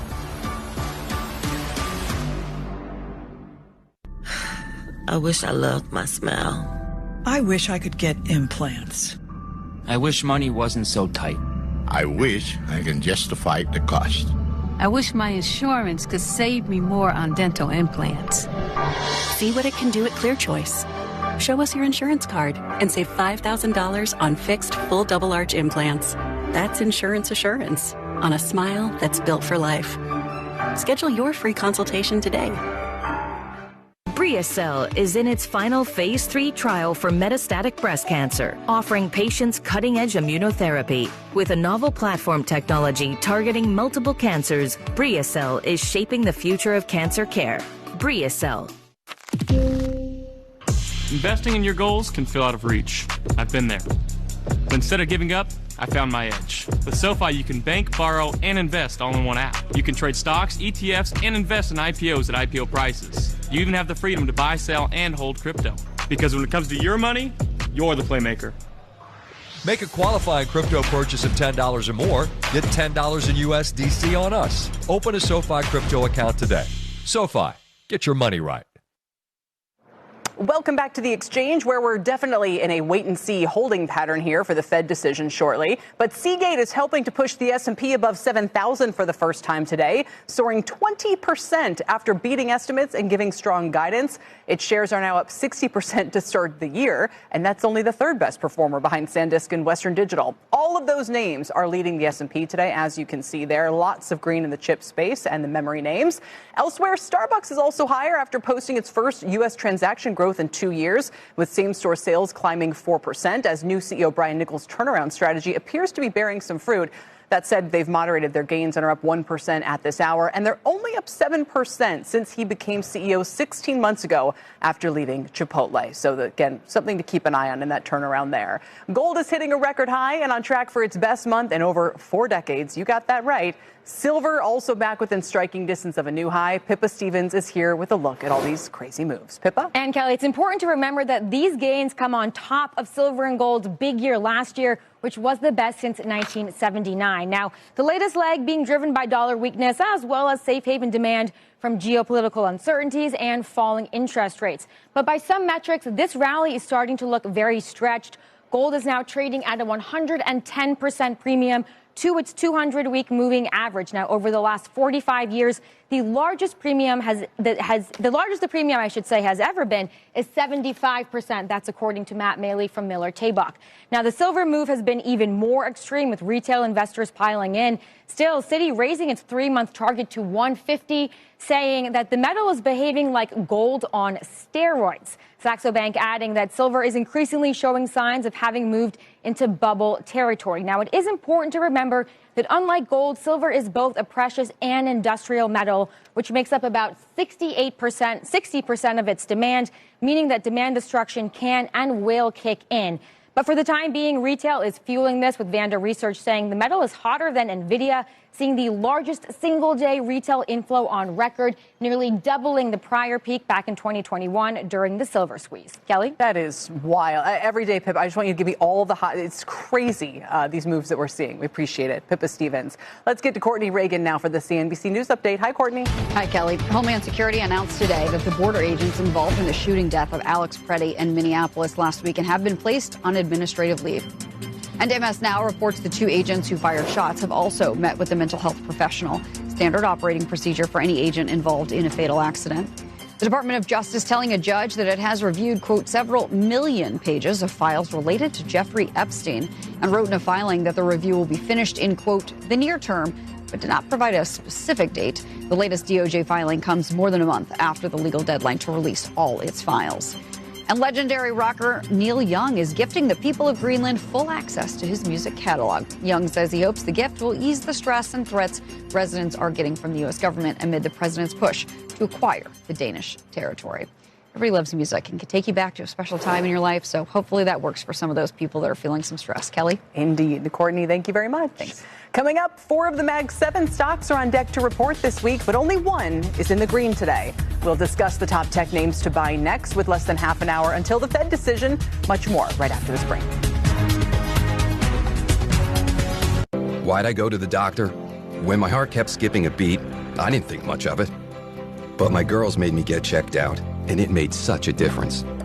Turns out, I have AFib, which increases the risk of stroke about 5 times. Symptoms like irregular heartbeat, heart racing, chest pain, shortness of breath, fatigue, or lightheadedness can come and go. But if it's AFib, the risk of stroke remains. If you notice 1 or more of these symptoms, contact a doctor. I'm so glad I did, and my girls are too. This is no time to wait.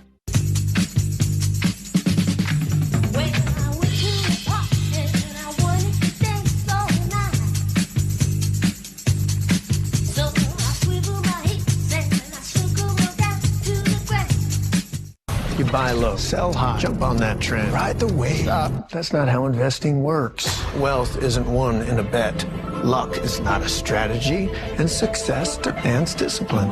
You're serious about investing, right? Security cameras, guard dog. I'm prepared for anything. Except us. We're stealing homes. We're criminals that steal home titles and turn your hard-earned equity into cash for ourselves. Yeah, right. I'm protected. That's what they all say. But by the time you realize your home equity's been stolen, it'll be too late. What is happening? If you're saying, I'm already protected, your home may have already been stolen. Okay, back. Nothing changed since we left. We continue to chop around. We're getting tighter and tighter and tighter. Let's take a look at the IV now.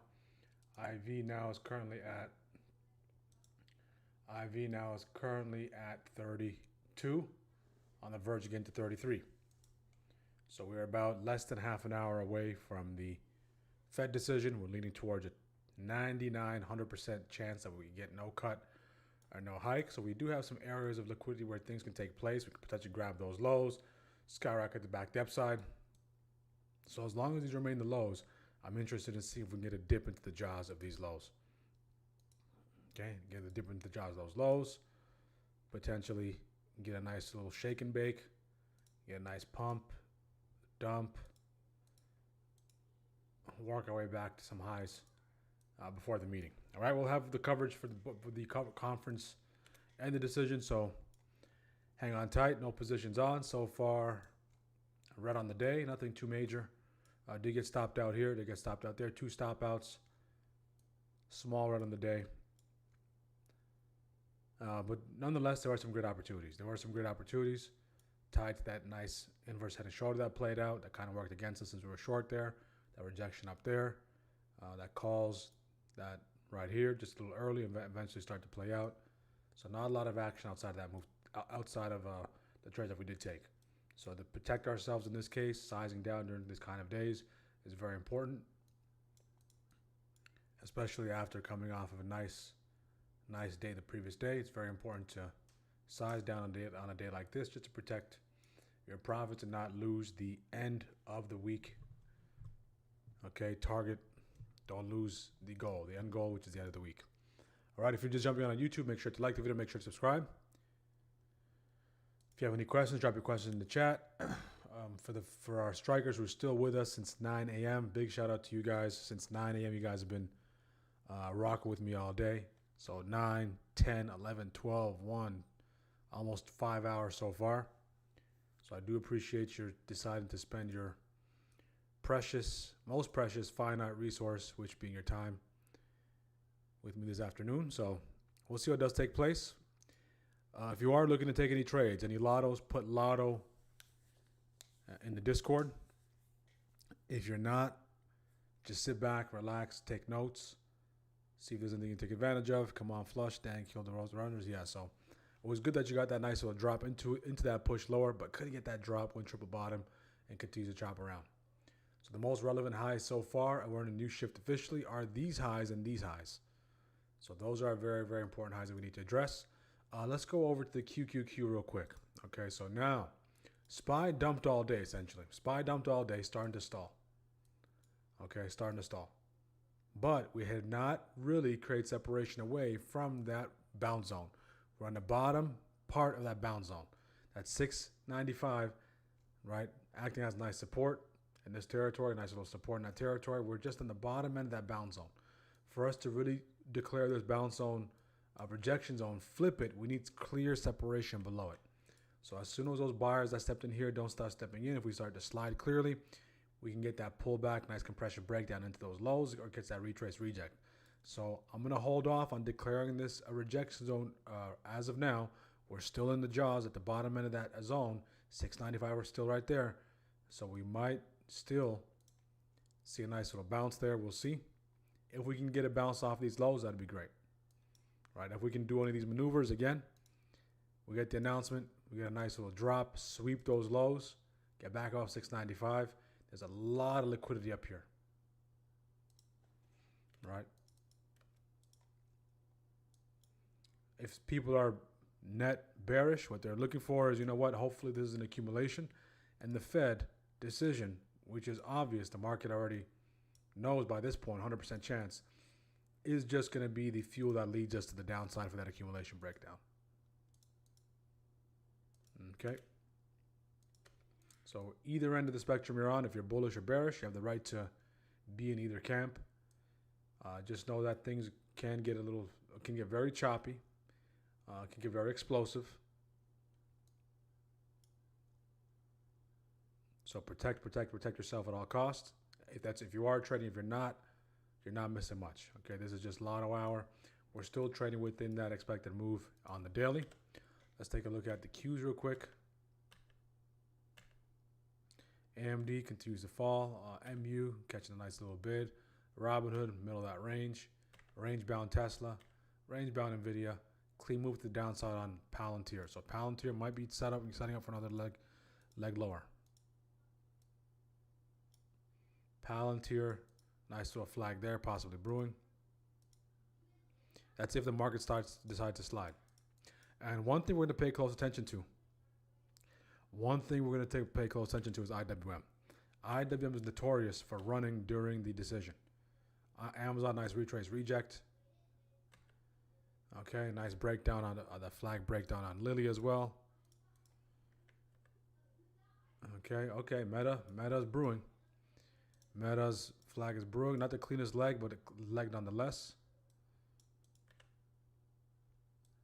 Netflix, trying to hold that support. Netflix, I'm still keeping an eye on Netflix for that idea.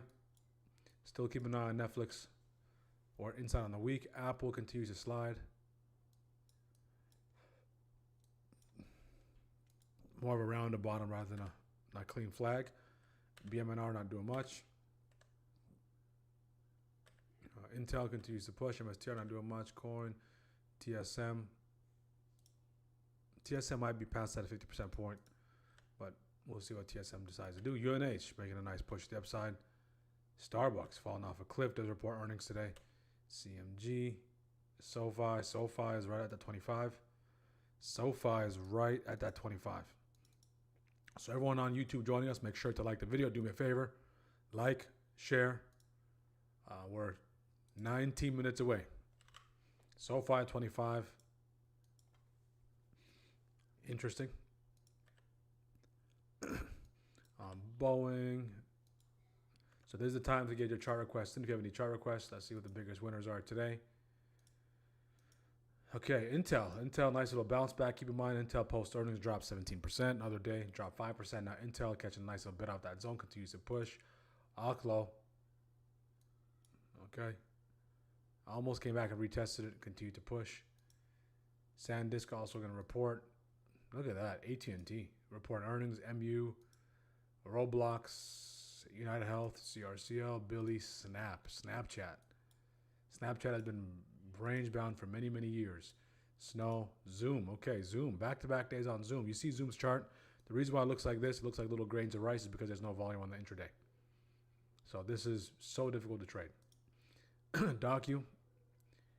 Okay, SMCI, SE, NVIDIA. Good. Biggest losers, Carvana. Okay, Carvana was one of the biggest winners in the S&P to kick off the first 3 quarters, and MU came in Q4 and took the lead, but Carvana was a big winner. Carvana, if you're not aware, if you haven't seen it around your area, is basically a vending machine for used cars. Okay, vending machine for used cars. Warby Parker, down 8%. ARMS, CRWV, Lilly, HIMS, GD, Lulu, can't seem to catch a break. Amgen, GME, AbbVie, TGT. 100 on TGT will be critical. 50 on PayPal, ABT, ACN, Roku, UPS also reports earnings, and DG reports earnings as well. No, DG doesn't report earnings. DG was on watch from last week as well. So DG coming to this support territory here, one at 144.10 to 145, and the jobs that support UPST. So not a lot of movement. We're seeing silver to make all-time highs. It's back above that 110. Bitcoin 90K is on watch. Gold 5,300. Now it's about 55,000. Okay, so MU is the MVP. Right behind that, it's Intel. Intel and MU lead the way. United Health, nice bounce back on United Health. Has a long way to correct earnings, but it is starting to bounce back. 295 might be on watch. For a dip buy, is it aligning with any support? Let's take a look. Not quite yet. Okay, so did not come into support quite yet. If you are looking for some sort of reclaim, retrace, reject, this is an area where United Health is sitting at currently.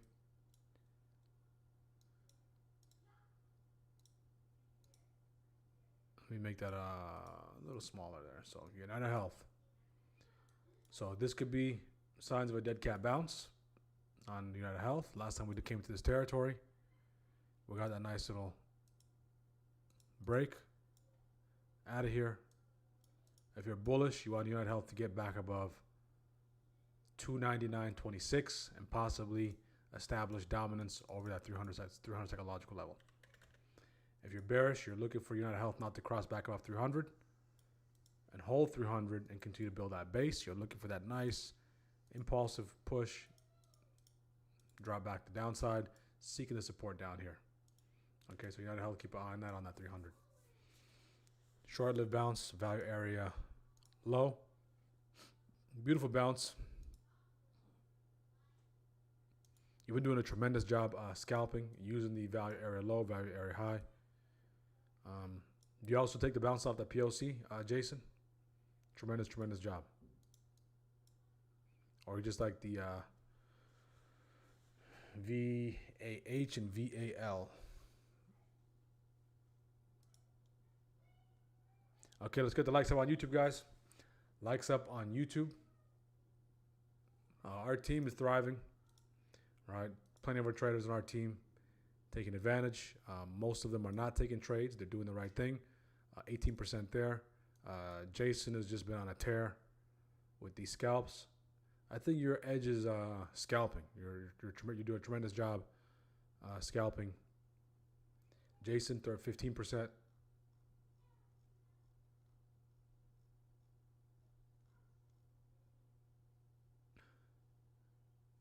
Julie, let me know if you were able to get that situated. The green screen.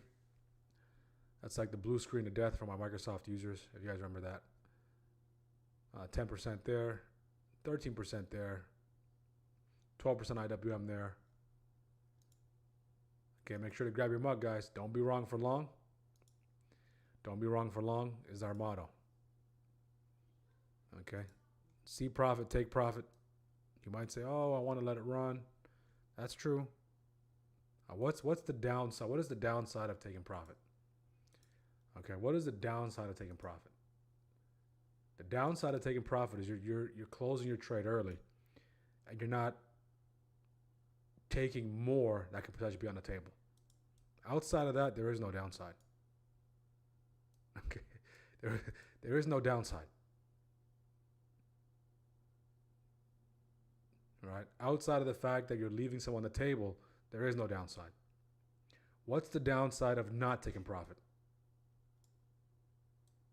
That opens up another can of worms. Okay, that takes it down a different path. So just something as simple as taking profit and waiting for more, right? When done over and over and over again over a long period of time, will have a direct impact of where you are. So my argument is I'm okay with giving up the downside. I'm okay with letting that downside exist, leaving more on the table, rather than not taking profit and live with the downside that it goes against me in pursuit of something more.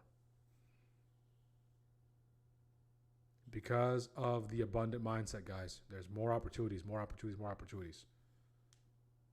Live to fight another day.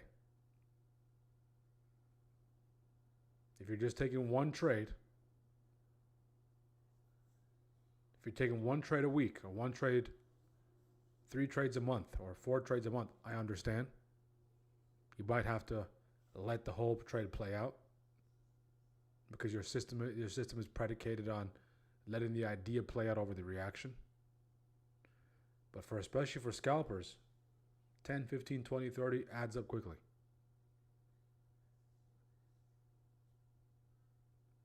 Adds up very quickly. So you have to pick your downside. Would you rather leave money on the table and lock in what's in front of you? Or would you rather leave what's on the table in pursuit of more, at the risk of losing what's there already? And there's a way to play both, by the way. It's not mutually exclusive, but I'm saying with the majority of the position.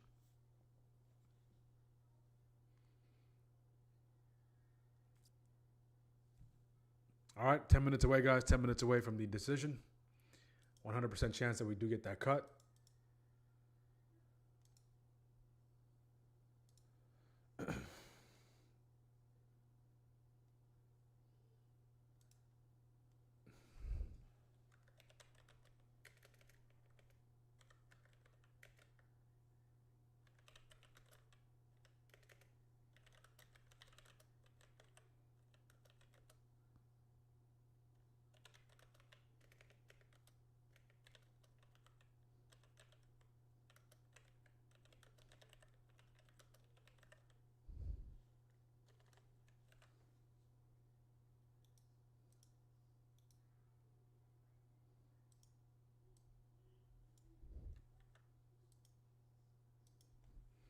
Okay. IV's at 34, 33, and 34. So 35 was our estimate, right?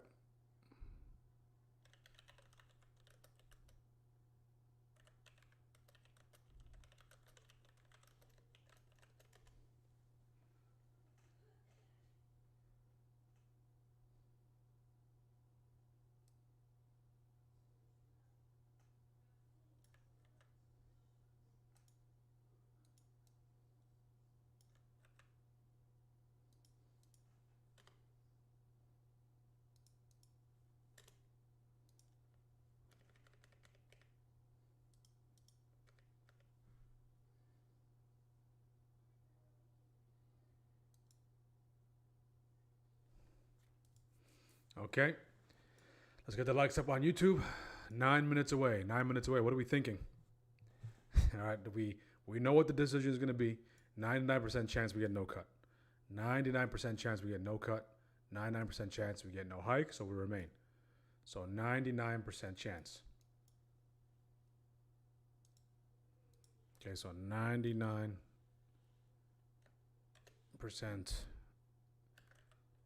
chance rates main. Okay. With that 99%, we're still going to get a reaction. Keep a close eye on how we interact, how we react.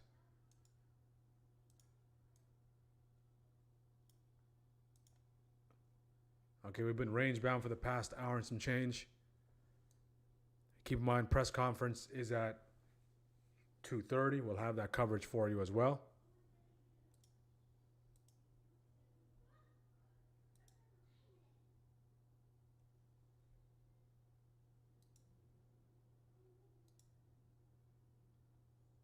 We'll have that coverage for you as well.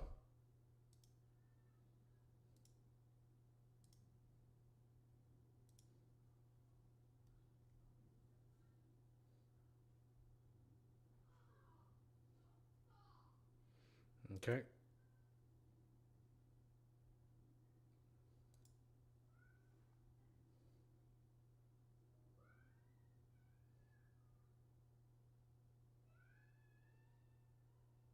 I have to figure out how to go live on X as well. Okay, I've been saying it for a couple of months now, but I think it's time to go live on X along with YouTube.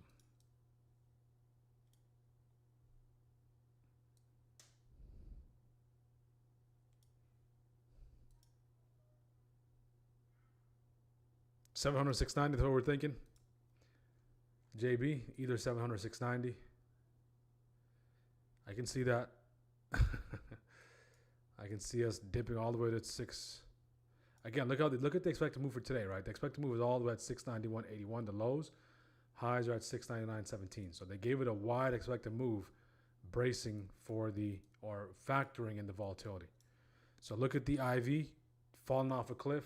Okay, now. Okay, ATR falling off a cliff, IV soaring. IV's at exactly 35. Okay. You might ask, hey, how did you know that? Experience. Experience, diligent note-taking, observation. Okay, and navigate through these conditions before. I think this is our 5th or 6th FOMC stream where we navigated through FOMC, or we're navigating through FOMC. If I'm not mistaken, all those are available on the channel. So you can go back and watch what took place and really start building a strategy around a system to trade it.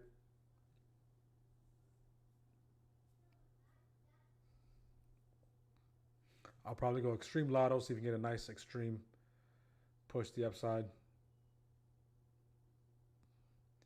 5 minutes left. 5 minutes left. 5 minutes left. If you're just joining us on YouTube, make sure to like the video. We go live every single day at 9:30. If you're joining based on the FOMC decision, we're 5 minutes away. If you're joining based on the conference, we're 5 minutes away. We're 30 minutes away, 35 minutes away. Okay, so we'll have both of those reactions for you.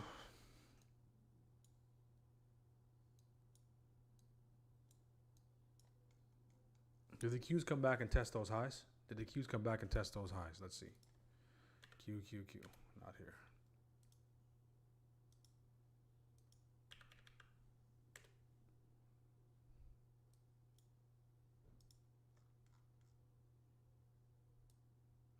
Not yet.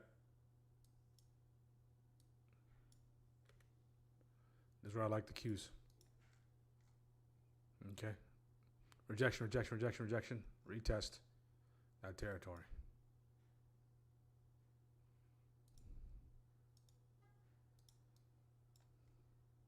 And no surprise that we are going symmetrical triangle bilateral pattern into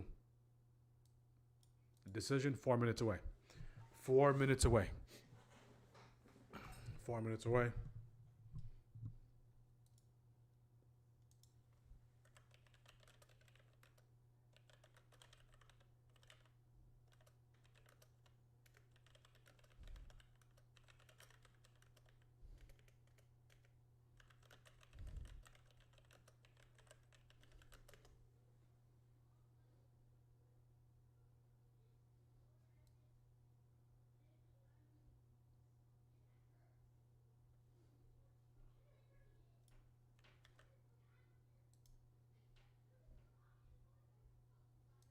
Okay.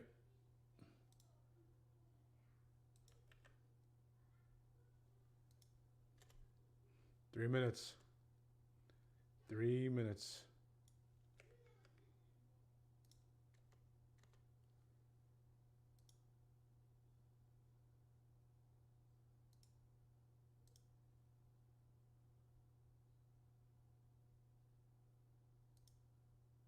Is not only the future path of rate cuts, Kelly, but Chairman Jerome Powell's first press conference since receiving a grand jury subpoena related to the renovation costs of the Fed's headquarters. Ahead of it, here's how your money in the markets are setting up. And as usual, no big moves. NASDAQ is up, what do they call it, a skosh. S&P down 0.08%. But as you know, Kelly, you just talked about it, we hit 7,000 for the first time intraday ever in the S&P 500. They call that a squinch when we're down about 5 points. Sorry. You know, we pick your, depends on which part of the country you're from. There is a look at the 10-year yield, about 426. That's going to be a level to watch as we hear, not just from the Fed at 2, but of course from the chair. Mortgage rates are above 6% right now, according to Fannie. They're right about 616, so these moves will all pan out. The dollar is up fractionally today, but trading near a 4-year low after the president will has said, not so sure he cares at this point. It is down 10% over the past year. Flip side of that, benefiting from its weakness, take a look at the commodities. Now, even oil is up 1% at 63, near a 4-month high. The gold rally, of course, continues, crossing 5,300 today for the first time. And aside from all of that, the big test for tech comes after the bell today. Results from Meta and Microsoft, those shares in a holding pattern as well. Yeah, and with oil, by the way, just watch Middle East, just watch Iran as well. It's not a So Fed maybe move. not a dollar There's story. some, chatter out there. The president making some comments on social media yesterday. Just watch Iran. Great point. Put that in the back of your big brains, everybody. Let's get to our all-star panel now as we're just moments away from the Fed's decision. Right, Here on set with us, David Kelly of JP Morgan, Jeff Kilberg of KKM Financial. We're also joined by Jim Karen of Morgan Stanley and Francis Donald of RBC Capital Markets. Welcome to all of you. Francis, I'll kick it to you first. Ladies first. What are you expecting? We know the Fed's going to hold today. What we don't know is how they're thinking about inflation. How are they thinking about tariffs? And the elephant in the room, of course, Fed independence. So it's going to look calm on the surface, Kelly, but there's a whole lot going on underneath today. All right. Calm on the surface. David, you agree with that? Yes, I do. I mean, the Fed's not going to cut rates, but I think we will see one dissent with Stephen Mirren voting again to cut rates. There we go. There we go. Let the games begin. IV is at 35%. There we go. Let's take a look at IWM. We're taking a look at that Qs. Qs are starting to want to go hammer. Of course, we know we're going to remain the same. We're at this symmetrical triangle here. See if we get a break below to the downside, back to the upside. I prefer if we grab these lows and then pump. But big thing is, for the past few hours, we've been range bound here. We're range bound there. All right. VIX fell below that hourly breaker. Okay. Okay, let's go. Let's see if we can continue to go. It looks like we're breaking out. Can we get above these highs? Can we get above these highs? Can we get above these highs? Rates will remain.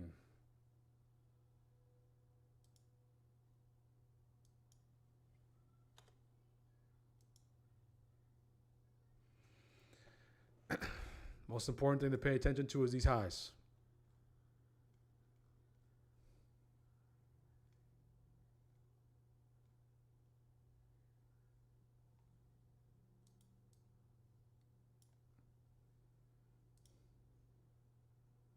So rates will remain, guys. Rates will remain. I don't want to do it at the same time because that's what you do because you're the president. I don't know. By the way, Steve Leishman, the Fed's call on interest rates now. The Federal Reserve pausing after 3 consecutive cuts, maintaining the rate of 3.5 to 3.75. There were, however, 2 dissents, Governors Waller and Myron, both dissenting, favoring a quarter-point cut this time. They kept the language that they used last time to signal a pause, saying that in considering the extent and timing of additional adjustments to the target range, that was what signaled a... Now we're waiting for that press conference. Look at this, guys. This is when the algos start kicking in. So algos, okay, seek and destroy. Boom. Now we're dumping. We're dumping hard.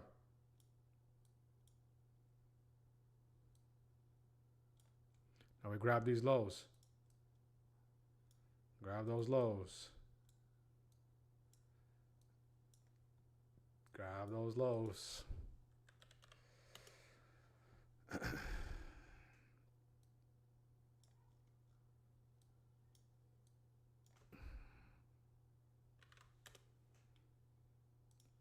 We grab those lows and go back the other side. Keep a close eye on the IV. Okay.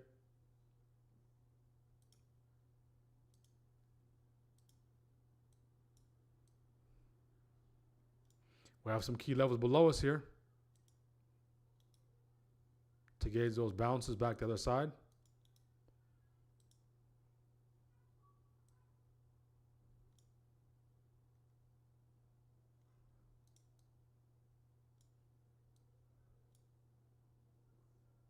Green playing small, almost done. Again, we forgot to do the poll, of course, guys. If you're green, stay clean. I am small red. I did take 12% loss there, 3% loss, 12% win there, and minus 10% there. So I am looking to take a lotto, not to get me back to green or anything, but just to see if we can take advantage of the action. That's why it's very good to take size down on days like this. Look at that volume imbalance, okay? We just basically teleported. We grab these lows now. Now the algos trap those here. This program is called Seek and Destroy. Okay, if we're gonna name this particular program that we're seeing that's being run, if you ask me, all right, this is called Seek and Destroy. Okay, there's Seek and Destroy. Get these buyers there, seek the buyers, destroy. Sellers there, seek the sellers, destroy. So unless you have no stop, right, you're trading recklessly, okay, you're stopped out on both sides. So all the orders below here, stopped out. Above there, stopped out.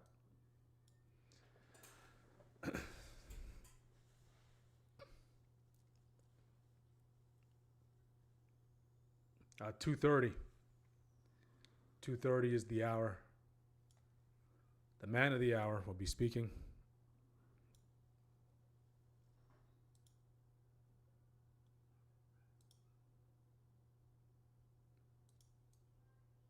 Hopefully no one gets trapped. Exactly, guys. Make sure you're not using full size. This is Seek Destroy. And you have to also understand when you're trading during the Fed, it's very hard to get filled. All right? It's very hard to get filled out of a position. If it starts to skip some numbers, you'll be stuck in that position. So I'm looking to participate on the extreme ends. Extreme ends. What are the Qs doing? Qs falling off a cliff. Oh, the Dow is stable. IW typically has a reaction as well. Past few meetings, IW has been very sensitive and giving us some clean reads.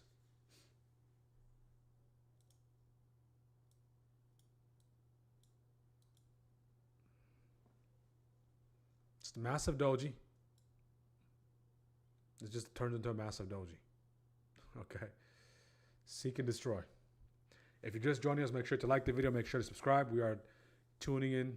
We are watching the reaction. The market react to the decision not to make any cuts, not to make any changes to the rates. No cut, no hike. Rates will remain. There was a 99% chance, so 100% chance that was going to be the result. Initially, the market popped back the upside, dropped back the downside, and now it's back to where it basically started before the decision. As far as where we are, when we kind of zoom out, guys, if you have been tuning in, you know we've been range bound for the past few hours, about 2.5 hours.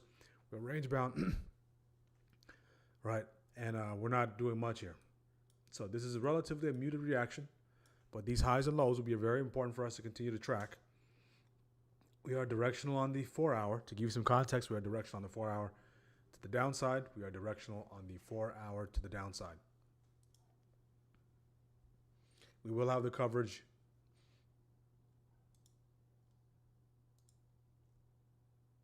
Okay, we will have the coverage of the press conference for you here in about 23 minutes.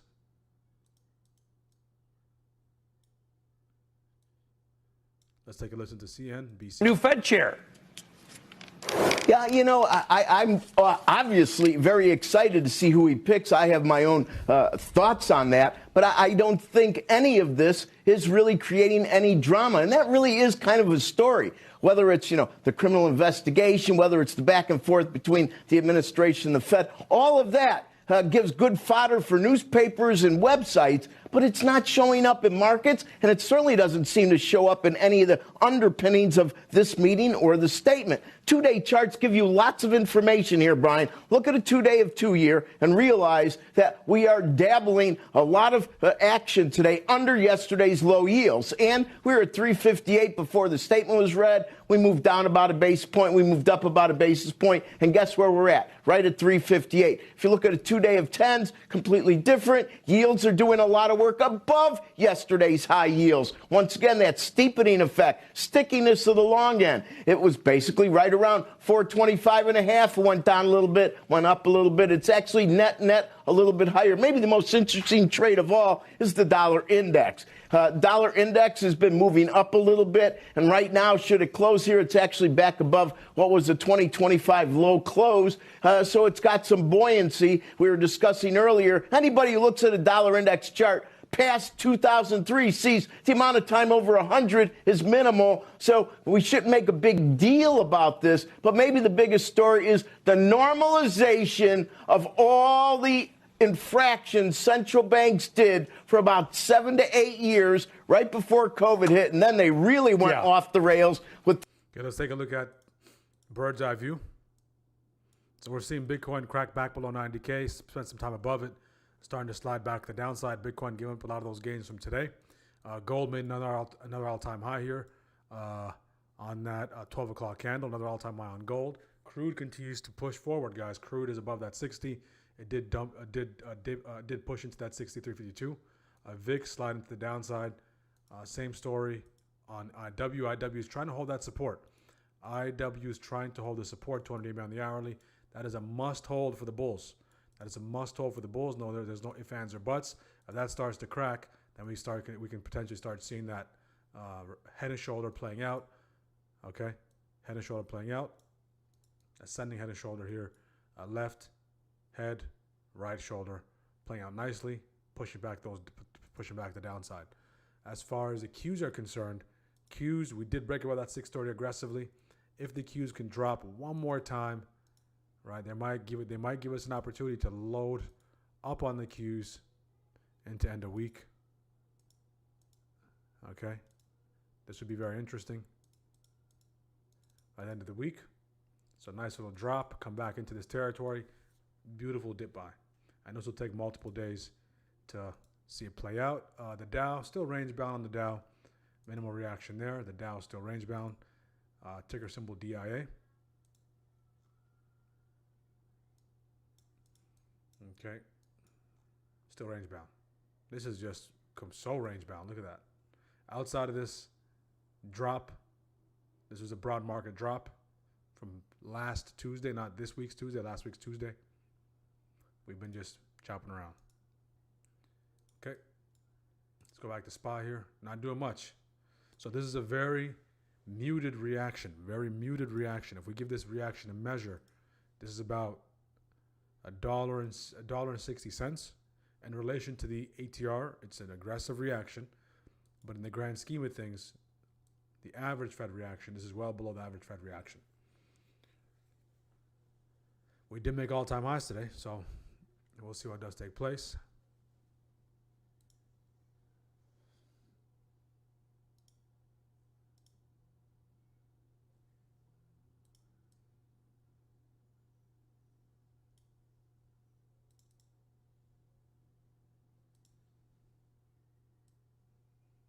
So this grab was beautiful, right? It grabs those lows and goes back to the other side. Can it continue to go? VIX is still heading south. The Qs are starting to catch a bid. The Dow is starting to move. IW is starting to wake up. So let's shift our attention to IW. IW, the past few meetings, right, has been moving nicely. During the Fed decision, IW is back at VWAP. IW is coming to this major resistance here.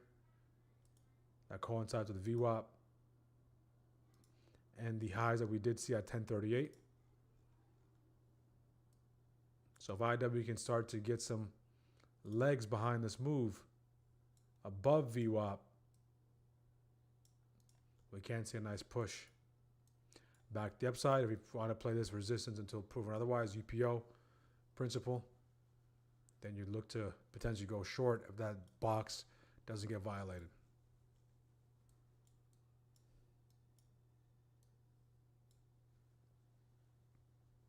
Okay.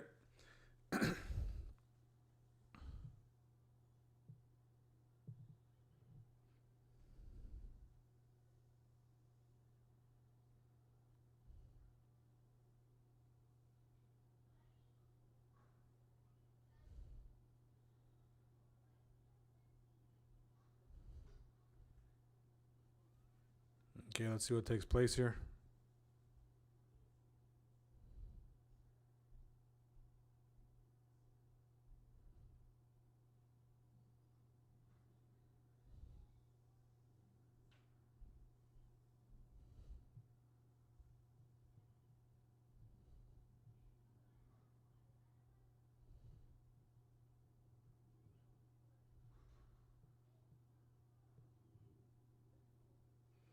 Back to downside we go. Nice rejection in IW.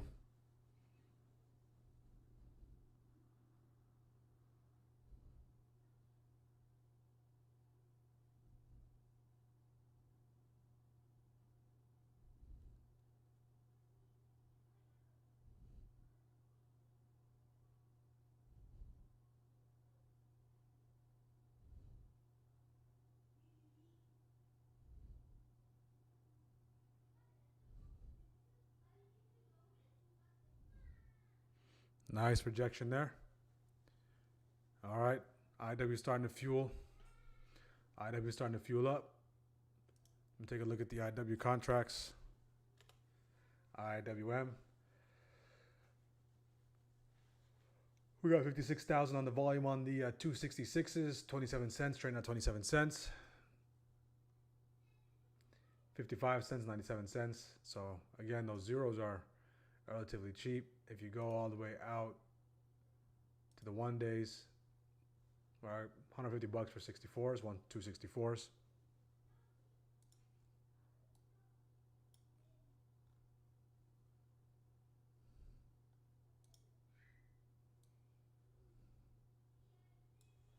See if IW can get above 264.19 and accelerate. IWM, that is.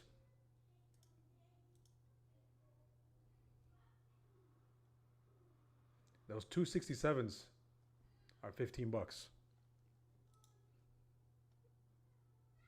right, $15 per con. Need that hold above 264.19. Nice reclaim of this territory. IWM tends to run when rates remain. When rates get cut, they tend to dump aggressively when they get hiked. So if I'm looking to go to the upside, if you play the VWAP, if you're a VWAP trader, you're keeping a close eye on the VWAP, of course.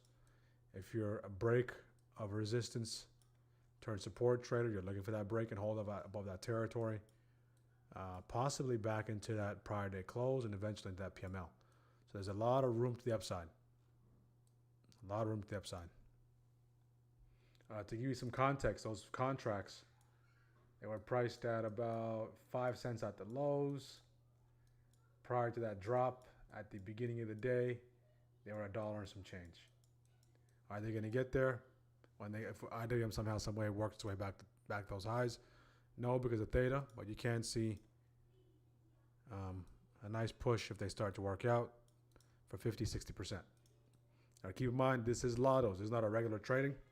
This is lotto trading. Okay. Let's see. Hopefully nobody got 100%. We're about 13 minutes away from the conference. 13 minutes away from the conference. If we can grab these lows, 604.05, things will get interesting. IW gets above that 264.19, 264.20, continues to accelerate. That can also be interesting there.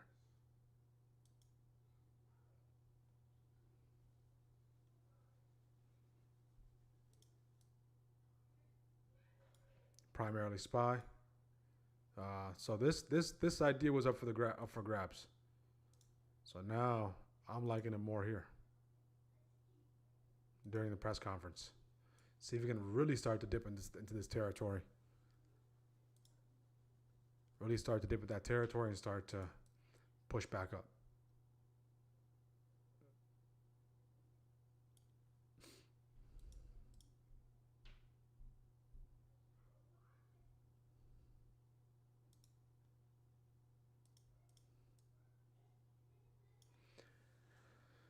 Okay, we're 12 minutes away. 12 minutes away, 12 minutes away.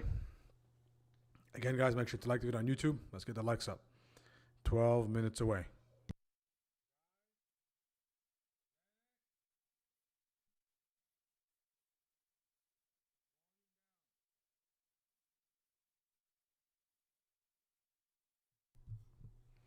Let me pull up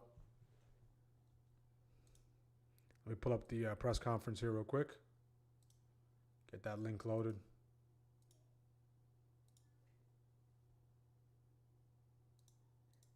So you can sit there and while the Fed is maintaining rates, you can think that the Fed ought to be a quarter point lower or a half a point lower. And I will tell you, some people think neutral is a percentage point lower.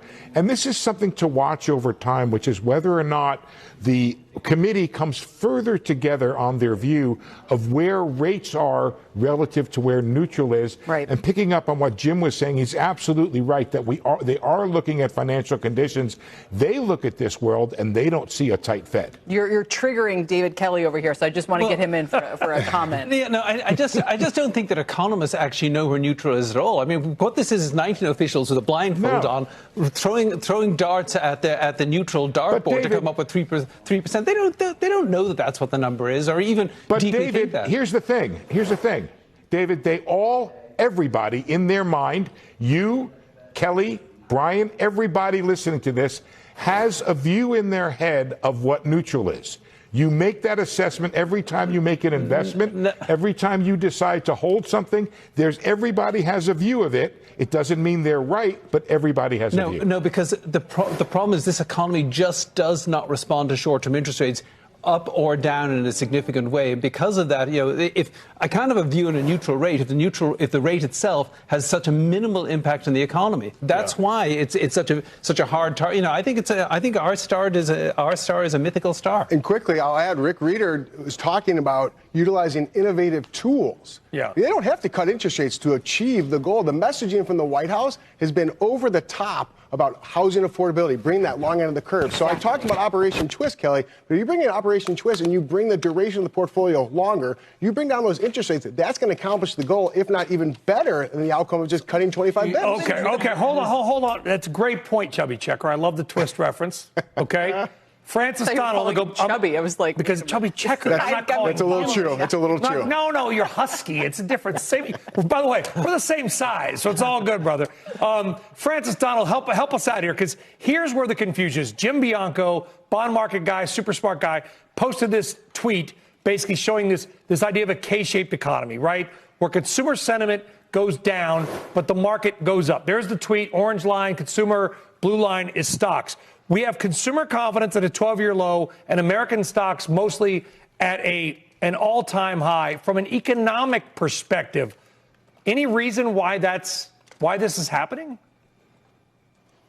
There's a long list of reasons why we see all sorts of Ks in the U.S. economy. But as we're having this discussion, Brian, I just need to take a big step back. Next month, we're going to celebrate the 5-year anniversary of inflation above 2% in this U.S. economy. And we don't even talk about that anymore. We got a Fed that is maintaining a dovish bias. We have dissents towards further cuts. And meanwhile, we have households who are raising their hand repeatedly saying food inflation is too high. Electricity is rising. The cost of living crisis is still very much in play for a lot of reasons. And yet that seems to be swept under the rug as we talk about some of the other minutia associated with the Fed. I just wish we'd take a big step back and say, all right, if we're going to run inflation above 2% persistently, what does that mean for central banking? What does it mean for the economy? Well, how do we fix it? Okay, Francis, I don't know how you're going to celebrate that 5-year anniversary, maybe overpay for a cake, right, because of inflation. But how then do we break it? How do we break inflation? Because I think you're exactly right. I think everybody watching, they were hearing about the Fed. They don't care. You know what they're mad about? They're mad that a burger is $20 when 4 years ago it was $12, right? And next year it'll be $21. It won't be 8 minutes away from the conference. What color do you think Powell's tie is going to be? What color is Powell's tie is going to be? Vote in the chat. I'll go with blue. He usually goes with purple. Is Powell going to be late? There's a bunch of side bets, of course. Is he going to be on time? If he's late, we'll probably dump. Who knows? Guess the tie color. We have close to 40 people joining us on the check-in on YouTube. Again, guys, make sure to like the video. Make sure to subscribe if you're a first-time viewer. Our normal program is from 9 a.m., 9:30 a.m. to 1 p.m. Eastern. We live trade SPY options.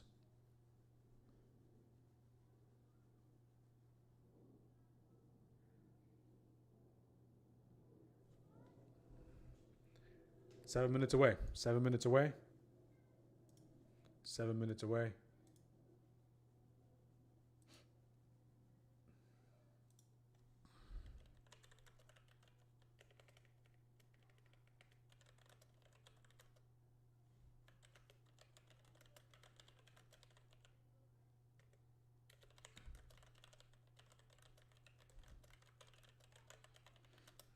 Okay, let's continue to listen to CNBC for the next couple of minutes. Rates, but right now there's a lot of uncertainty ahead of us, and it's way too soon for the Fed to be cutting rates. You're a little more bearish longer run. Well, I think that inflation is going to go away, and I think I think you're going to have the Democrats are going to take over the House, I think, and if they do, more fiscal stimulus is gone. Because right now we're just about to have a boatload of fiscal stimulus through income tax refunds. We're probably going to get a second dose through a tariff rebate check. But that gravy chain comes to an end. Maybe Powell should just say that. If they have to skate, if they're going to act with 18-month lags with monetary policy or whatever, then maybe 27 anticipated weakness does matter. Well, yeah, but there's a lot of ifs and mays before you get there. Yeah. Jim Karen, quick final thought. Yeah, I think, look, I mean, the way that we break this cycle is that you have to have a stronger economy, higher wages, better productivity. So therefore, you don't get this big boost in inflation and we keep chasing our tails. So look, ultimately, I think what is in process right now in this K-shaped economy is that the lagged effect of tariffs is the labor market, right? So companies cut labor in order to maintain margins, right? That was largely a 2025 move. This is why the labor market's been weakening. The bet is right now is that by the second quarter of this year, that labor swing is going to start to turn positive and that the jobs are going to come back, the consumption's going to be there, and that you're going to get the confidence higher. That's the plan. We'll see if it works. But I think that's the way that you break this, and hopefully you get this higher productivity move, which we're already seeing. That doesn't mean that inflation just keeps on going higher and that things just remain unaffordable. But that's how that $20 hamburger becomes a little bit more affordable, is that you start making more money. That's but that right. price That's an inflationary story, too. Wages have to go up, but that raises the price of everything. So I don't know. Yeah. Thank you all. We really appreciate it as we watch the Dow down about 3 points. So even it is towards, what do we say, stalemate? Standoff. Stalemate. It's a football term. We got to talk about that. I know what stalemate is, but I keep forgetting the term that you use. Stalemate is exactly what we're seeing in the markets right now, with the Dow up just about 3 points. 4 minutes away from the press conference. If you're just jumping in, rates will remain the same. No cut, no hike. They will remain the same. There was a 99% chance that would be the decision, and that's exactly what took place. That's not how you spell chance.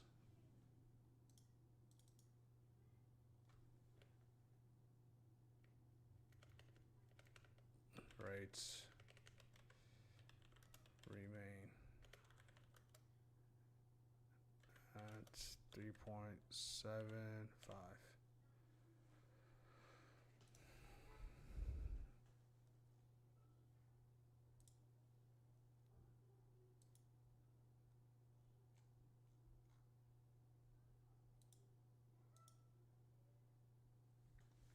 Three minutes away. Purple. I was thinking possibly blue.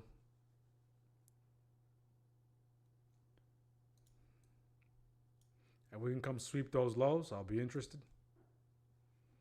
Those are the lottos, okay. Back the upside. If we can come back the downside.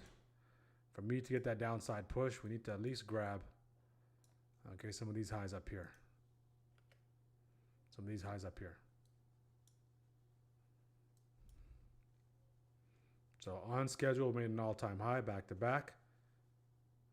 If you're looking for a potential head and shoulder for maybe swings going into tomorrow, right? You're probably looking for head and shoulder, and the phenomenon that occurs, all-time high. Next day we get a nice little drop, right?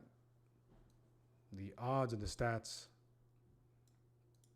could favor that move.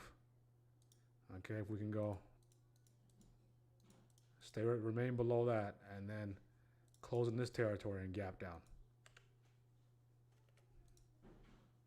Okay, that the right shoulder territory is right there. The confidence to be able to do that. The club has made me. Green tie. Oh, gray tie. Let's say green tie. 2 minutes. We got to vote for green. We got to vote for purple. I'll go with blue.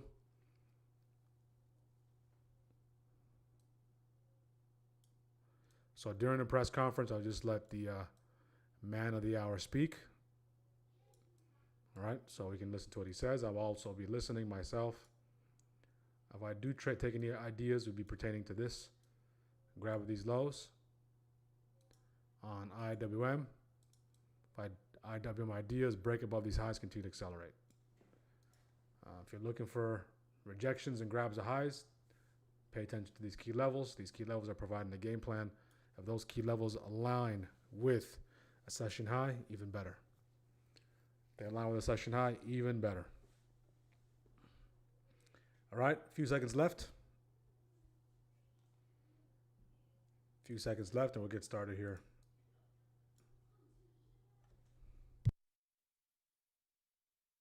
Licking the bowl obsessively because he just loves it so much. Go to thepetstable.com and use code TV50 for 50% off your first box, plus 20% off your second. Stocks are somewhat muted after the Fed decided to hold. Usually we're in a holding pattern before the decision. Now we're in a holding pattern afterwards as well. Let's turn back to KKR Financial's Jeff Kilberg, and with due reason, because the press conferences are notoriously volatile. So why lay your bets out before we hear from the chair? And that's the four. Nice little dump. Rejection on IW off that VWAP. Didn't break above those highs quite yet. We're getting a nice little dump before the press conference. Okay, things are getting interesting here.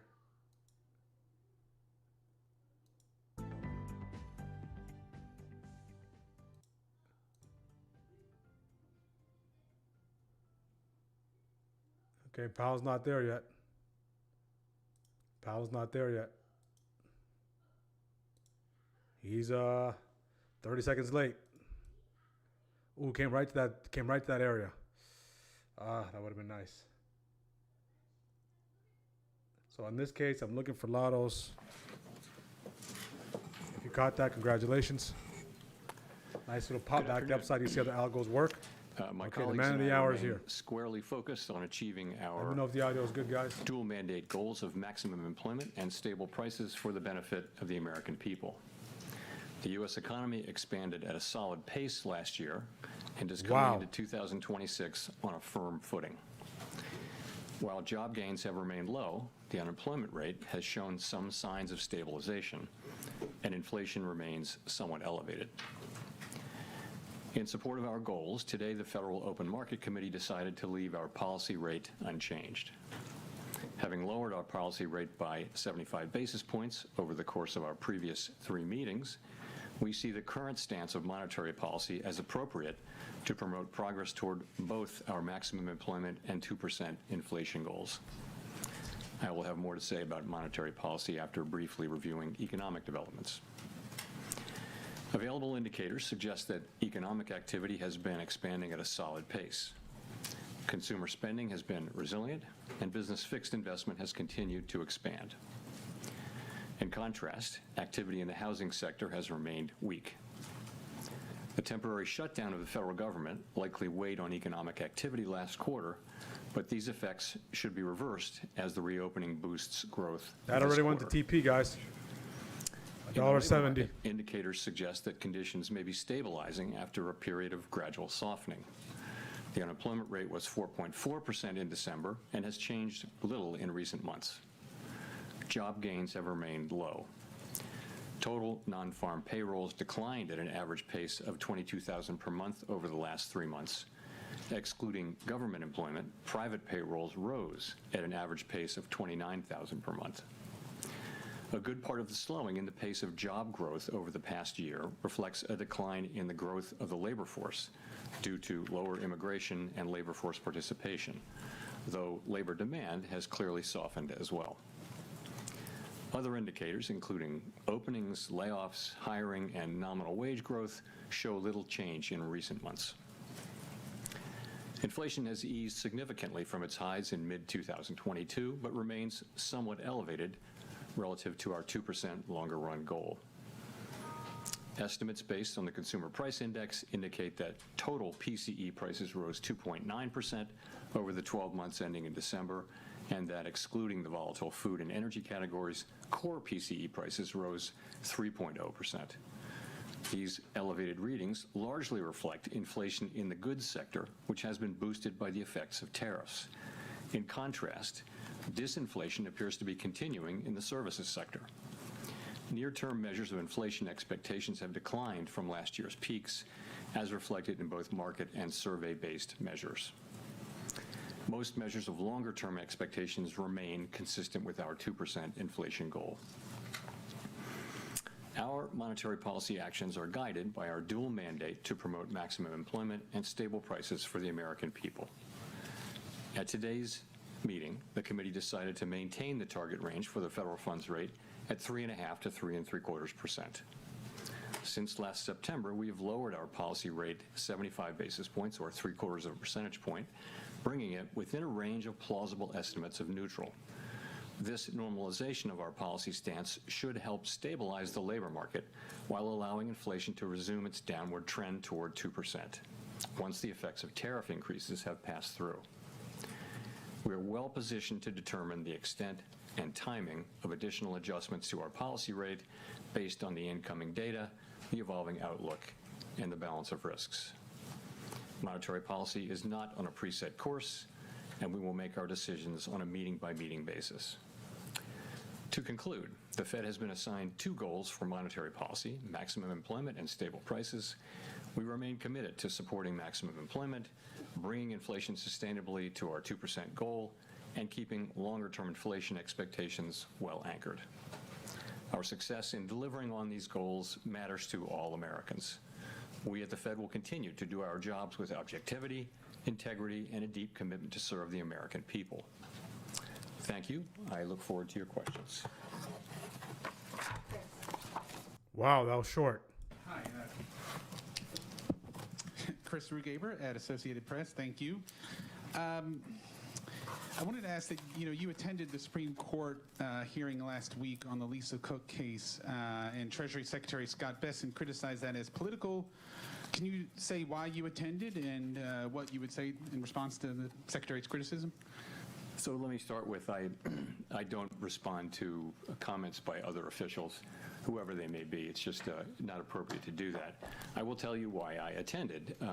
I would say that that case is perhaps the most important legal case in the Fed's 113-year history. And as I thought about it, I thought might be hard to explain why I didn't attend. In addition, Paul Volcker went to a Supreme Court case famously in, I guess, 1985 or so. So it's precedented, and I thought it was an appropriate thing, and I did it. Great. And then just quickly follow on the job market. You mentioned last month that the household survey might be distorted, and you also mentioned the potential for overcounting jobs, which would suggest that we're still in a negative hiring pace. So do you see the drop in the unemployment rate as solid? And what's the basis for saying that things have stabilized? Thank you. So, yeah, really two questions. One is, so we're getting through the distortions in the data from the shutdown. However big they were in November, they're smaller in December. So we're getting to a place where they're no longer material. They're still there, but it's a tweak here and there.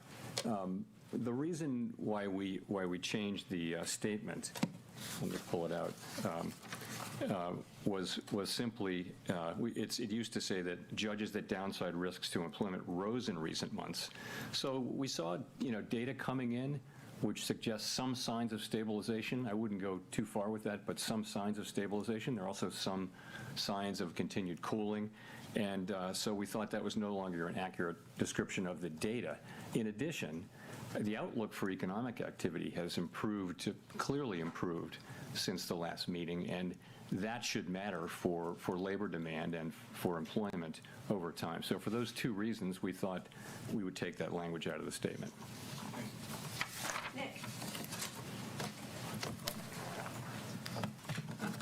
Nick Timros, The Wall Street Journal. Chair Powell, you've generally avoided engaging with political controversies directly, and the video statement on January 11th was a departure. What made this different, and are you concerned it could draw the institution further into political debates?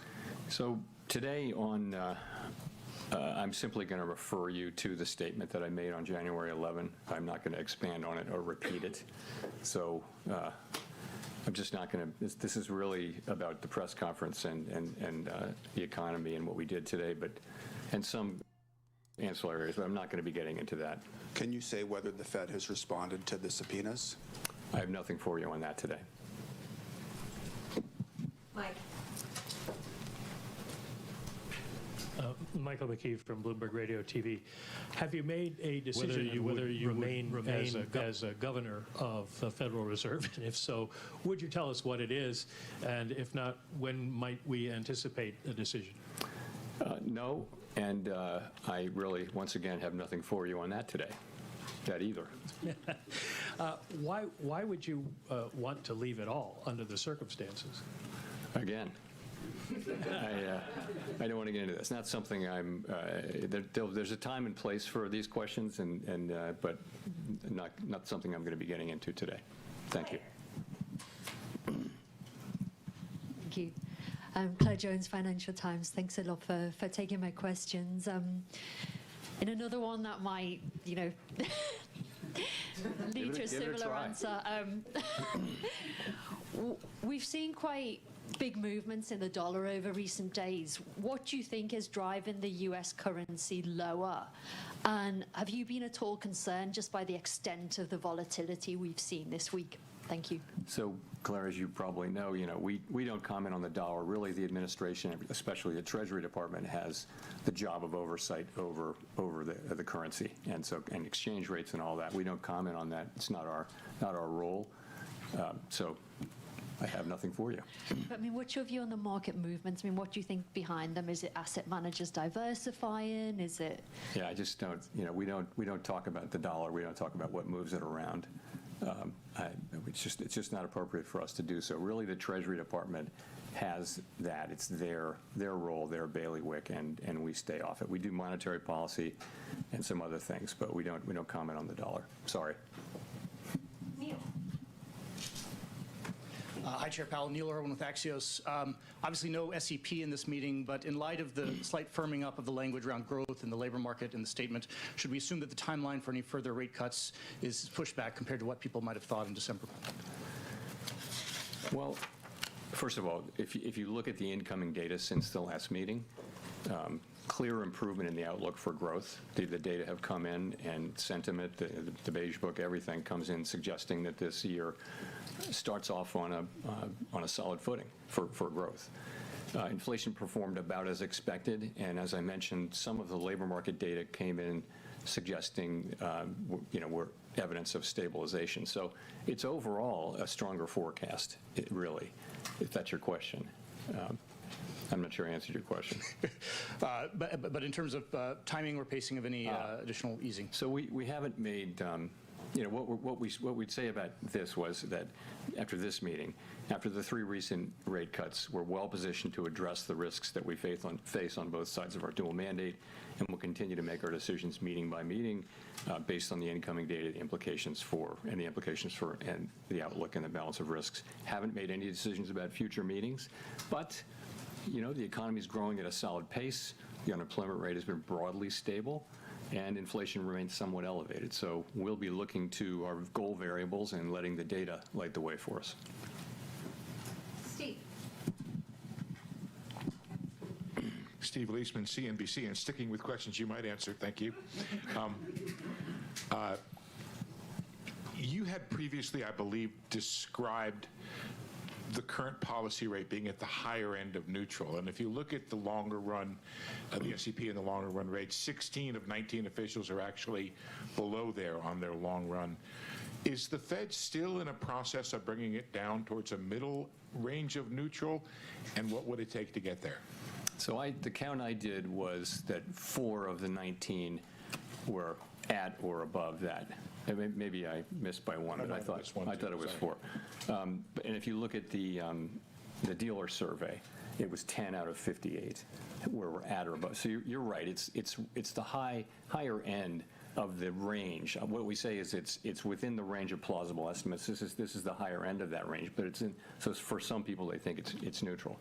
I think, and many of my colleagues think, it's hard to look at the incoming data and say that policy's significantly restrictive at this time. It may be sort of loosely neutral, or it may be somewhat restrictive. It's in the eye of the beholder, and of course no one knows with any precision. Is that, you had a follow-up? I get what you're saying, but some officials have described the Fed being in a mode of bringing it down eventually over time. Are you still in that mode, or is this a place to hang out? Yeah, no, I would say if you look at the SEP from December, most people had additional normalization. But at the same time, we've done a lot of the process of normalizing. A good piece of it is done with 75 basis points, and before that, 100. It's 175 basis points we've cut since we began cutting in September of 2024. So you've moved now to, the Fed funds is running just a little below 3.65%. So you've moved a good way, and we think we're well positioned here to watch how the economy performs, look at the data. We're not making decisions about future meetings, but we do think we're well positioned after those 3 cuts to let the data speak to us. Amira. Thank you, Chair Powell. Mara Mokway from Bloomberg News. To what extent did the committee discuss the possibility of cutting at this meeting or in March? And how are you all thinking about the conditions that would merit another rate cut? Is there broad agreement on the committee about what it would take? So there was broad support on the committee for holding today. Broad, I would say, including among non-voters. So that's where that was. Of course, some people did want to cut and dissented, but the committee pretty broadly for holding today. We're not trying to articulate a test for when to next cut or whether to cut at the next meeting.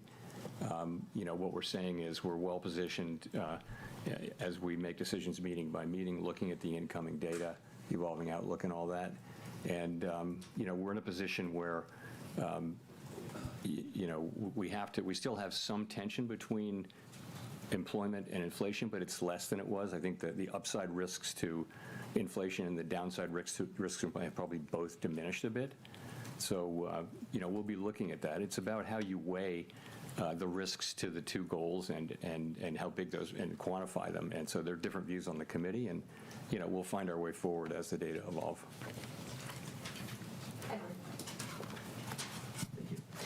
Thank you, Mr. Chairman. Edward Lawrence from Fox Business. Has the effects of tariffs already moved through the economy on prices?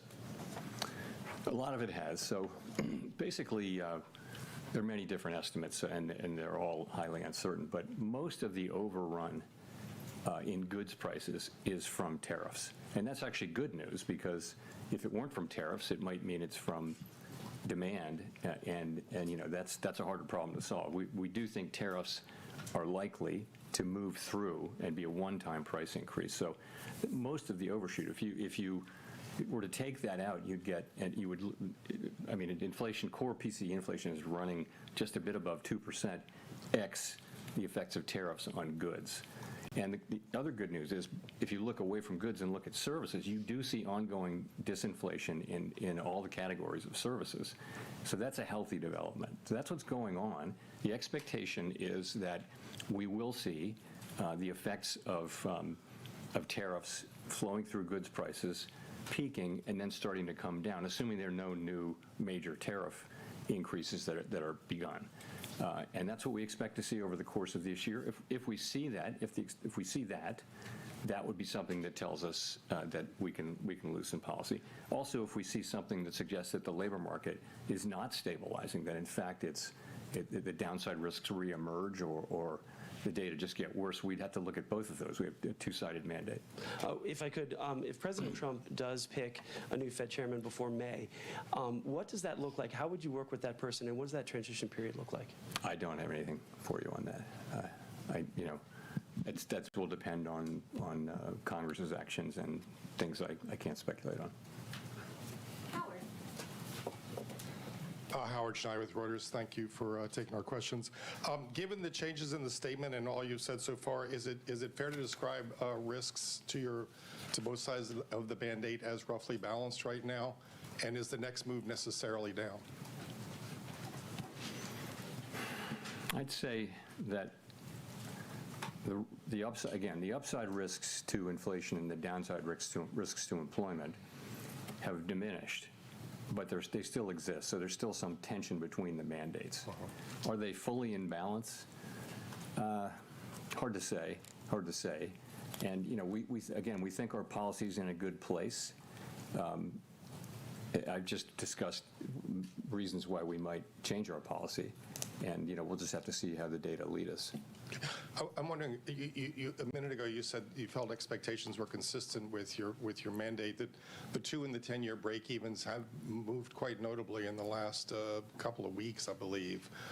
Is there any concern on that front? I mean, I recently looked at all of the both survey and market-based short-term inflation expectations have come way down. They were in a good place at the beginning of last year. They spiked around Liberation Day, and now they've fully retraced in the last few months. So that's very comforting. And the longer-term inflation expectations have remained in places that are very consistent with 2% inflation over time. So expectations have been solid, and they reflect confidence in the return to 2% inflation. Andrew. Apologies if this is a little bit repetitive, but in the past you've said that the reason you cut rates was that the risk to the labor market was greater than the risk to the inflation side. Is that still true? We haven't made. You're right. We.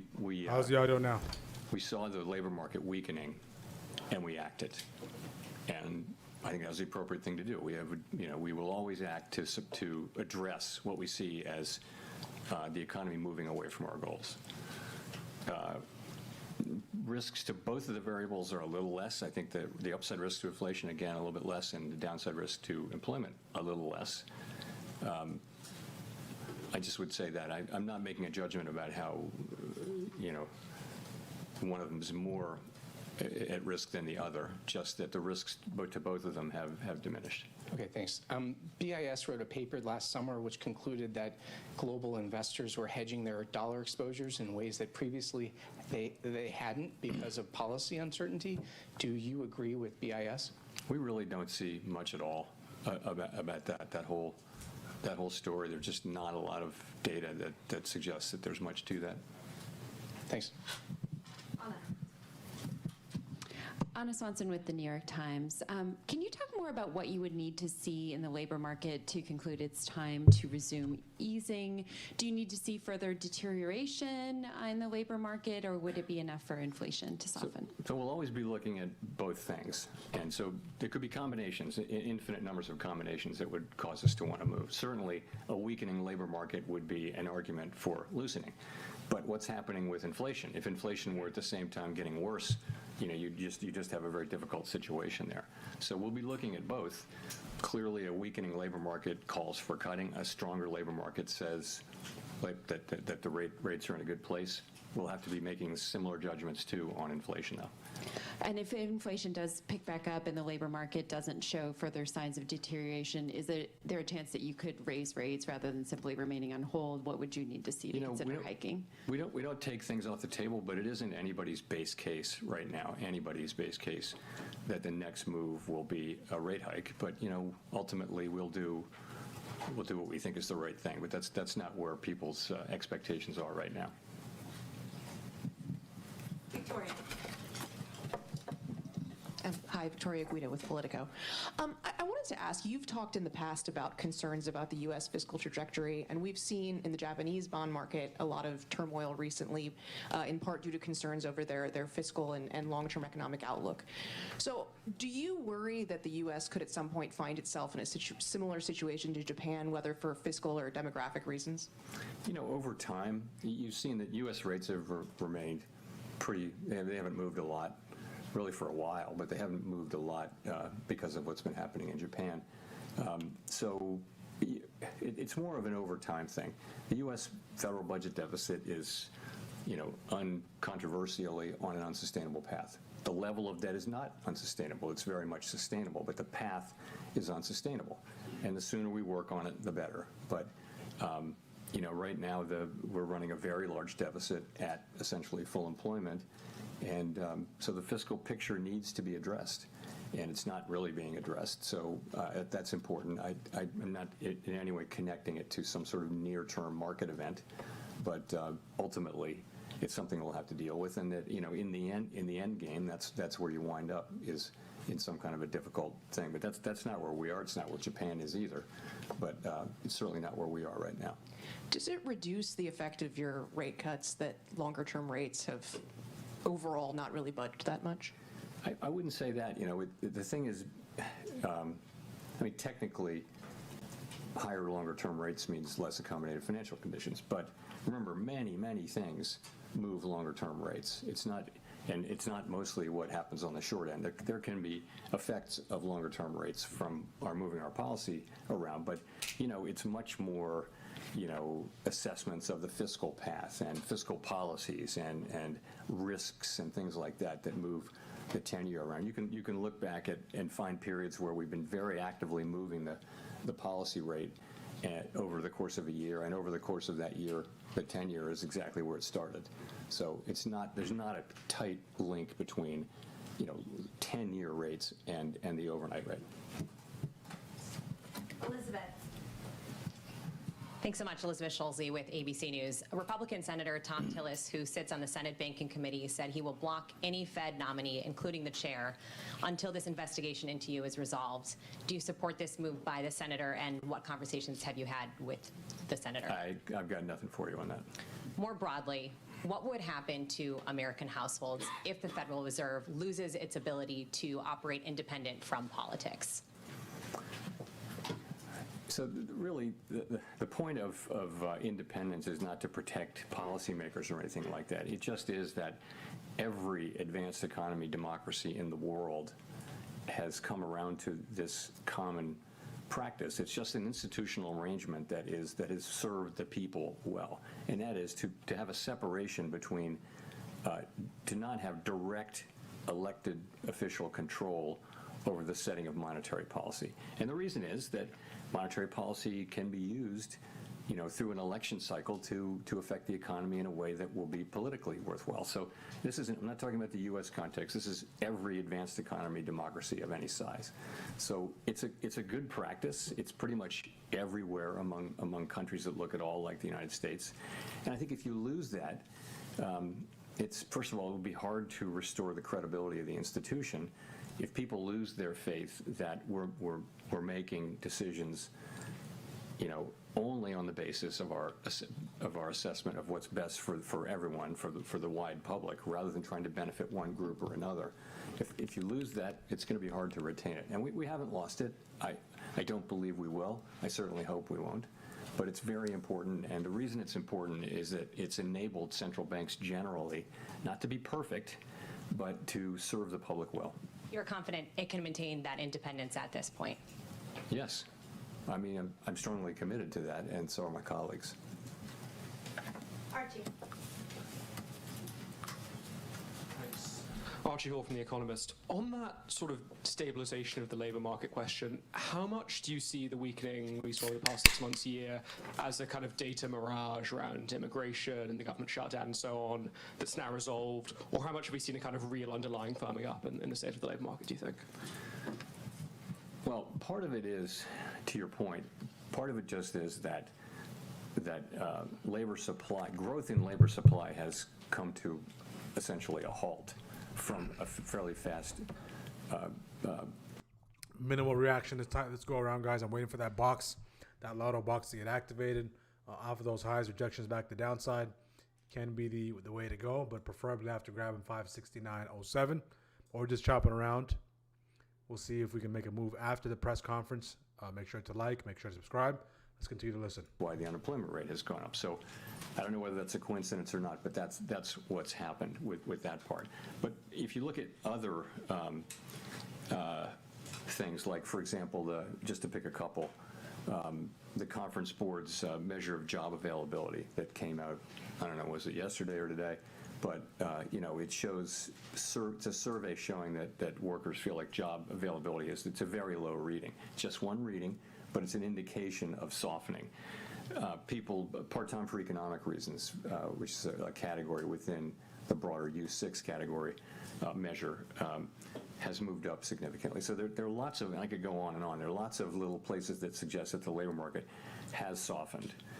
But you're right, part of payroll job softening is that both the supply and demand for labor has come down. Growth in those two have come down. So that makes it a difficult time to read the labor market. So imagine they both came down a lot to the point where there is no job growth. Is that full employment? In a sense, it is. If demand and supply are in balance, that you could say that's full employment. At the same time, do we really feel like that's a maximum employment economy? It's very challenging and quite unusual situation. Thanks. And one more on growth and the kind of strong growth outlook, your strengthening growth outlook you're now seeing. How much of that is the fiscal stimulus we're seeing from the beautiful bill, the tax cuts, and all of that? So you're seeing it already. You don't have much of the fiscal. I think the outlook, you're right. It's financial conditions and it's fiscal policy for 26. But you've got strong consumption that's been happening before financial conditions have been supportive, but before the fiscal effects really are shown. So essentially the economy has once again surprised us with its strength, not for the first time. And consumer spending, although it's uneven across income categories, but consumer spending overall numbers are good, and we're benefiting from the AI build out of data centers. That's another thing we're benefiting from. But the economy overall, the growth is on a solid footing, it looks like, and it's not just those things. It's just the consumers. The consumer is filling out, surveys that sound really negative and then spending. So there's been a disconnect for some time between downbeat surveys and, reasonably good spending data. Thanks, Chair Powell. Christine Romans from NBC News. You talked about how consumer spending is uneven. The president calls inflation defeated and solved. The FOMC says it's a somewhat elevated inflation. But you talked about those customer survey or those consumer sentiment surveys and public opinion polls that show that most families say the cost of living is still issue number one. What is the conversation around the table with your colleagues about how wealthier consumers seem to be driving so much of the economy and why so many families still feel like they just can't make ends meet after 5 years of rising prices? What is that discussion like? So a couple things. One, there's something to it in that we know that higher income households that tend to own real estate and tend to own stocks, securities, and those assets have been going up in value, and increases in wealth do support spending over time. So, and that's clearly a part of the story. We also know that for some time now, for a year or more, we've been hearing from retailers, for example, that serve lower income customers, whether it be food or the big box stores or anything. They're saying the same thing, which is our consumers are looking to economize. They're trading down from brands and they're buying less, and it's changing their buying habits and that kind of thing. So we're seeing that, and that is a reality of what we're seeing. They're still consuming, but they're feeling it in a different way. I would say more broadly, on affordability, we have a vast network through the reserve banks and also through the Board of Governors where we talk to small and large businesses and households, and so we do hear a lot about affordability, and we take that very seriously, and we take it to heart because one of our jobs is price stability, and so the best thing we can do for people who are feeling that squeeze is to keep inflation under control and, frankly, to finish the job of getting inflation back down to 2%. You mentioned the AI build-out as being positive for economic growth this year. I wonder, as you look at the weakest year last year for job creation of a non-recession year since like 2003, are you concerned about AI maybe supplanting more entry-level work and entry-level jobs, and how does that play into what you're watching about the labor market? So everyone, of course, is watching AI and the deployment and, trying to understand exactly what's happening. And there's a wide range of possibilities. It's hard to say.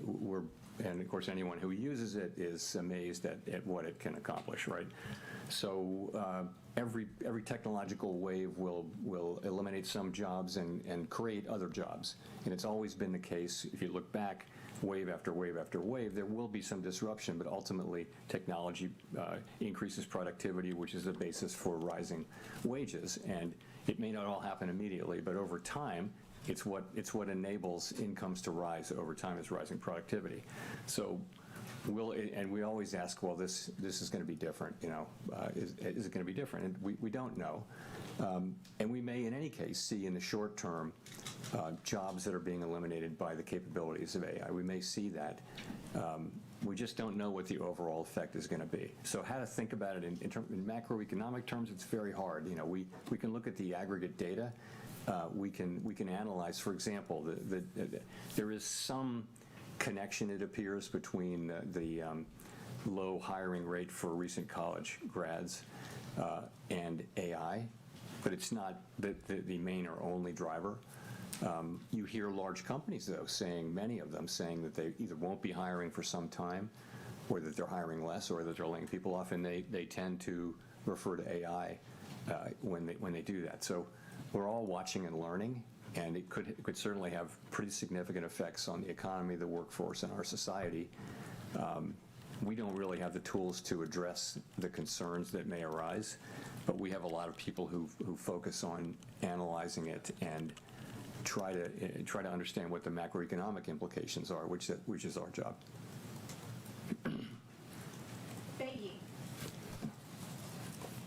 Thank you, Chair Powell. Bayi from AFP News Agency. You mentioned earlier that on inflation, the broad expectation was for a one-time price increase and then for inflation to come down. And I was wondering, is your expectation still for inflation to start cooling in the second half of 2026? And if you could elaborate how far we are from target currently. Thank you. So how far we are from target is, as I mentioned in my opening remarks, we had 3.0% core PCE inflation over the 12 months ending in December, and that's pretty much what we had the year before. So on net, no progress, but the story behind that is modestly positive in that most of the overshoot was in goods prices, which we think is related to tariffs, and ultimately we think those will not result in inflation as opposed to a one-time price increase. Okay, so that's where it is. In terms of, you asked, no one thinks they will, ex ante understand really clearly, precisely when this will happen. But there's an expectation that sometime in the middle quarters of the year, we'll see tariff inflation topping out. So what we do is when a tariff is put in place, we track the effect of those tariffs over a 6, 7, 8, 9 month period, and you can see for that tariff how long it takes to reach a place where it's affected the price level, and that's it. So we're getting better at that, and our estimate is that it'll be sometime in the middle of the year, but I wouldn't look for great precision in that. But we'll be able to see whether things are moving in that direction. I think we'll be able to see. Richard Escobedo. Thanks, Chair Powell. I'm Richard Escobedo with CBS News. I want to look outside the U.S. about what's happening outside our shores and how it impacts the U.S. Canada's Prime Minister said last week that there's been a rupture in the global order, and I wonder how you're thinking about geopolitical risk as it relates to the U.S. economy. So I can't comment on that speech or statement or anything like that. Geopolitical risk for us is, a lot of it is around energy, oil. And so far we haven't, for all the turmoil, oil prices have come down, as you know, and so we don't really see much. Longer than that, it's trade, and the trade, our economy has pulled through pretty well, you'd have to say, given the very significant changes in trade policy. The U.S. economy has pushed right through. Partly that is that the way that what was implemented was significantly less than what was announced at the beginning. In addition, other countries didn't retaliate, and in addition, a good part of it hasn't been passed through to consumers yet. It's being taken by companies that stand between the consumer and the exporter. So that's where that is. Jennifer. Thank you, Chair Powell. Jennifer Schonberger with Yahoo Finance. With third quarter GDP growing at 4.4% and the fourth quarter expected to have a 5 handle on it as to what the Atlanta Fed is predicting, at a time when you had a government shutdown and we thought that was going to shave off some growth, you've also got the fiscal tailwinds you've talked about, big tax refunds coming, potential tariff dividend. How could you cut rates and not spur inflation in that environment? Well, we didn't cut rates today, but it depends on how fast potential output is growing, right? I'm just asking in principle. I'm not saying this is what's happening, but there's growth and there's how fast the potential is growing, and at a time of high productivity growth, potential output is rising. So it really matters whether potential output is growing as fast as actual output, and it would matter over time. The numbers you cite were for quarters, and quarterly GDP is, you need to look at 12 months because quarterly GDP can be very lumpy. GDP was negative in the first quarter last year, so the overall, over the year, the numbers were nothing like that. It was more in the mid-2s for the year. And how do you explain the divide right now between strong economic growth and the job market? Is it productivity that's filling the gap? And is productivity being driven by AI at this point? So there has been, you're right, there has been a divide of solid growth, but what looked like a weakening labor market. And that can be explained by rising productivity. But I would say we do see signs of certainly of the unemployment rate stabilizing. So it may be we're seeing the beginning of the resolution of those two things. Also, as you probably know, the lore is that when GDP and the labor market get into an argument, in the end, the labor market data is more reliable. GDP data is very hard to collect and understand, but nonetheless, I think we may be seeing that tension resolving a little bit. Too soon to say with any confidence, though.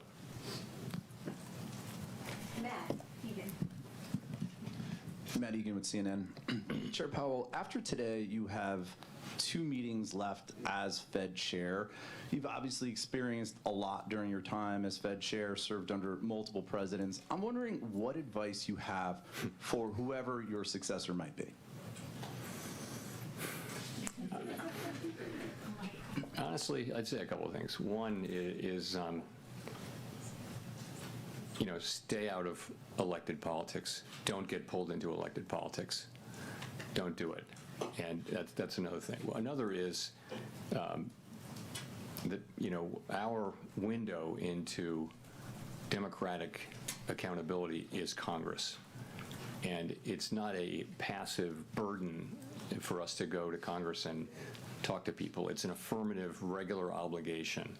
If you want democratic legitimacy, you earn it by your interactions with our elected overseers. And so it's something you need to work hard at, and I have worked hard at it. So, and the last thing is, it's easy to criticize government institutions so many ways.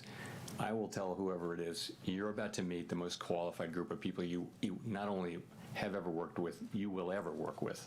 And when you meet Fed staff, and not everybody's perfect, but there isn't a better cadre of professionals more dedicated to the public well-being than work at the Fed. Thanks for that answer. If I may follow up, as I'm sure you've noticed, gold and silver prices have experienced historic gains. A lot of puts there. And I'm wondering how much attention, if any, you pay to those moves, and what message you may take from these significant price increases we've seen for precious metals. Don't take much message macroeconomically. The argument can be made that we're losing credibility or something. It's simply not the case. If you look at where inflation expectations are, our credibility is right where it needs to be. So we look at those things. We don't get spun up over particular asset price changes, although we do monitor them, of course. Nicole, for the last question. Hi, Nicole Goodkind-Barron's.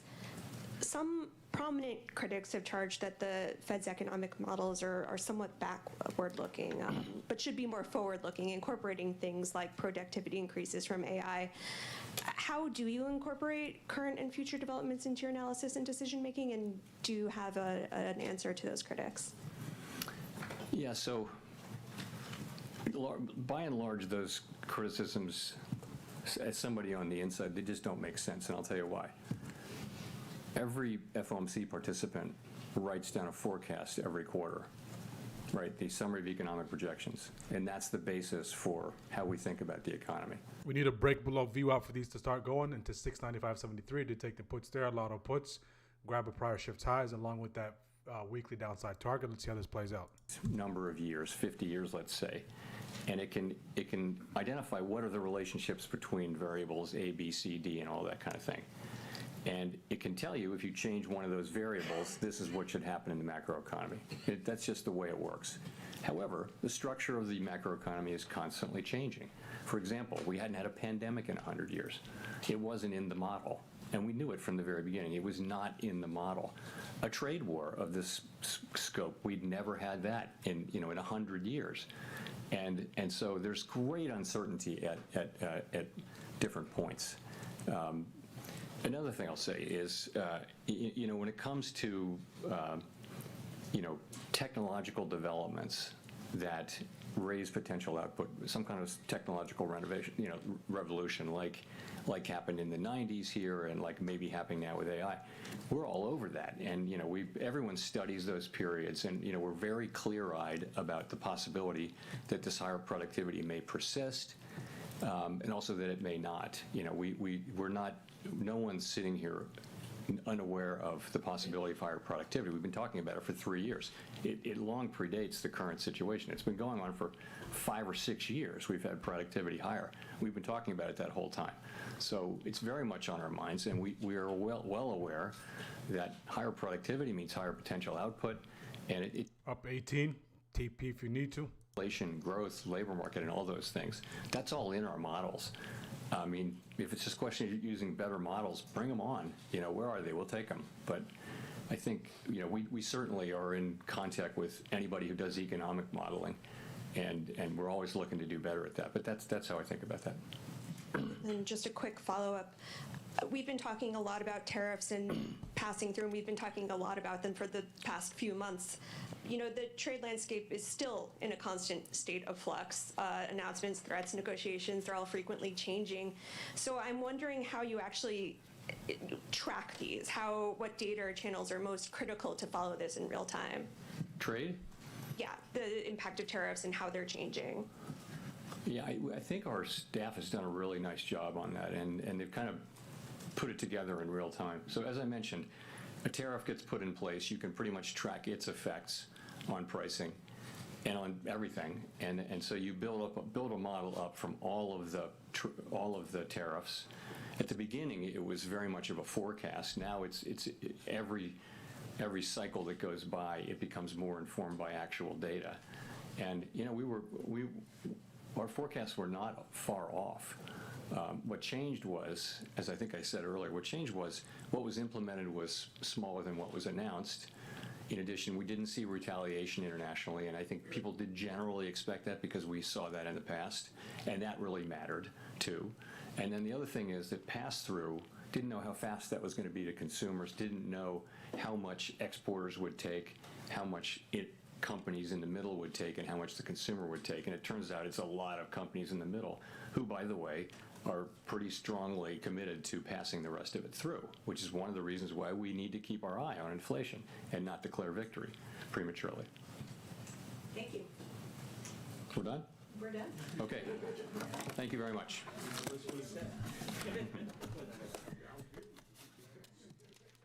Okay, that brings the press conference to an end. We did get a nice bounce off that territory, grabbed those lows, took place so fast, couldn't really get that order in. I am babysitting this small lotto here. Did see 18 off of those lows, see if we can get a nice little continue to break the downside. Risk being reclaiming that PML. Back is against the wall. We're basically about to close in the next 43 minutes. So again, there you have it, guys. That's the conference, press conference. What we're gonna do is from this stream, we're gonna transition right into the earnings. Okay, we're gonna transition right to the earnings. For the earnings, we're just gonna listen to the earnings call. I'll put up a poll in the chat on which earnings call you guys want to listen to. Is it the IBM earnings call, the Tesla earnings call, the Meta earnings call, or the Microsoft earnings call? Whichever earnings call you want to listen to, we'll have that stream available right after the close, and it will be a passive stream. I'll have all 4 of the charts available, so you can pay attention to the reaction of those 4 names. And today has truly been a marathon stream, okay? So we will continue the stream into the close, past the close, into the earnings, into the earnings call. So I'm gonna put up a poll on which earnings call you want to listen to, okay, in the chat. So which earnings call do you want to listen to as we transition to the earnings stream? So which earnings call do you want to listen to? Tesla, MSFT, IBM, or what was the other one? Meta.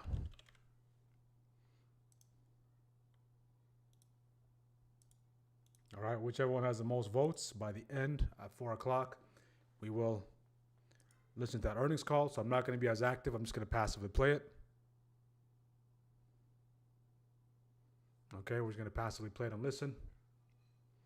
And let me just put the poll up. Okay, so get your votes in. Make sure to like the video. Make sure to Subscribe if you haven't already. We did see 18% here. If it was any other type of trade, of course, at 18%, I'm securing that, right? But this is a lotto, so I need a little more than 18% to see if I can get that full breakdown, let the idea play out.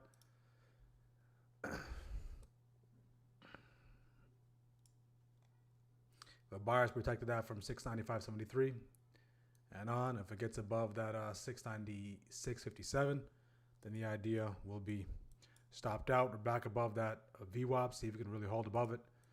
This is the area that's gonna be highly contested. Minimal reactions here, guys. Minimal reactions. Okay, so we did grab these lows. This was it. This low grab was it. This low grab and this peekaboo above those highs was were the ones to take advantage of. They came very quickly, and they came early. The rest of the press conference was just a bunch of chop. So I'm trying to see if this can lead us all the way back down to this territory here, to that potential, that compound, so on and so forth, okay?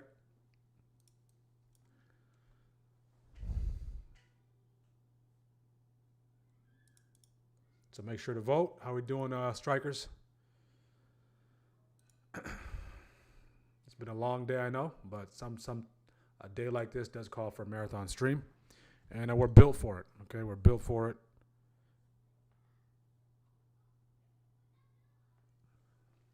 See, we got that last minute breakdown into the close. Okay, let's see, get that last minute breakdown to the close. I will start changing the title of the stream so we can get some push from the algorithm, and I will change the thumbnail as well here quickly. So if you're just jumping in, you get a 3-for-1. You got the live trading, you got the press conference, okay? Press conference, as well as the coverage of the press conference and the reaction, as well as a trade idea if you're able to catch it. Unfortunately, I wasn't able to catch it, but the idea was there. And then now we're going to transition into the earnings, okay? So it's a jam-packed day for us. Okay, jam-packed day. Okay, let's see if we get that nice little... we're about 40 subs away from 2,800 subs, so help us get there, guys. 60% of you who do tune in every day are not subscribed, so that's going to tremendously help us get to that point. I'm here just changing the title of the stream. Okay. If you're interested in joining the most value-packed live trading community, live trading, along with access to resources and tools to put yourself in the best position to succeed and beat the markets, all the links are pinned in the chat.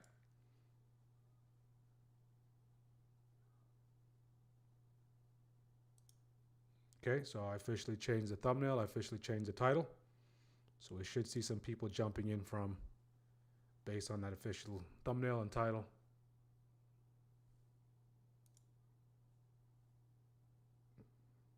Okay, first time viewers, gold is now up $230 on the day. The biggest dollar move gain in history. Wow, gold, gold, gold. Gold never gets old. Gold, look at that, guys. Gold is on the road again, okay? On the road to what? 5,400, 5,500. On the road again. Right, unstoppable force. Nice bounce on the Qs.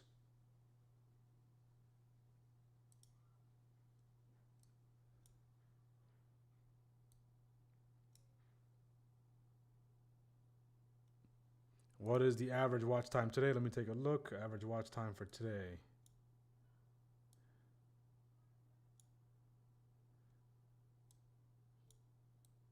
Average watch time for today is 38 minutes. 38 minutes. The average viewer is watching for 38 minutes. So let's get the likes up, guys. So you guys are watching. Don't be a silent watcher. Participate. Engage. Apply the principles of reciprocity. If you're gaining value from the stream, okay, make sure to like at minimum. We're above VWAP. I'm still in this lotto here, down 30%. again, seeing if that's the fine line in the sand. I'm willing to part ways with 50% of the position. That's why I'm not taking that profit at 18% here. All right, so lotto trading, completely different than our regular trading. So most traders, lotto trading is a regular style of trading.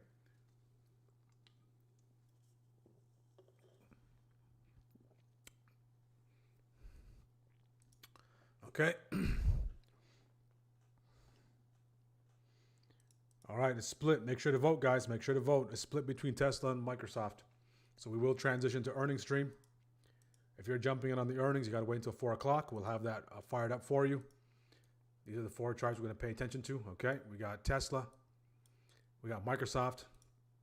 We got Tesla. We got IBM. And, of course, we got Meta. So if you want me to continue the stream on the Google Meets, okay, I can do that as well for our members. If you want, you can jump in on YouTube, whichever one you want. Big shout out to everyone still on the Google Meets. Means a ton. You guys really trust the program. You guys are really supporting. You guys are really getting value from this. So it's awesome to see. We've been hanging out since 9 a.m., guys. That's a full work day. Almost a 9 to 5, guys. All right? So sometimes some days require us to put those hours in. Okay, require us to put those hours in.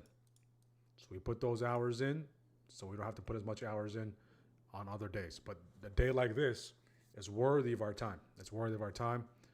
It calls for this kind of effort because these are the most important catalyst, okay, in our world. Okay, let's take a look at those contracts. They're down 6% now. We need a full breakdown. If you did TP already at 18%, I don't blame you. If you're waiting for this to play out, continue to wait. Back is against the wall. We need to get below 695 for this to start to really go.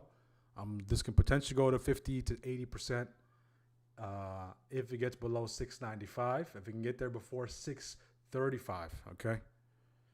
Because the theta is going to start accelerating, so we need to start speeding up. We need to start putting pressure on this support. Support needs to crack. We need to crack this support. Okay, we need to crack the support and get to 695. That should put us between 30 to 40%.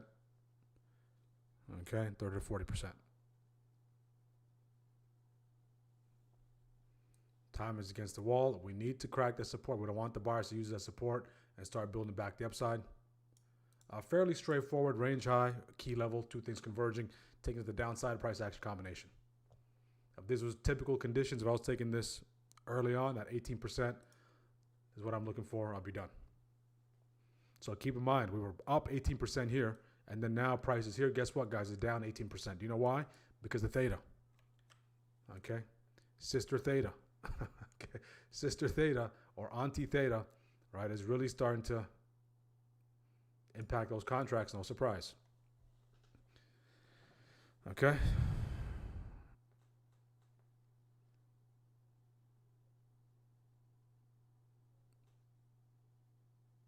What are we thinking? Do we break down finally? Do we start to break down?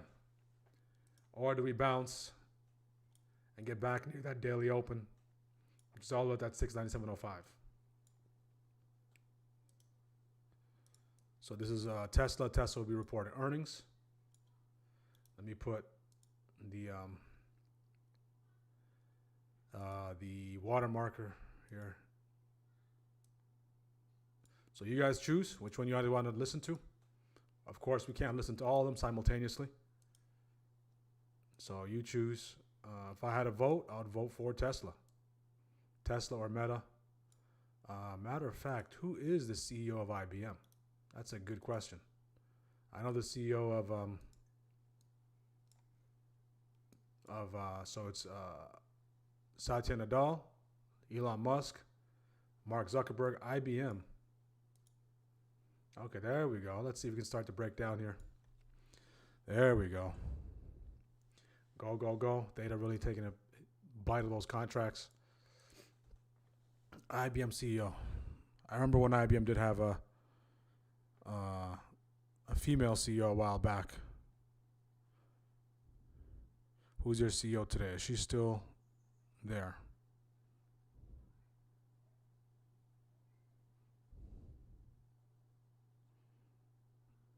Okay, Arvind Krishna. I think that's how you say it. Arvind Krishna is the CEO now. Okay, I like how the VIX is waking up. The VIX is waking up. We need to start rocking and rolling. We need to hit that 695 for this thing to start showing some signs of life.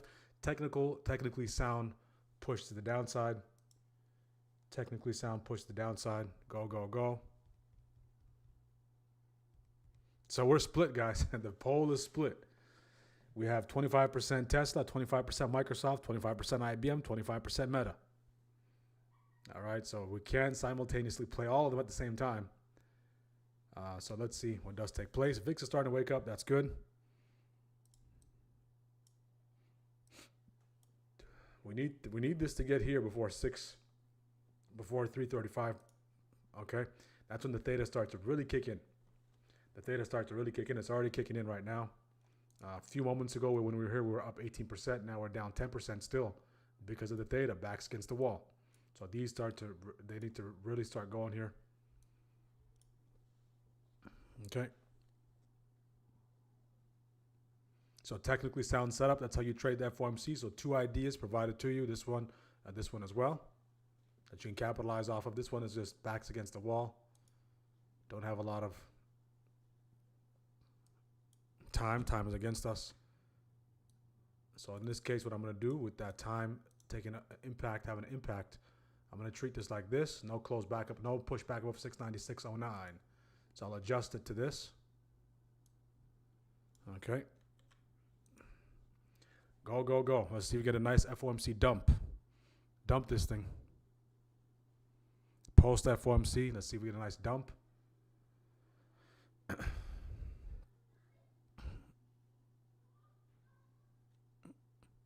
Okay, let's go. Go, go, go.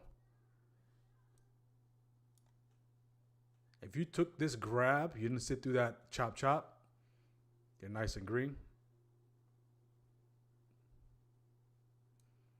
All right, so this is chewing that premium here.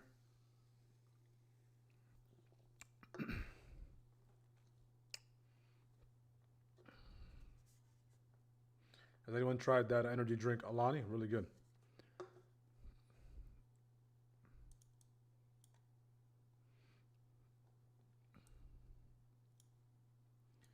Tastes good.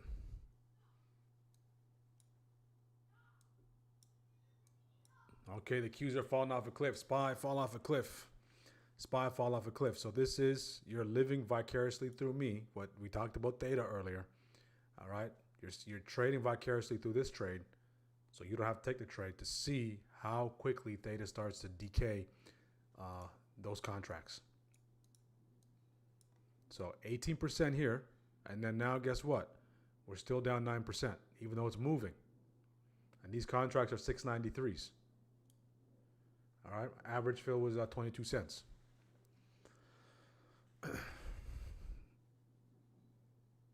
Average fill was 22 cents. And the fact that it's taken its time,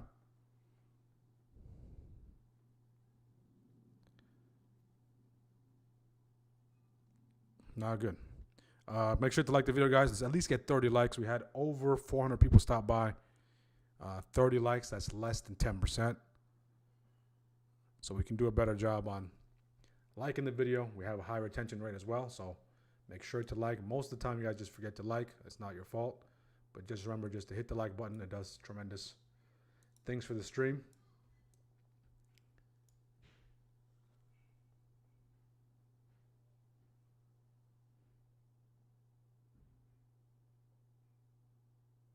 Okay, Tesla's in the lead. Tesla's in the lead. Tesla earnings call is in the lead. Tesla's at 50%. 50% chance. So which ones you guys want to listen to? You guys make the call. Let's see if you had a nice whoosh to the downside. So I wanted us to get to 695 but before 335. So right now, let's see if we can get there before I buy 335.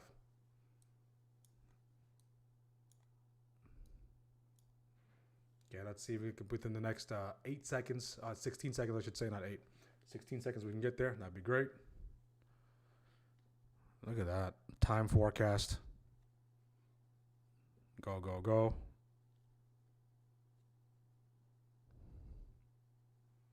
If we get there right by 335, that would be amazing. Okay, up 13, up 11. Need that continued push.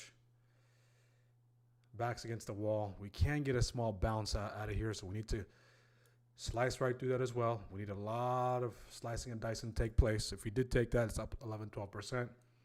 TP where you need to.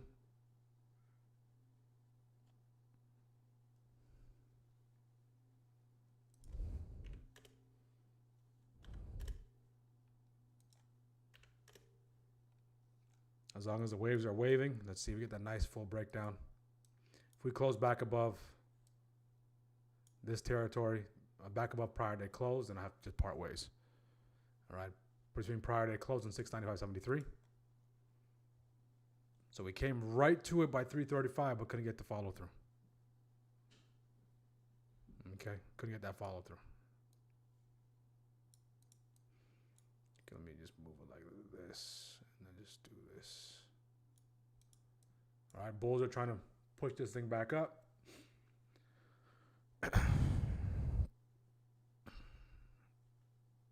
Qs are bouncing as well. Everything's starting to catch a bit off those lows. Not enough to shift the 1 minute wave. But this bounce does take up a lot of the, does take a toll on those contracts.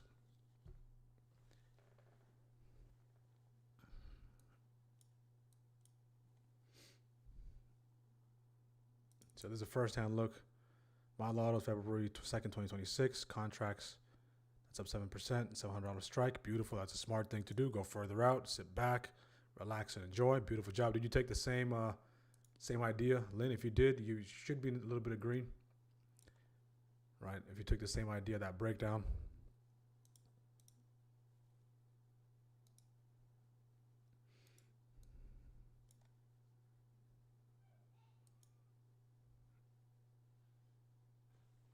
Running out of time here.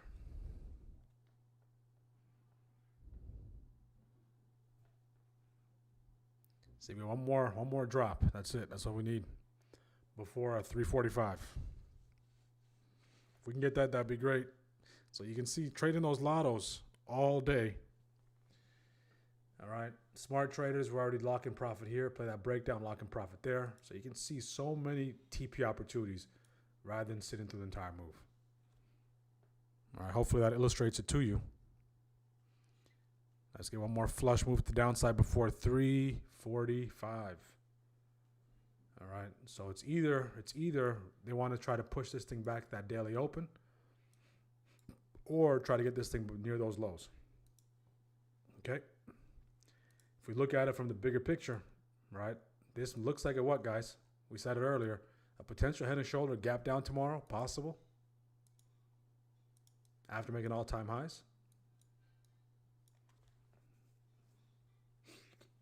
Okay. Very possible. All right, let's see, get one more drop. We need to slice right through this, take this all the way to compound. Okay, we need to get past this, get the compound before 345. That should probably give us 50%, 60%. We need to make that move before 345. Nice retrace, reject off first wave. Same things remain true from earlier. Now, same things, same strategy, nothing changes. Okay. Go, go, go. Follow through. We need to slice right through this territory, okay? We need to slice right through it with confidence. I like how the VIX continues to show strength. If you took a retrace reject right here off the waves prior to close, you're seeing a little bit of appreciation.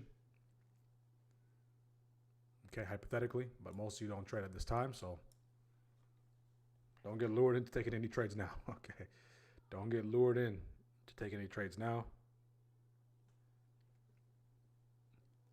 6 minutes. Need this thing to break down before 6 minutes, okay?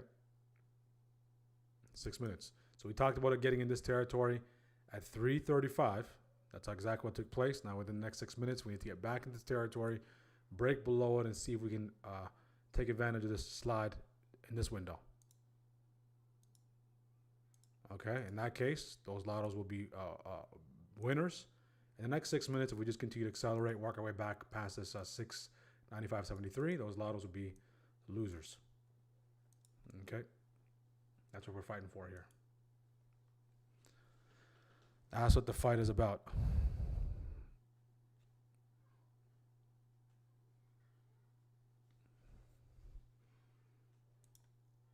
Do we got one more breakdown left in us? If those waves can hold. One more breakdown left. Do the bears have one more push left? One more push left.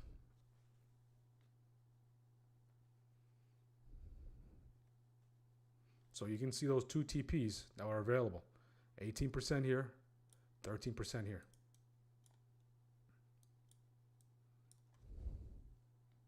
So hopefully you guys are learning something on the importance of the TP. The importance of TP. Let's see if we get that break. Go, go, go. And keep in mind, entries all the way up here. If this was like during the day, these contracts would be in green, but we have to know, end of day, those contracts are going to zero. So it's a fight against time. 4 minutes. 4 minutes. So you get that nice clean breakdown. Break below 695 critical. That would really start to accelerate. We need that break below 345. Okay, 345, we need that break. Let's see if we get that break below it. 345, we will transition directly to that stream once we wrap up at 4 o'clock. If you're a first-time viewer, make sure to subscribe. Long-time viewers, make sure you're subscribed. If you're looking to join our community, take advantage of all the discounts available. Code WHOP. We do have a private community.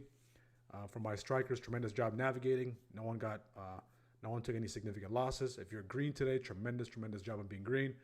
If you haven't navigated FOMC before, you sat back and you watched the entire episode. Hopefully you were able to pick up a couple of things that you can implement for the next meeting. Okay, so early on we did take a few trades. Stopped out on the last two trades. One worked in our favor. 3 trades stopped out, one worked in our favor. So small right on the day. Okay, go, go, go. 3 minutes. 3 minutes. We need to slice right through that level. Need to see 50. 50.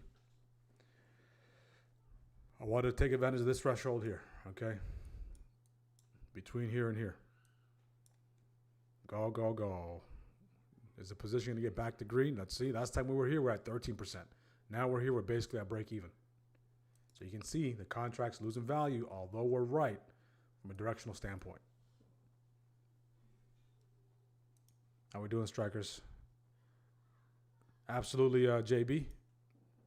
It's a call. I was looking at the upside. Okay, if you took it from here in those calls, you're in a comfortable position. Great job. And thank you for posting those charts overnight, as usual, JB. Keeping a close eye on everything moving, keeping us up to date, up to speed. And all of our strikers, guys, feel free to post charts anytime. Your ideas can help someone. Of course, the ideas that are posted from my members is not financial advice, guys. So just do your due diligence. It's just bring something to your attention. We do have a lot of great technicians. So the more you post, the more eyes we have across the board. It doesn't matter what it is. It can be a small cap name. It can be a commodity. It can be futures. It can be a mega cap, small cap. Just post it, right?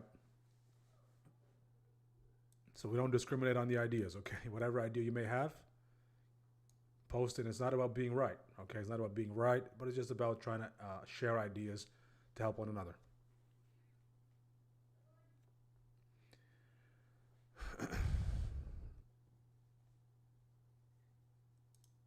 So it looks like Tesla's in the lead. Get that break before 345. All that to get to near the break even.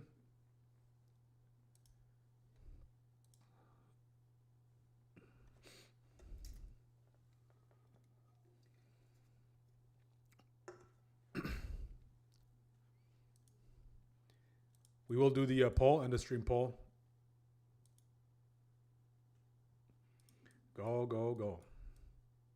So you see that FOMC strategy, play the extremes, key levels, along with the session highs and lows. If you don't mark up the session highs and lows, you don't know which highs to target.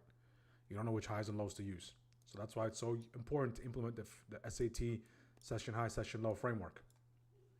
Okay? The way we do session high, session lows, there's a method to the madness.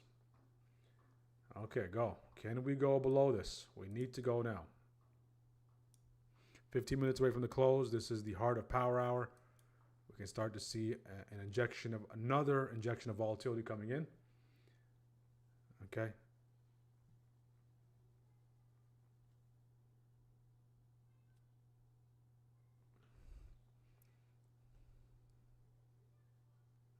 Probably can't withstand another push back the upside. I'll just close it out. All right, let's see. Bought SLV at the start of Powell. Took SPY 693 puts ahead of Powell. Now power hour. Trade 100%. That's a very intelligent thing to do. I like that. Power hour. Powell hour. Powell hour. So Powell hour. That's right after he stops talking.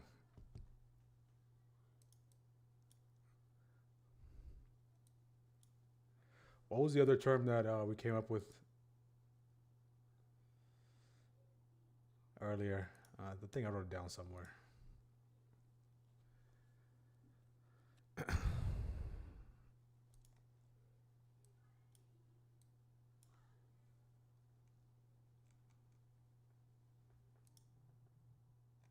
So we'll transition right into the next stream, guys, okay? Same stream is going to be kept up. It's going to go automatic into the earnings. Okay.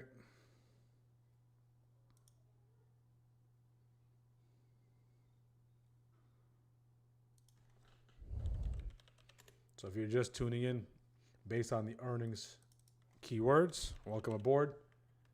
You're catching the latter half of our live training program.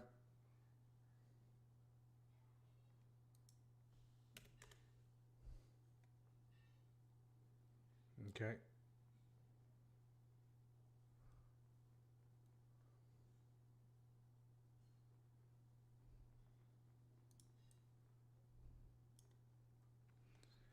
All right, 13 minutes left.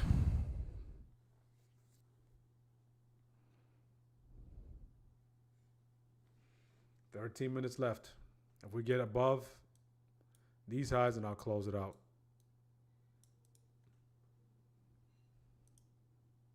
Backs against the wall. Couldn't get that follow through break. Let's see if we can wait into 350. It's coming into the levels on time, but it's just not getting that full breakdown. What's encouraging is that VIX is still continuing to go. What are our neighbors doing? The Qs are starting to push. The Qs are looking like they want to flag back the downside, catching a bit off those lows. It looks like we're just out of time. All right, not enough time on the clock. All right. Shot clock is going to expire soon, so see if we can get it to 350. So on these streams, over 230 episodes, we've never taken a trade this late. So this is an anomaly.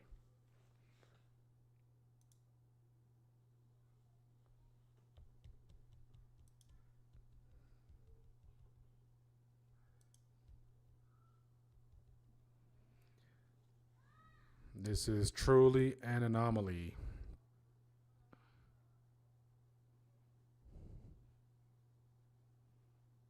Let me check on the vote. Let me check on the vote for what earnings call I'm going to cover. So we are still Tesla 62%.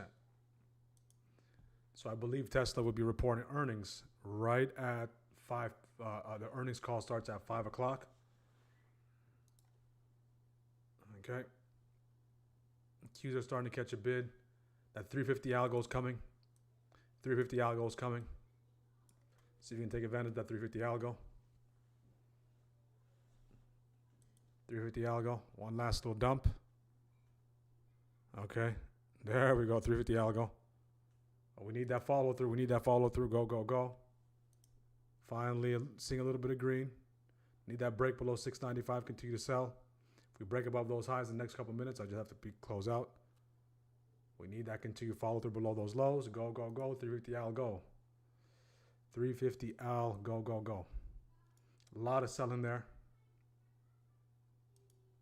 Looks like they want to buy it off that. This is 350 algo, guys.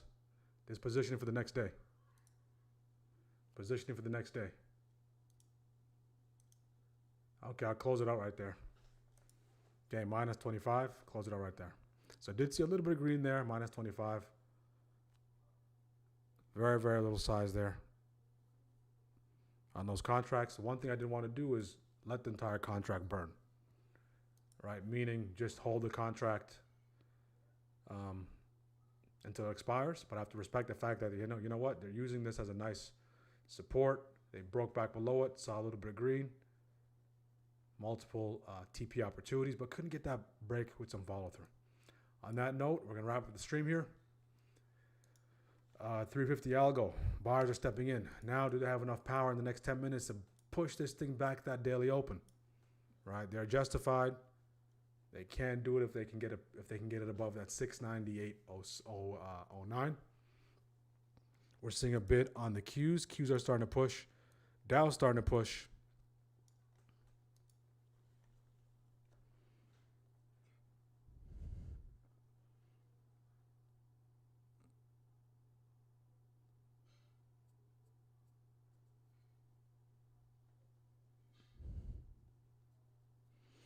Just not enough time. So the idea did see some green, but I was looking for more green. Just ran out of time. Okay, so if you're going to take anything away from it, just the importance of taking profit. So that would constitute a lotto trade. So when you're trading those lottos and when you're trading this kind of style, you're going to have to see green, see red, see green, and your pursuit is large green. All right, so traditionally, if this is during the day, 18%, thank you very much. I'm shaking SPY's hand. Let's get the deal done. I'm closing the deal, aka closing the trade. I'm looking for the next opportunity. So we can clearly see we're getting in this territory, but a lot of buyers there. Why? Key zone. 2 kilos converging. All right, so I think this is our first all-day stream in the all of 2026. Our first all-day stream all the way in 2026. So we do these from time to time, okay, to provide as much value as possible.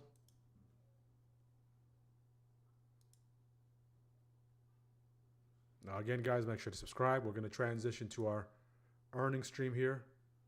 All right, so if you're jumping in based on the earnings stream, okay. Wait until the earnings call does start kicking off. We're going to get a reaction off those names, and we're going to pivot right to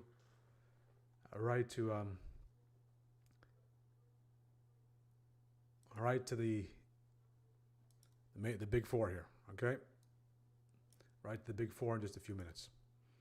Once we do close, we'll jump right into the daily time frame on SPY, and we'll do a quick analysis on that, and then we'll wrap up.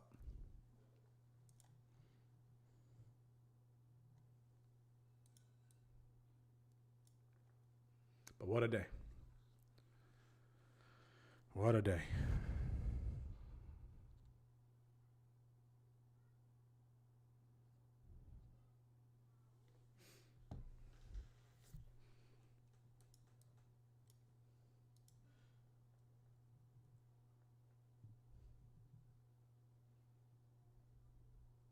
Silver trying to hit 116. Watch the bad boy every day. Things are changing. Yeah, silver, gold.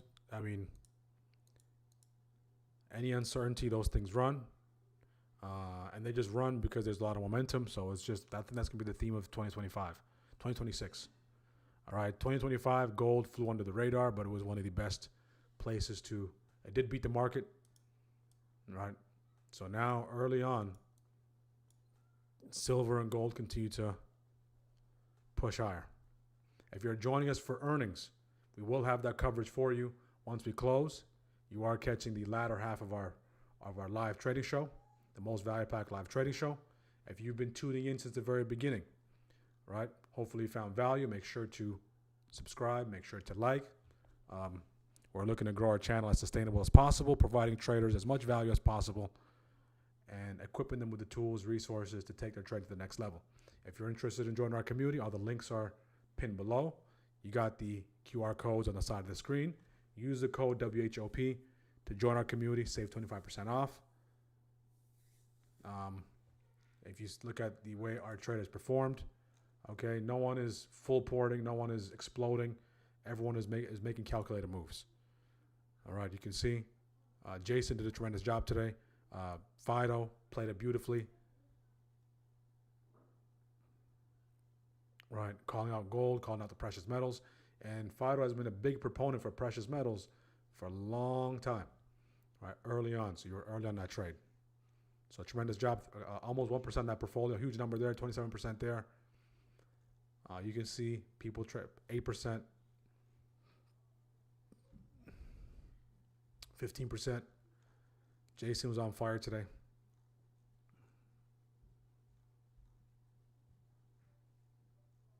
%, 13%, 12%. Okay. Okay, before the earnings, we're seeing Microsoft starting to run. We're seeing Microsoft starting to run. Nice little push back to the upside. And we're about 4 minutes away from the close. This thing wants to seek that daily open. It's going to try to sniff and get as close as possible to daily open. But it needs to get above 696.09. If it can do that, that daily open is right there within striking distance. Okay. Look at gold, guys. There's no stopping gold. Good old gold.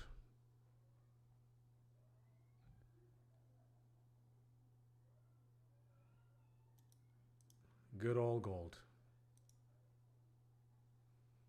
I mean, if you take a look at the 18-month performance side to side, gold versus Bitcoin, you tell me what the hedge is. Right? Gold, Bitcoin was supposed to replace gold.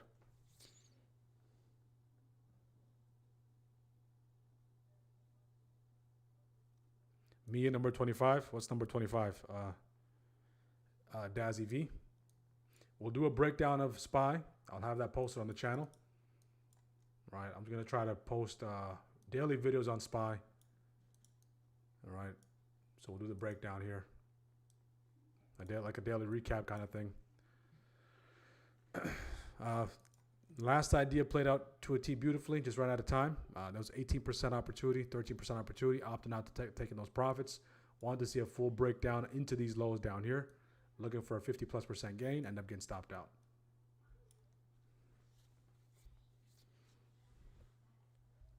Anyone holding anything overnight?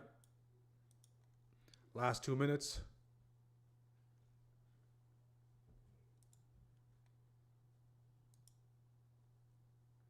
So what are we thinking for earnings? 73% Tesla. 73% Tesla. Okay, 73% Tesla. So we'll have the Tesla earnings call once Elon does take the mic. I'm not going to be talking too much during earnings call. It's going to be passive. We're going to have some soothing music in the background, and you can watch the charts. And then once Elon starts talking, we'll have that coverage for you. Okay, if you have any questions, I'll be there in the chat from time to time.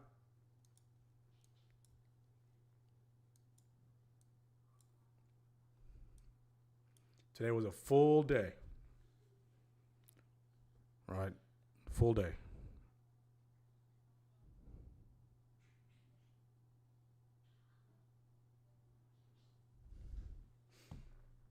This thing wants to sniff out that daily open, see if you can make that last minute push. My strikers who got involved here, right? You're very, very happy. Especially for those further day DTEs. If you took the puts here, right, there was multiple opportunities to TP. See if you get the nice push above 696.09. I'm going to hold this runner. Got plenty of time. Sounds like a great idea. As after you take those profits, that's always a good thing to do. Especially if that chart looks clean. Look at this. Last minute. Last minute, last 10 seconds, 15 seconds, and we're going to close. 10 seconds left. So from the very open to the close, wall-to-wall coverage today. Where was this dump? Where was this dump? You can see it needed to get above 696.09. That's a critical level there.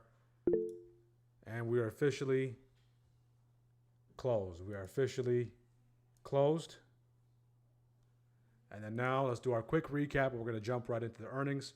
If you're a first-time viewer, welcome aboard. Long-time viewers, take the next step. Join our community. This is just an extension of the things we do every single day. Let's take a look at SPY. So SPY. So what we're looking at here, let me just record this real quick. Massive move on SPY today after the Fed's decision to keep rates the same. We made all-time highs intraday. After a nice 3-day rally, after filling that gap we saw last Tuesday, SPY is now back at all-time highs. Of course, today the Fed made the decision not to cut or not to hike rates. We saw a nice push into new all-time highs, back-to-back all-time highs.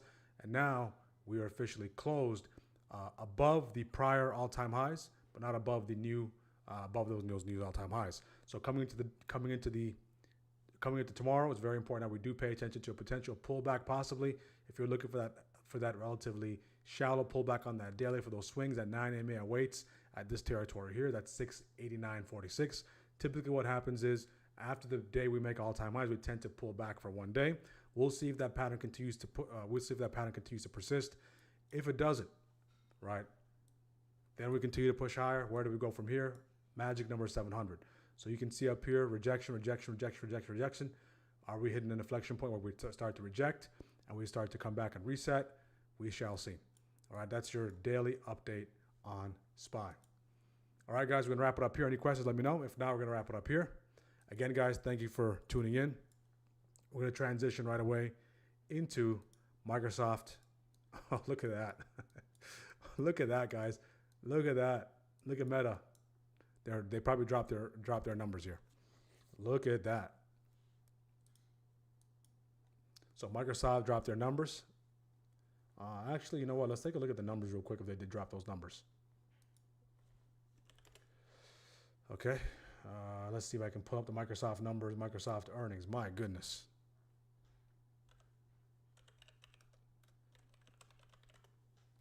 There goes SPY. IBM. So it's just the beginning. If you know earnings, if you know anything about earnings, drops are followed by pops.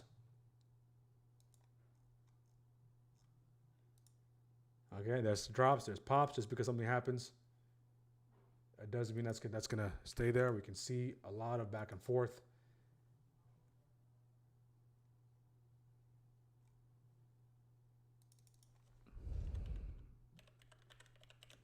My goodness, Microsoft. My goodness. Okay, Microsoft just in. Microsoft reported earnings. Microsoft beat expectations on EPS and revenue, fell off a cliff. So Microsoft earnings are in. Despite the beat, fell off a cliff. Microsoft is down. Microsoft is down. Man. Microsoft is down $36, guys. Microsoft is down $36. Okay? Microsoft down $36. Let me put that note in here. And then down goes Freshers, right. Right. Down goes Microsoft. Okay? So they double beat on Microsoft, leads to a dump. So the earnings will be very, very important on Microsoft. Let's take a look at Meta. Okay. Meta, let's see Meta's numbers. Let's see if Meta's numbers are in. Okay, Meta.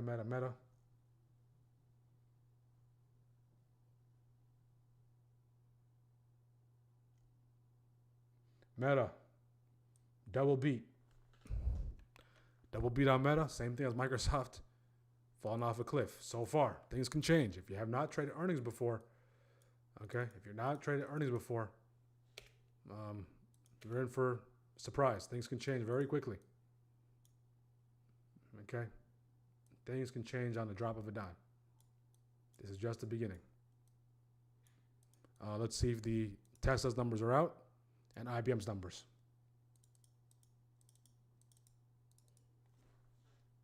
Tesla. So Microsoft double beat, falls off a cliff. Meta double beat, falls off a cliff to kick things off.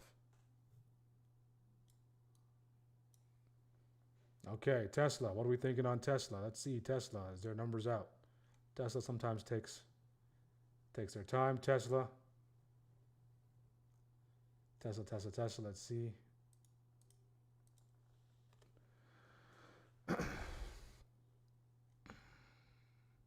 Tesla. Double beat on Tesla. Tesla also falling off a cliff. Will Elon come to the rescue? So we will be having the Tesla earnings call available for you. And the only one that's really up is IBM. So Tesla is down so far 3 points, less than 1%. Microsoft down 7%. Nice recovery on Meta there. And let's do IBM and then we'll wrap up. Okay. IBM. So this is what you call wall-to-wall coverage. Open to close till after hours.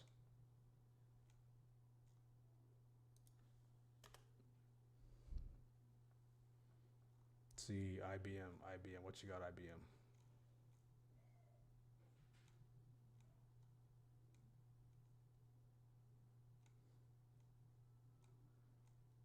Can someone release IBM's numbers?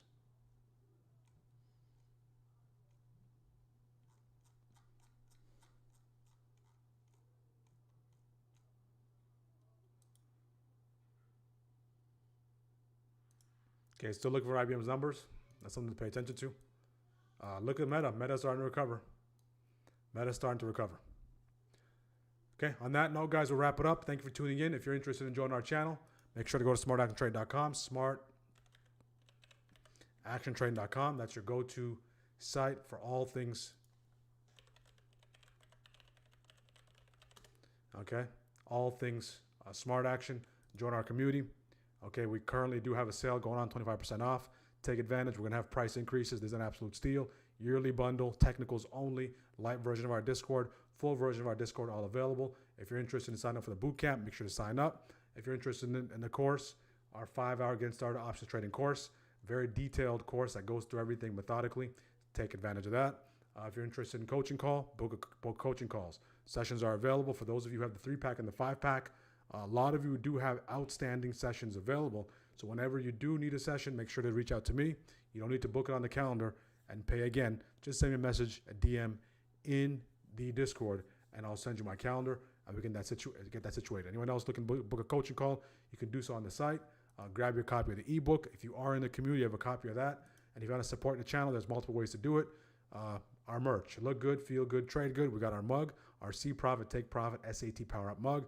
We have our mantra here for a good time, not a long time. And of course, we have our distressed SAT dad hat, make trading it great again, and our beanie as well. We'll have more merch coming up. Appreciate the support, guys. Stay safe. We'll see you guys tomorrow at 9:30 a.m. Strikers, 9 a.m. God bless.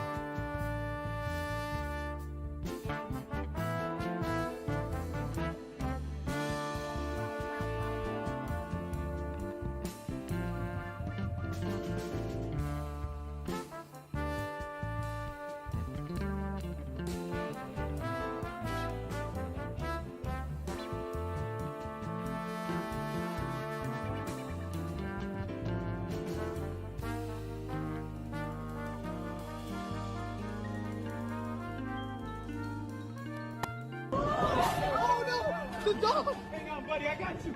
Oh, here we go. You're safe. You're okay now.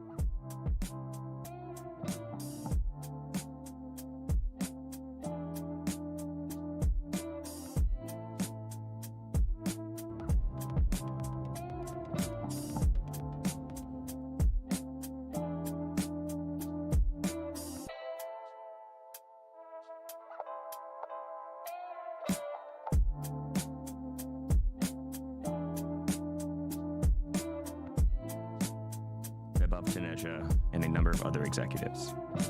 Our Q4 results were announced at about 3 p.m. Central Time in the update deck we published at the same link as this webcast. During this call, we will discuss our business outlook and make forward-looking statements. These comments are based on our predictions and expectations as of today. Actual events or results could differ materially due to a number of risks and uncertainties, including those mentioned in our most recent filings with the SEC. During the question and answer portion of today's call, please limit yourself to one question and one follow-up. Please use the raise hand button to join the question queue. Before we jump into Q&A, Elon has some opening remarks. Elon? Thanks, Travis. So we've updated the Tesla mission to Amazing Abundance, and this is intended to send a message of optimism about the future. I think we're most likely headed to an exciting, amazing era of abundance, and I think with the advent or with the continued growth of AI and robotics, I think we actually are headed to a future of universal high income, not universal basic income, but universal high income. I mean, there's going to be a lot of change along the way, but that is what I see as the most likely outcome. So I think that it makes sense to update Tesla's mission to reflect that goal. And obviously along that way, we're going to keep improving safety, driving down the cost of goods, and getting people access to anything they need without compromise, and still making sure that the environment is great, nature is great, and people can have whatever they want, which seems like probably the best future. I'm open to other ideas, but that sounds like it sounds like if you could say what is the best future you could possibly imagine, I guess it would be that everyone can have whatever they want, including amazing medical care, but we still keep the beauty of nature and Earth. I think that's probably the best outcome, and we're seeing obviously the first steps along that way this year for Tesla, first major steps as we increase vehicle autonomy and begin to produce Optimus robots at scale. We're making very, very big investments, so this is going to be a very big CapEx year, as Vaibhav will get into. That is deliberate because we're making big investments for an epic future. So I think all these investments make a lot of sense. We'll continue to make sure that when we do spend capital, it is spent very efficiently. But it's a lot of things. Major investments in batteries and the entire supply chain for batteries. We're also going to be significant manufacturers of solar cells, and we're making massive investments in AI chips. So, but I think these all make a ton of strategic sense, and then I guess I have like one, I guess. It's not exactly bad news, but it's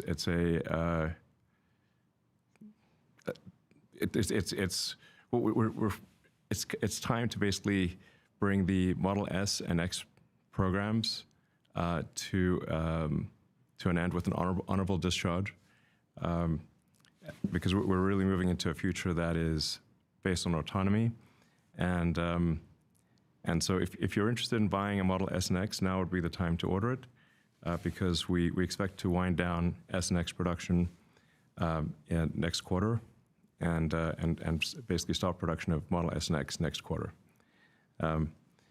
We'll obviously continue to support the Model S and X programs for as long as people have the vehicles, but we're going to take the Model S and X production space in our Fremont factory and convert that into an Optimus factory, which will, with the long-term goal of having 1 million units a year of Optimus robots in the current SX space in Fremont. So that is slightly sad, but it is time to bring the SX programs to an end and shift really. It's part of our overall shift to an autonomous future. As my profile picture on X said for a few months there, the future is autonomous.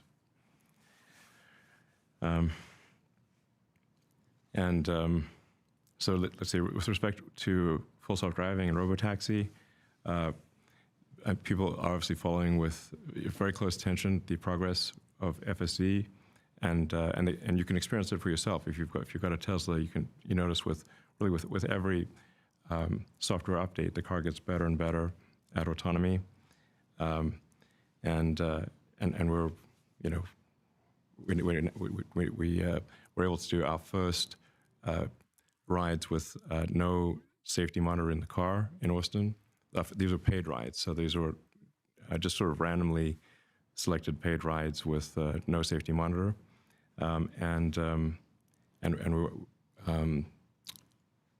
I think maybe as of maybe yesterday or so, we actually don't even have a chase car or anything like that. So these are just cars with no people in them, and no one's following the car in Austin. So we obviously are being very cautious about this because we want to have no injuries or serious accidents along the way. So I think it makes sense to be very cautious, but you'll see the amount of autonomy increase dramatically, I think, every month, essentially. So, and then there will also be an opportunity, something we've talked about for a long time, for existing owners of Teslas to add or subtract their cars to the fleet, kind of like how Airbnb works, where you can add or subtract your house to the Airbnb inventory. And I think probably the value of the Tesla, the sort of partial people adding or subtracting their cars to the Tesla autonomous fleet is probably a little underweighted by a lot of people, because we've got millions of cars with AI4 that can do this. So, so it's that it might potentially, I think it will provide an opportunity for a lot of customers to earn more by lending their car to the fleet than their lease cost to Tesla. Yeah, which is it's kind of like you get in that scenario, you basically get paid to own a Tesla. It's quite a good scenario. And we expect to have fully autonomous vehicles in probably, I don't know, somewhere between a quarter and half of the United States by the end of the year, pending regulatory approval. A big factor would be if there's some kind of federal preemption for autonomous vehicles. In the absence of that, you kind of have to go on a city-by-city or state-by-state basis. But nonetheless, we even if it is city-by-city, state-by-state, we expect to be in, I don't know, dozens of cities, dozens of major cities by the end of the year. With respect to energy, the Tesla energy team has done incredible work, and the growth rate on that is continuing to be very strong, and we're building more manufacturing capacity, and expect that and energy will have very high growth for really as far into the future as we can imagine. The solar opportunity is underestimated. We think the best way to add significant capability to the grid is, or not to the grid, let's say it's powering AI data centers, is solar and batteries on Earth and solar in space. So that's why we're going to work towards getting 100 gigawatts a year of solar cell production,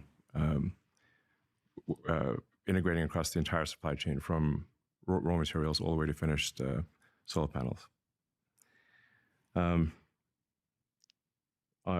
Maybe a bit more about Optimus. We'll probably unveil Optimus 3 in a few months, and I think it's going to be quite surprising to people. It's an incredibly capable robot. And as I mentioned, we're replacing the SX line in Fremont with a million unit per year line of Optimus. Now, because it is a completely new supply chain, there's really nothing from the existing supply chain that exists in Optimus. Everything is designed from physics first principles. So that means the normal S-curve of manufacturing ramp will be longer for Optimus than it is for products that have at least some portion of an existing supply chain. Like when everything's new, the production rate will be proportionate to the least lucky, least confident part of the entire supply chain. And if there's 10,000 things that need to go right, it's, it only takes one to be slowed to lag that. But so it will be sort of a stretched out S-curve, but I'm confident that we'll get to 1 million units a year of in Fremont of Optimus 3. And this Optimus really will be a general purpose robot that can learn by observing human behavior. So you can like demonstrate a task or literally verbally describe a task or show it a task, even show it a video, and it will be able to do that task. So it's going to be a very capable robot. I think long-term Optimus will have a very significant impact on the U.S. GDP. Like it will actually move the needle on U.S. GDP significantly. So, in conclusion, there's still obviously many who doubt our ambitions for creating amazing abundance, but we're confident it can be done, and that we're making the right moves technologically to ensure that it does. And Tesla's obviously never been a company to shy away from solving some of the hardest problems. I think that's kind of how you build value in a company, is you solve hard problems. It's like, I don't know how you create value by solving easy problems. So there's a lot of hard problems that the Tesla team is going to solve, but it's an incredibly talented, hardworking team. And I'd like to thank actually everyone at Tesla for their incredible hard work. And it's an honor to work with such a talented group. So thank you to everyone who is supporting this mission. The future is more exciting than you can imagine. Fantastic. Thank you so much, Elon. And next we have some remarks from Webov. Go ahead. Thanks, Travis. So Q4 25 was an interesting quarter in a couple of respects. On the autos front, while in Q3 we saw a surge in U.S. demand before the IRA consumer credit cliff, pulling in some demand from Q4. In other parts of the world, we saw an increase in demand leading to record deliveries in smaller countries like Malaysia, Norway, Poland, Saudi Arabia, and Taiwan, while continued strength in the rest of APAC and EMEA. We therefore ended 2025 with a bigger backlog than in recent years. Note that none of these countries have the latest version of FSD supervised available yet. On the storage front, we hit yet another record in terms of deployments. I would like to thank our customers and Tesla in continuing this momentum. On the automotive margins front, automotive margins excluding credits improved sequentially from 15.4 to 17.9%. The automotive gross profit was flat sequentially despite 16% lower deliveries, primarily due to regional mix as we had proportionately more deliveries in APAC and EMEA. As we look to 2026, with the progress that has been made with autonomy, our focus is on ramping production at all our factories. Our biggest constraint globally continues to be on the battery pack front. While our teams have been creative in trying to resolve the situation by now putting 4680 cells in non-structural packs, we continue to iterate, improving things from here on. FSD adoption continued to improve in the quarter, reaching nearly 1.1 million paid customers globally.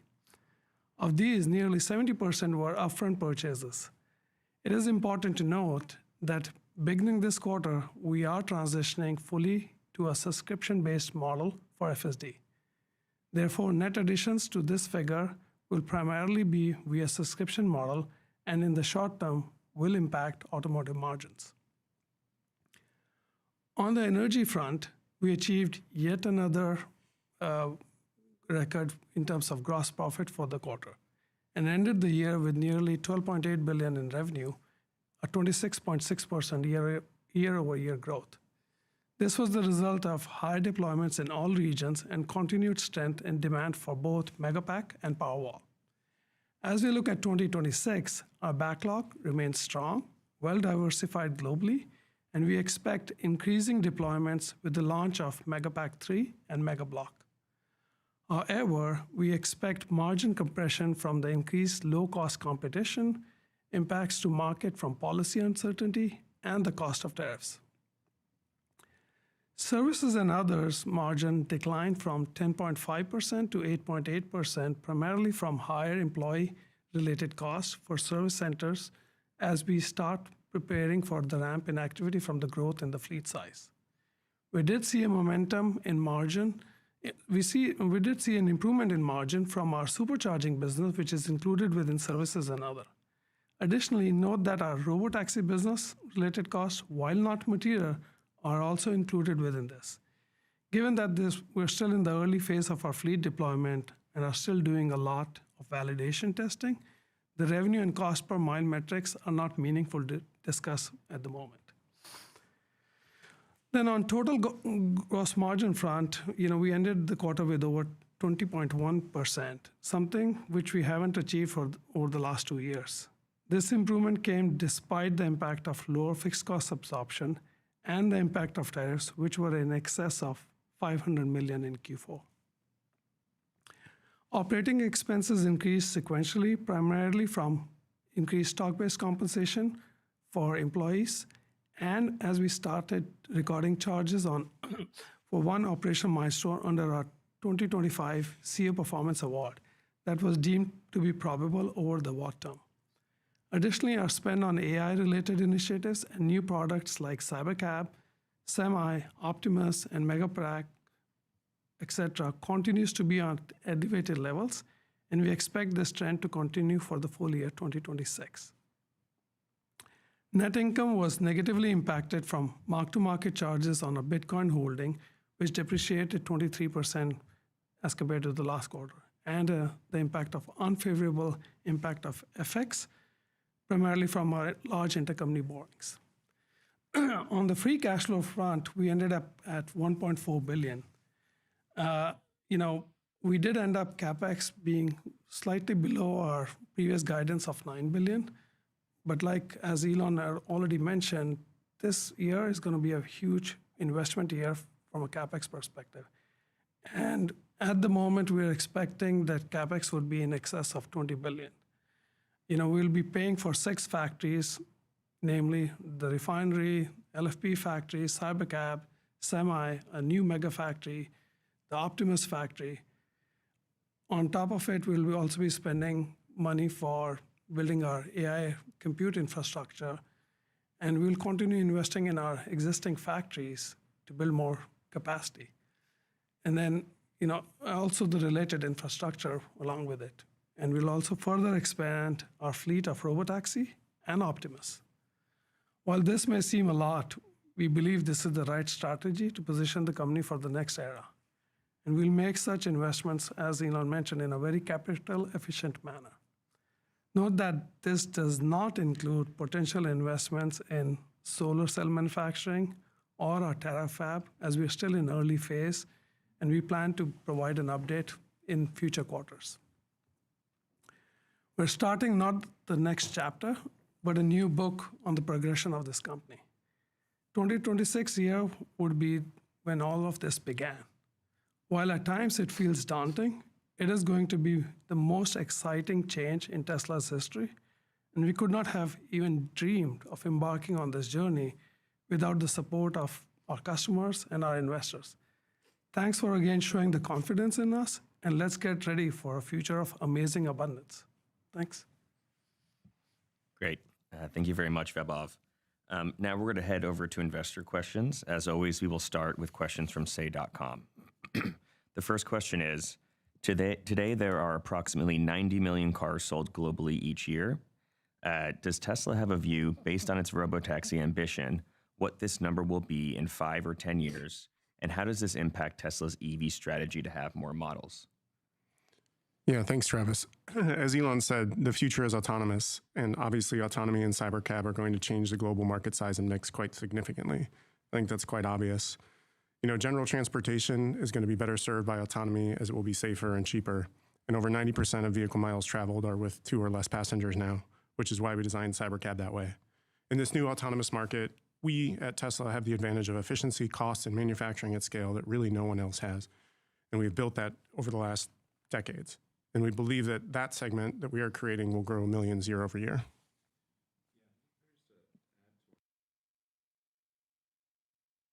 Just to add to what Lars said there, it's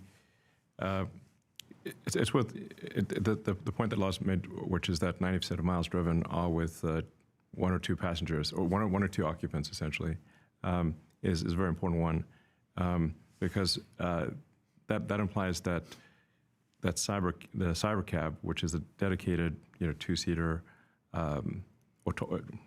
dedicated robotaxi. It's a little confusing with the terms robotaxi and cybercab. Sorry about the confusion, but and in fact, in some states, we're not allowed to use the word cab or taxi, so it's going to get even more strange. It's going to be like cyber vehicle or something, cybercar. But the cybercab, which is a specific vehicle model that we're making, does not have a steering wheel or pedals. So this is clearly, there's no, there's no fallback mechanism here. It's like this car either drives itself or it does not drive. And we expect to start production in April.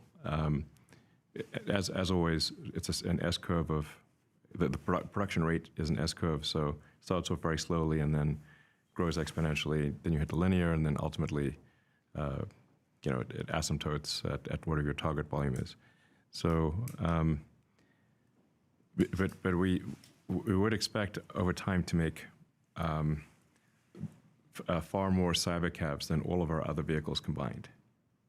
Given that 90% of distance driven, or distance traveled, exactly, no longer driving, is 1 or 2 people. I think it's like 80% is just 1. So it would mean that long-term cybercab would make several times more cybercabs per year than all of our other vehicles combined. Great. Thank you so much. The next question, a bit related. Are there still plans to launch new models to address different price segments and vehicle types, which could materially expand the TAM for Tesla? Yeah. To further on what we were just talking about, we've launched our least expensive models ever over the last few months and are continuing to expand those models globally. And over the last decade, we have continually brought down the cost of our vehicles without sacrificing range, performance, or premiumness. And we'll continue to do that, as Vaibhav said, investing in our factories. But these are all trade-offs of where we spend our time or money. And to Elon's point just now, with Cybercab coming, we are aiming to bring that Tesla premium ride experience to our largest market yet. That could be 5 or 10 times our current levels of production. This new autonomous market, you have to start thinking about us as moving to providing transportation as a service more than the total addressable market for the purchased vehicles alone. And of course, we do have plans to have robotaxis in various shapes and sizes, but obviously Cybercab will be the grand majority of that volume. Yeah, the vast majority of miles traveled will be autonomous in the future. I would say probably less than, I'm just guessing, but probably less than 5% of miles driven will be where somebody's actually driving the car themselves in the future. It may be as low as 1%. Great. The next question is, historically, Tesla has spoken about gross margin per model. Are there standalone gross margin targets for the current models, excluding the benefits for FSD sales? We've talked about this with the previous 2 questions, but transportation, as we know, is changing. And I think we cannot keep applying the same framework from a car sales model to the future, what we are trying to do. So it has to be looked at it more holistically. Autonomy software will be the driver for growth from now on. And as we aim to maximize the global fleet, we've been laser focused on COGS from our side to make sure, because that is something which we manage. So we will keep focusing on that, but I think we need to look at it from a different dimension.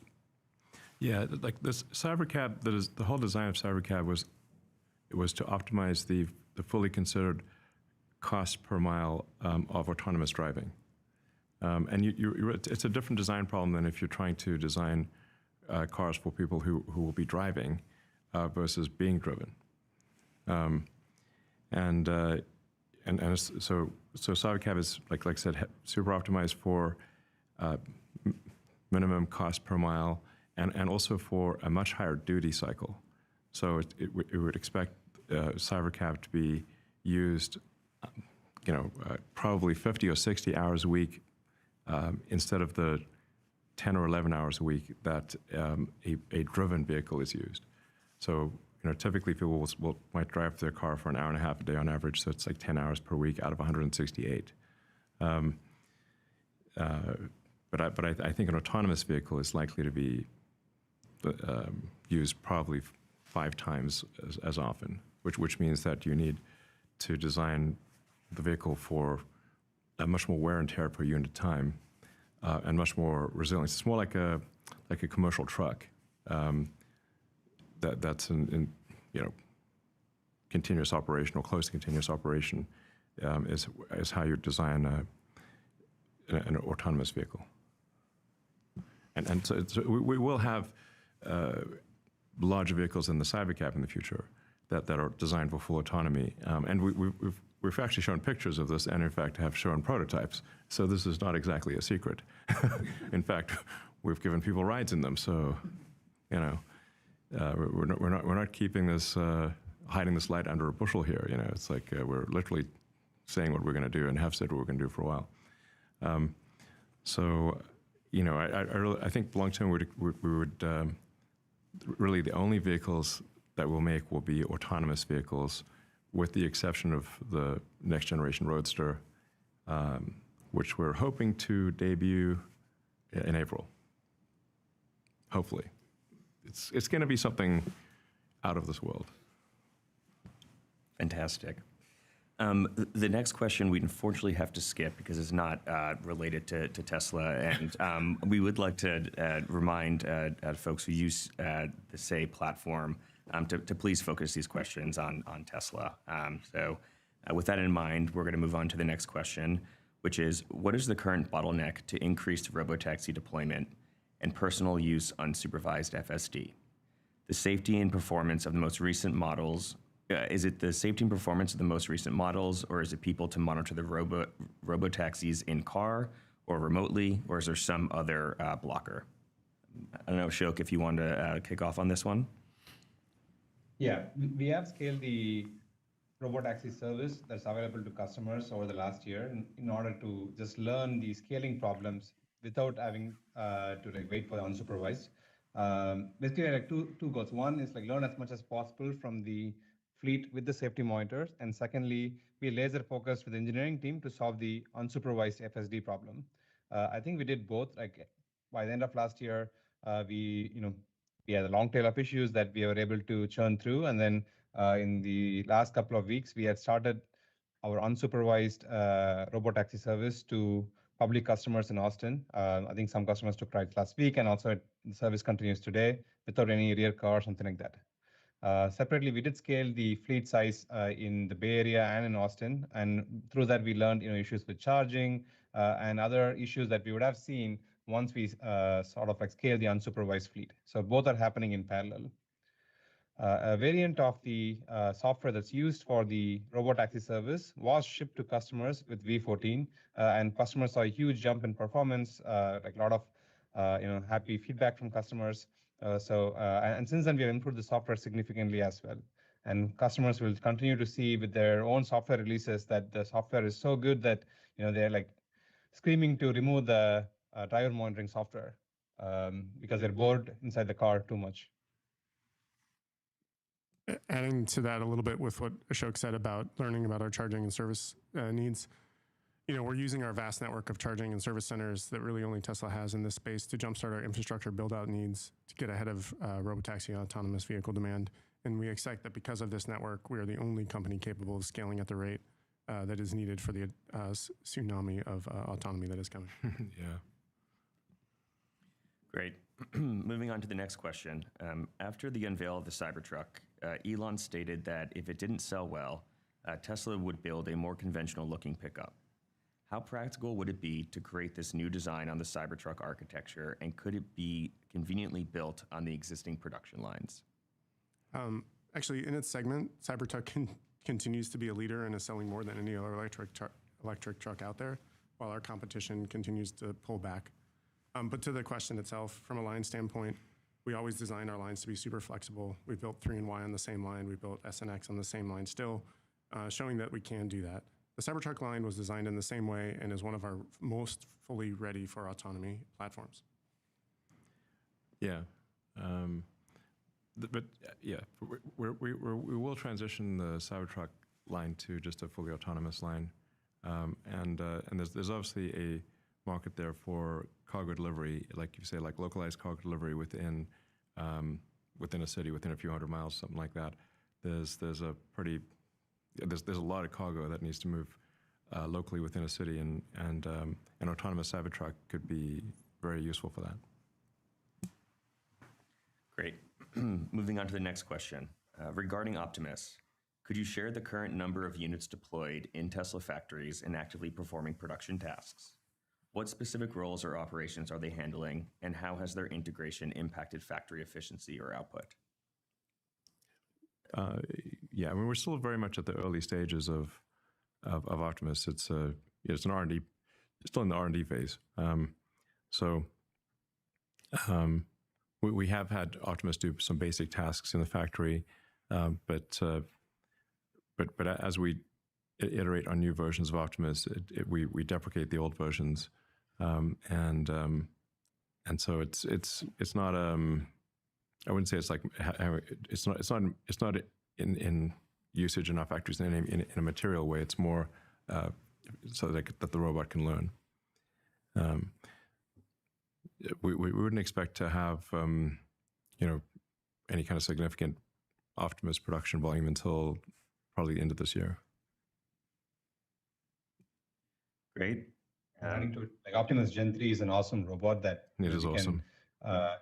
Yeah, it's an awesome robot that minimizes any differences. It's basically, it looks like a human. People could be easily confused that it's a human. And this helps our strategy for the AI too, because you can learn from how humans do these tasks, and it's very easy to teach the robot to do in the same way as opposed to previous robots. Yeah, I mean, I guess one thing I should say, is there's a lot of news of various companies announcing layoffs and whatnot, but at our Tesla factory in Fremont, we actually expect to increase headcount over time, and to significantly increase output from our factories. So we don't have any layoff plans. We expect to actually increase headcount. Great. The next question, similar to the other autonomy questions, but slightly different. When is FSD going to be 100% unsupervised? Well, it is 100% unsupervised in FSD. It's 100% unsupervised. I mean, we obviously have cars operating with no one in them and no safety monitor and no follow car or anything like that in Austin right now. For customers, we're being just very cautious with the rollout. I mean, with each successive version, as we prove it out, and we make sure that there are no sort of unique issues in particular cities, because sometimes you get some very difficult intersection, and it'll be an intersection where a lot of humans have accidents. By the way, there's some pretty nutty intersections where there are a lot of humans make mistakes and have accidents in various cities. So we want to make sure that FSD can handle those unusual intersections. Like if you take LA, for example, where Wilshire and Santa Monica combine is like there's about I don't know, 20 traffic lights. And people are constantly having accidents there. So you want to make sure that FSD can handle unique things in a particular city. And we're also just being paranoid about safety. But with each successful release of FSD, we will reduce the amount of driver monitoring that's needed proportionate to the safety of the FSD build. Great. As it relates to robotaxi, what has surprised you about the rollout so far? We've talked about what's constrained the fleet expansion to date, but it appears there are 200 vehicles based on public tracking.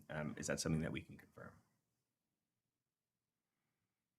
I wouldn't say there's anything that really surprised us because we are a large fleet. We had all the metrics, so there was not sort of a surprise. It was just continued work to grind down on the long tail of issues, and that's what enabled us to launch the unsupervised service in Austin. Yeah, and I mean, in terms of robotaxi vehicles carrying paid customers, I think we're well over 500 at this point between the Bay Area and Austin. We're varying amounts of vehicles depending on the load, but you can have more vehicles during peak times and then fewer vehicles in the off hours. Yeah. But this will probably double every month type of thing. It's on an exponential curve.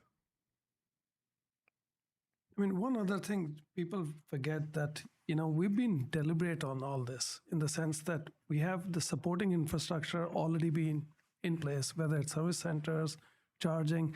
Yes, we'll have to augment as the fleet grows, depending upon the density of where the demand is and whatnot. But it's not something like we just stumbled upon it and we're starting to. We've been at it for years. Yes, not every city is designed the same way. Same thing, our infrastructure is also not the same in every city, but you have to give us credit that it's been a journey. And like Lars said, if there's some company which can do it, we've already been at it, so we should be able to deliver much better. Great. The next question is about chase cars, which we already covered. So moving on to the last question. Elon, you've been spending significant personal time on Tesla's chip design. Yeah. What was the forcing function behind this increased involvement? And do you think external chip sales will represent a significant portion of Tesla's valuation by the end of the decade? Well, I mean, I tend to spend time on whatever the most critical issue is for the company, and completing the AI5 chip design and having it be a great chip is arguably the number one most critical thing to get done, which is why I'm spending more time on that than currently anything else at Tesla. Spend pretty much every Saturday on this and a chunk of every Tuesday. So it's like if I'm spending my Saturdays on something, it's going to be something pretty important. I do think AI5 will be a very good chip. And I feel quite confident about the design at this point. And then AI6, which will follow that, it'll be aspirationally would follow that in under a year, will be yet another big leap beyond AI5. So I feel pretty good about our chip strategy right now. But in terms of selling it outside of Tesla, we first need to make sure we have enough chips for all of our vehicle production and all of our Optimus production, and then we will actually use the AI5 chips in our data centers. We already use the AI4 chips in our data centers. So when we do training, it's a combination of the AI4 chips and NVIDIA hardware primarily that we do training with. So, but you say by the end of the decade, I mean, that's like, things are changing so fast that it's hard to imagine what happens at the end of the decade.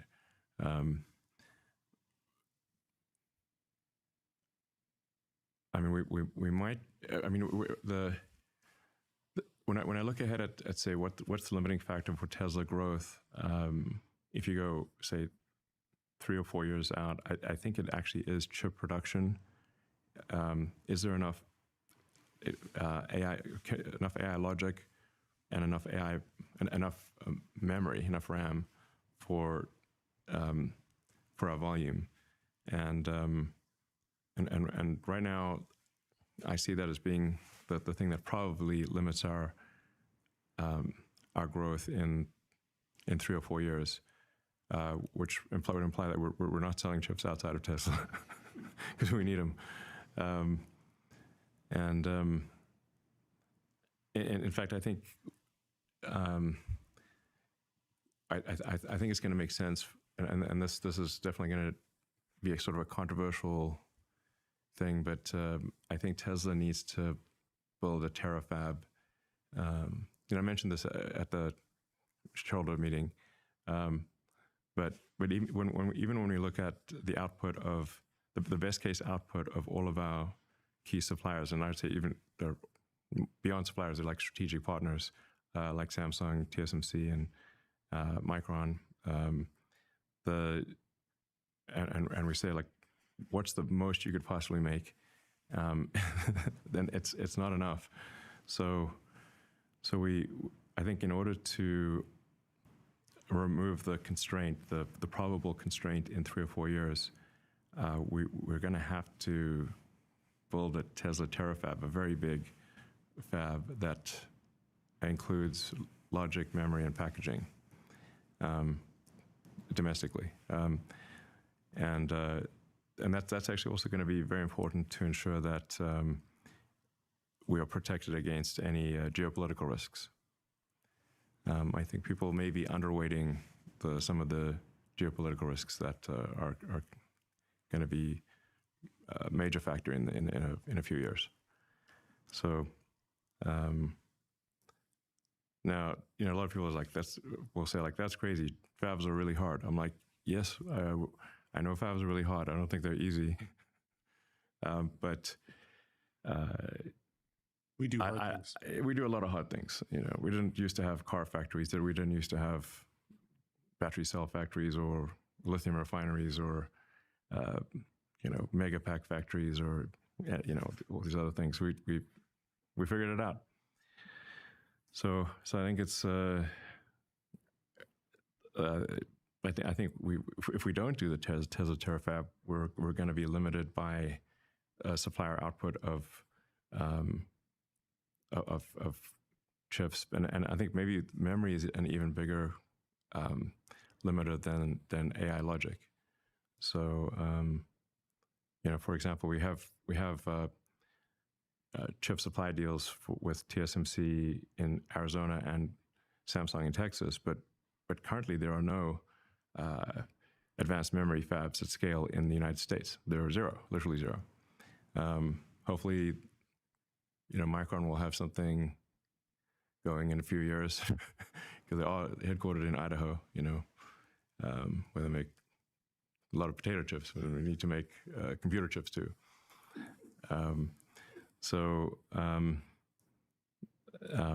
Anyway, we're working with our strategic partners on the chip front, memory and logic. But I think we got to also try our hand at building a large scale fab that integrates logic, memory, and packaging. And if we don't do that, we're just going to be fundamentally limited by supply chain, especially if there's some if in a worst case geopolitical situation, it would be quite a severe situation. So I think it would be, quite frankly, it'd be crazy not to try the terafab. So yeah, great. We'll have a bigger announcement on this in the future. Awesome. With that, we're going to move on to analyst questions. The first analyst is Emmanuel from Wolfe Research. Emmanuel, please feel free to unmute yourself. Great, thank you so much. It's Emmanuel Rosner from Wolfe Research. My first question is on the CapEx. You signal a pretty large increase to over $20 billion for this year. Was hoping to better understand where the investments are going. Any way to dimension for us which of the product line or technologies account for the bulk of the increase? And also, do you view this as like one time in nature, 2026, or I guess how much of this is an ongoing level of high spending for a number of years? And then just finally, still on that, with that level of spending, you're going to be burning cash. How should we think about cash balance or any other way to finance this? Yeah, so, Emmanuel, I tried to put this in my opening remarks too, but I'll try and go a little bit deeper. There's about 6 factories which we are starting production in this year. So there's a lot of cash, CapEx, which is going into that. Then as we are trying to scale Optimus, we need a lot more compute. So we're putting more money towards compute as well. And So then for training. For training. Yeah. And then we're also going to be spending money to expand the capacity at at existing factories. On top of it, we're just keep in mind that none of these numbers which I shared of 20 billion factors in anything to do with the solar fab or the semiconductor chip fab. Those would be, as Elon mentioned, would come later on. And you think your second part of your question was, is this one-off or would we expect more? I think we're getting into this investment phase because we have big aspirations. And when you look at it, some of these aspirations are, I call them as infrastructure play, especially if you have to do a chip fab and we have to do a solar cell manufacturing fab. Those are infrastructure plays. And that funding takes a little bit longer. And you would be in an investment cycle for a little bit longer. Initially, third part of your question was, how are we going to fund it? Initially, obviously, we have over 44 billion of cash and investments on the books. So we'll use our internal resources, but there are ways where we can fund it, especially when we look at the robotaxi fleet, because, anytime you have a consistent stream of cash flow, you can go and get money from the banks. And we have had conversations with banks about it. And that is something, how we're going to do it. And then on the infrastructure play side, yeah, like I said, we don't have a number yet. But given that it's an infrastructure play, it's a longer tail, we will have to look at a little bit more in terms of how we fund it, whether it's through more debt or other means. Great. Our next question comes from Andrew from Morgan Stanley. Andrew, please feel free to unmute yourself.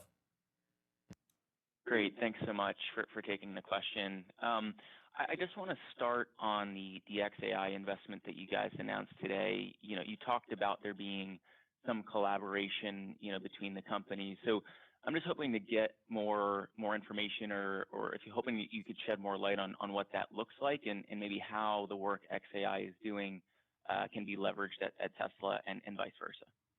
Yeah, I mean, if you looked at the disclosure, which we also put in there, we do talk about this is literally a furtherance of our Master Plan 4. And even today, if you look at Tesla vehicles, we are using Grok in there. And as we look at things, whether we can do it ourselves, yes, there are a lot of things which we can do ourselves. But if there are things which xAI can help accelerate our progress, then why should we not do that? And that is the reason why we've gone ahead with such an investment, because this is part of the strategic initiative. Because as it is, if you remember, I talked about how many things which we are doing ourselves. If there are ways and means we can find efficient ways for others to help us, and xAI literally fits into that mold. So that's why we went ahead with it. And we just had like a lot of investors ask us to do this. There was like a lot of investor, Tesla shareholders said like we should invest in xAI. So that's like we're just doing what shareholders like asked us to do, pretty much. But Grok will be, I think, very helpful in, say, maximizing the efficiency of the management of a large autonomous fleet. So, I mean, if you've got an autonomous fleet that's, in the future, 10 million vehicles or tens of millions of vehicles, then optimizing the efficient use of that fleet, Grok will be, I think, way better than any heuristic solution or sort of manually managed solution. And if you say you're managing, say, a large team of Optimus robots to build a factory or build a refinery, and say a rare hypothetical, this is a hypothetical example, a rare earth ore refinery, which we do desperately need in America. Then you say, well, what's going to organize the Optimus robots to build that ore refinery? That would, you kind of need an orchestra conductor. And so then Grok would be kind of the orchestra conductor for the Optimus robots to build hypothetically, it might not be hypothetical in the future. I'm just saying it's not currently on our plans. But, we do need a lot more ore refining capacity in the U.S. So then what's going to manage, let's say 1,000 Optimus robots to do.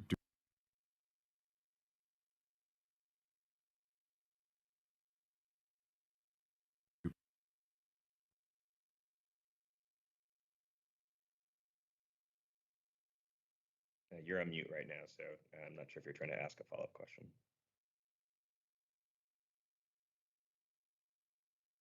Ready. We're going to move on to the next question, which is coming from Dan Levi at Barclays.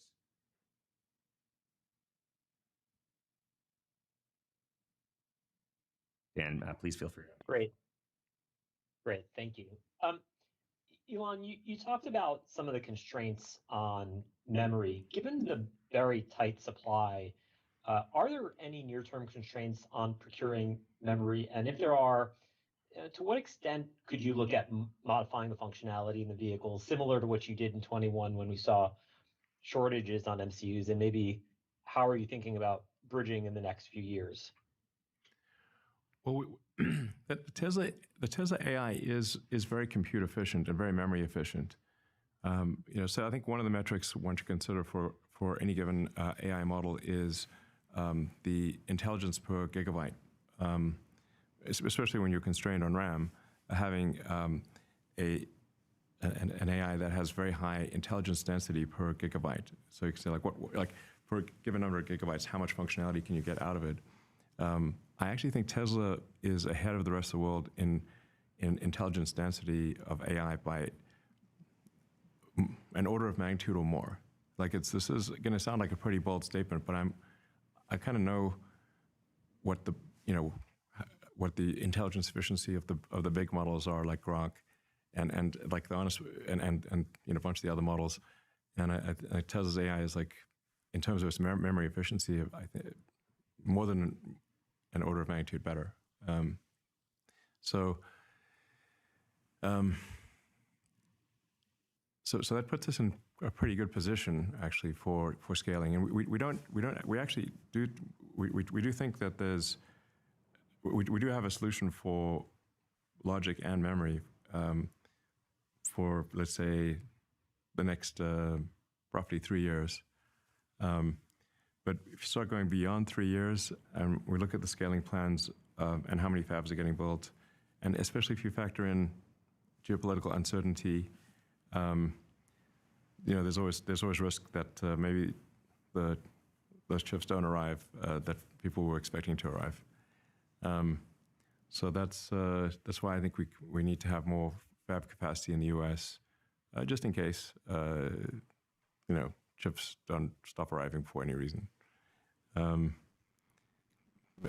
This is really existential for Tesla because if Optimus is completely useless without an AI chip. It's not like at least the cars we can put steering wheels and pedals in or retrofit them if need be. But Optimus is just a mannequin without it's like the Tin Man or whatever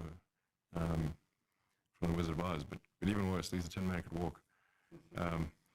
Optimists won't even be able to, or just sit there without an AHF. So we've got a good solution for a significant scale through, for the next roughly 3 years. Beyond that, we will be supplier limited, and so we've got to figure out some game plan to not be supplier limited. Great. Our next question is going to come from George at Canaccord. George, please feel free to unmute yourself. Hi, everyone. Thank you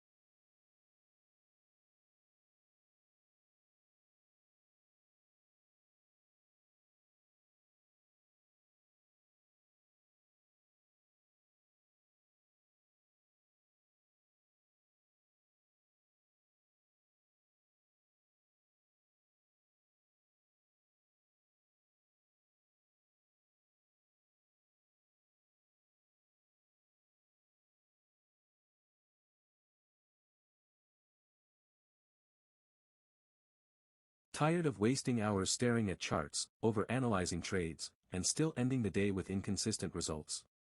You're not alone. That's exactly why the SPY Strikers Trading Mentorship Discord community was created. Here, you can trade just one ticker for 1 hour and make strides towards consistent results. Join the SPY Strikers community and get daily live trading, clear pre-market game plans with key levels and high probability buy and sell zones, over 4 hours of delay-free, ad-free live trading and training, plus high win rate trade alerts, automated technicals that simplify charts, and full access to my strategies and indicators. This isn't a signal service. It's a community focused on process over profits, giving you all the resources, guidance, and training to help you succeed. You'll also get a full watch list, 1,500 plus hours of live trading videos, courses, an educational library, ebooks, and dedicated support. Stop guessing. Start trading with confidence. Become a SPY Striker today, and take your trading to the next level. Tired of wasting hours staring at